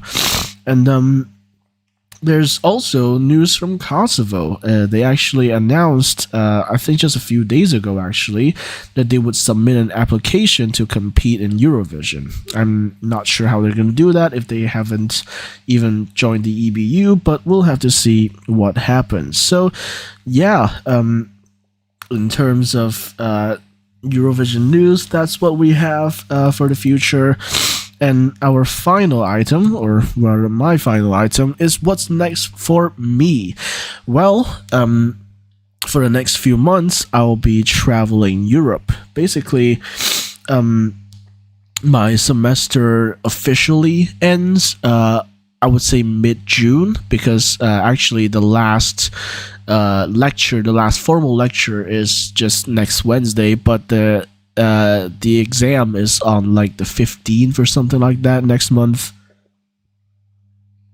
And after that, I'll have a bit more time to stay in Vilnius, but I'm moving out of the dormitory on the 25th, after which I'm not really sure what I'll do. I still have to plan everything, but the tentative plan is to after the 25th, I think I'm gonna go stay in Cholet for a few days. That's another major city in Lithuania, and also where one of my friends, Bind, actually lives. I'm gonna go visit them, and also just stay in Cholet for a while because I've never actually been there. I've been to Vilnius, Kaunas, and Klaipėda, but I haven't been to Cholet. That's another major city in Lithuania, and if I have time, I might try to visit Marijampolė, but I'm not really sure I'm interested, to be honest, but no offense. Yeah, so tentatively, after my tenure, my time at the dormitory, I'm gonna go stay in Cholet for a few days, and then after that I'm going to start my trip around Europe. Or actually, from Cholet I might somehow make it to Palanga, because Palanga also has a pretty significant airport as well, and I might make it to Palanga, and then from there I might start my trip to Europe from there. And tentatively, this isn't in any order, but I want to go to Riga, Tallinn, Stockholm, definitely, Amsterdam. I actually didn't really explore Amsterdam during Eurovision in concert, and then after that, I don't really know, to be honest, because tentatively I'm mostly staying in kind of northern or northeastern Europe, but I also want to visit Ljubljana at some point, Slovenia, because although that might be done earlier, but I'm not really sure. But tentatively, those few cities are on my bucket list, and then after that, and also Berlin and Vienna. Those two I also want to go to. Especially Berlin, because I'm actually gonna meet up with Fia in Berlin, because for some reason I talked about Currywurst with her, and she was really excited at the prospect of currywurst when effectively it's just cut up sausage with ketchup and curry powder. And I don't know why she's so excited about that, but we're going to meet at some point in July in Berlin, so that's going to be interesting. And then after that, I don't really know, but tentatively, let me kind of recap. Riga, Tallinn, Stockholm, Amsterdam, and Berlin and Vienna. So that's 6 countries. Six countries actually. 6 countries in July. So that's manageable, I think. I'll have to kind of juggle it around, but I think I absolutely can do 6 cities in 30 days. And if you're wondering why I'm not talking about August, it's because in August I'm actually gonna stay almost entirely in Glasgow, because I've always wanted to visit Scotland, and what better time than now when the S&P is collapsing? Am I right? But no, I've wanted to visit Scotland even before the collapse of the S&P. But long term, I kind of want to live there, and this is a good little taster of what it's like to be there. What it's like to feel the people there, how nice are they and such. So for August, I'm mostly going to be staying in Scotland, in Glasgow, but I do want to kind of make some trips across the UK. I especially want to go to the Shetland Islands and/or Orkney, because they just have cool flags, and I can say that I've been to some really northern places. I also want to go a bit to northern England, and maybe, just maybe, to London as well, because there's this gag amongst my family that even though the entire family lived in London before I was born, I'm the one with the best English in the family. So yeah, I want to visit London at some point as well during August. But at the end of August, I would say maybe, I don't know, 25-ish, I'm gonna fly back to Vilnius and spend my last few days in Europe, in Vilnius, where I began my trip. And on the 30th, I have already booked this flight. I'll be flying Turkish Airlines back to my home city. So that's gonna be my plans for the next few weeks and months, and that's basically how I'm gonna be living. So in terms of video schedules, I guess it just really depends how I want to go about all these things, and it depends on what I want to do or what I feel like doing. So I hope to get some vlogs out. During that time, I'm definitely gonna try to do a few of the vlogs. But the editing does genuinely take a while, because there's a lot of footage, and also I need to find no copyrights, lo-fi hip-hop stuff to put in the background, and I have to tune the audio track and everything, and it really does genuinely take a while. Which is why I would highly recommend you to watch my UMK vlog if you haven't already. That vlog took a while, even though the content isn't super interesting, because most of my vlogs really are just me talking to the hotel room wall. That includes the vlog that I'm doing here in Helsinki. Most of my vlogs is just me talking to the wall, because I don't feel like revealing my face, but it still takes a while to edit. I still need to put in my B-roll footage. I still need to put in the footage from the various shows and such. So it's going to take a while, alright? So I don't know when the next video is coming out. hell, the next video might just be something that I'm gonna cut from this stream. Especially, I feel like my analysis of Switzerland sweeping the jury, I might cut that out and make it a separate video. But other than that, I do not know when my next video will be, and what it will be about. There are still a lot of things left to be said about Eurovision 2024, obviously, but yeah, that's something left for the future. It's not something I can really say reliably what I can do about it. So for now, I'm just gonna talk very quickly about my plans for the next few days, and that's just for the next few days. And basically, as I'm recording this now, it's now Sunday morning, and I'll be honest, at this point I might go and get some hotel breakfast because it's in my package and I haven't eaten it even once. So I might as well go for it, to be honest. And you know, I haven't even showered either, so I can go and have breakfast, come back, take a shower, and go to sleep. And then later in the afternoon, I'll go get some lunch or something like that. I don't really know. But that's just kind of generic stuff. But my plans for... I don't really have plans for Sunday, to be honest. Like, I don't have a lot of, like, landmarks that I necessarily want to see.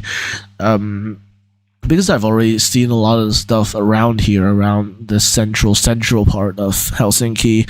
And it's great. I really enjoyed walking across the streets and feeling the atmosphere here. But I don't really have any concrete plans because I've already been to all the places I wanted to go to, except for Muji. I've been to Muji, but I want to go back there again because last time I went, it was nearly closed, and I was just barely able to pick up some like snacks. But I want to pick up some more snacks, so I might go back there today. But yeah, I don't really have any plans other than that, though. And for tomorrow, I will be checking out of this hotel, and then I think around 2 p.m. ish, I'm gonna be taking the train from here, from Helsinki, to Tampere. And you know, stop me if you've heard this already, but I'm gonna go back to Tampere to see the city, to kind of relive the UMK nostalgia, as I termed it to Ona the other day. And then I'm gonna try and, well, not and then actually, pretty much immediately after I arrive, I'm gonna try to go and get myself some perämetsi, or I think the plural form will be perämetsit or perämetsid. I'm not really sure. But yeah, I'm gonna do that, and I'm not even gonna stay a whole night in Tampere, but I will stay at a hotel. I did book one night at a hotel, even though I'm not gonna stay there for a night. I'll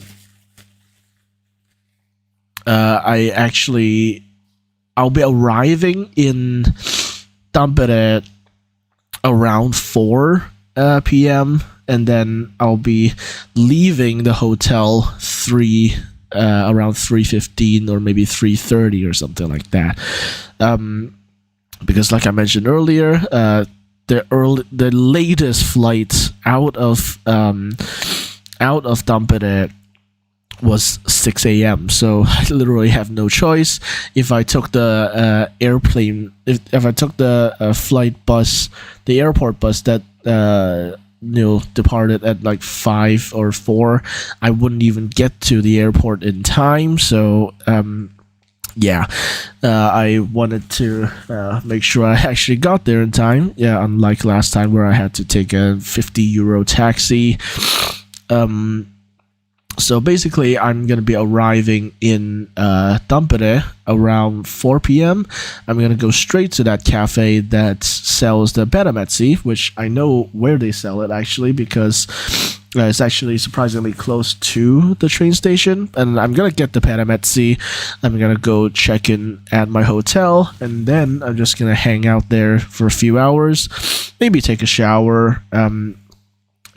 If I'm crazy enough, maybe take a nap, and then after that, I'm packing my stuff back up again, and then I'm going out to take the airport bus to Tampere, where I'll be taking a flight to Riga, and then from Riga back to Vilnius using Air Baltic because it's cheaper, relatively speaking, or rather not cheaper, but more economical than Finnair, because the prices of the flight is about the same, but Finnair doesn't allow you to have 8 kilograms carry-on luggage, but you can do that with Air Baltic for about the same price. So yeah, more economical. So I'm taking an Air Baltic flight out of Tampere and back to Vilnius, where I'll be arriving approximately I think 8:30 ish in the morning.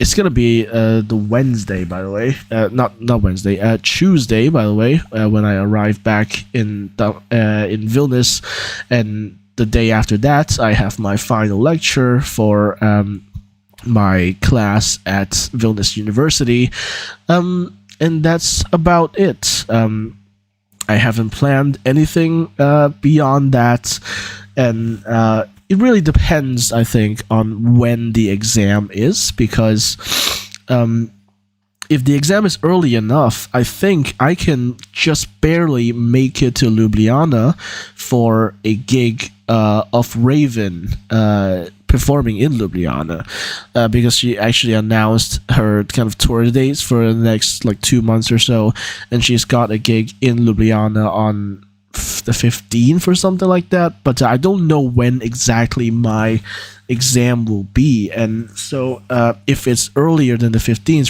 which it could be, I might well be able to fly there kind of last minute and go hang out in Ljubljana for a few days before returning to Vilnius. So those are my plans for the near future, but beyond that, I don't have too many plans.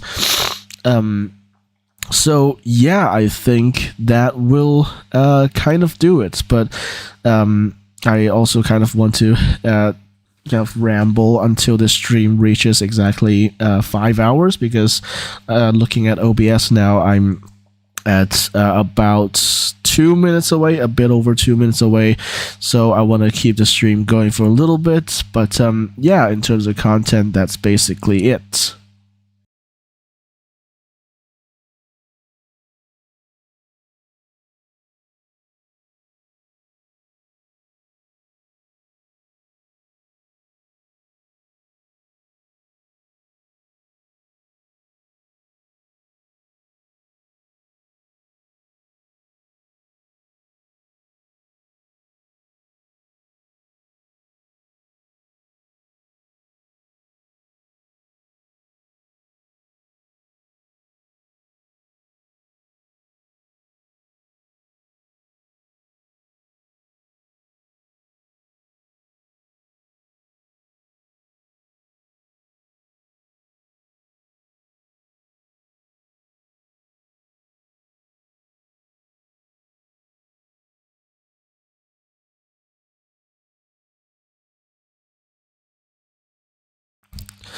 That mute was partially for me to sneeze and partially for me to take a sip of water, but yeah, for my immediate plans, right after the stream, I'm going to make myself some cup noodles, because I still have 2 of those left, and after that, I'm going to either take a shower or go to the hotel buffet for breakfast, whichever is more temporally convenient. So yeah, and then after that, I'm gonna probably sleep until at least 2 p.m. ish. I'm used to this kind of chaotic scheduling. So yeah, that's about it for today. my vlog is gonna take a long time to come out. But basically today I actually walked across a lot of Helsinki, and I bought a bunch of stuff at an American store and also later an Asian store. So yeah, that was interesting. And I also actually rode the tram because actually back home in my home city we have a prominent tram network, and there's also trams here, so I wanted to take the tram because I haven't taken the tram in a very very long time, and it was great. So yeah, I can see on the timer now that we have passed 5 hours, and if anyone's watched this far, obviously you haven't. I know who is watching, and the only person watching is me on my phone checking the chat. But if anyone's watched to this point for whatever reason, thank you for watching. Hope to see you on the internet, and if you want to follow me on the socials, I'm at BlueRigel4 on Twitter. I also have a blog, which I've announced, that I'm not really going to post much on there anymore. Mostly just on Twitter, to be honest. I have an Instagram, but I mostly don't post on there. I mostly just use it to, like, follow people or, talk in group chats and such. So, yeah, if you want any more timely updates from me, let's just say, you can follow me on Twitter at BlueRigel4. Although yesterday I didn't really tweet much as I was busy just walking around Helsinki, and I'm sure I'll be doing more of that today. So yeah, if you've watched to this point for whatever reason, thank you for watching. Like this stream if you enjoyed my very rambly commentary, and subscribe to this channel so you don't miss my future content, which is most likely going to be my vlogs from my various Eurovision related adventures, and I'll see you next time.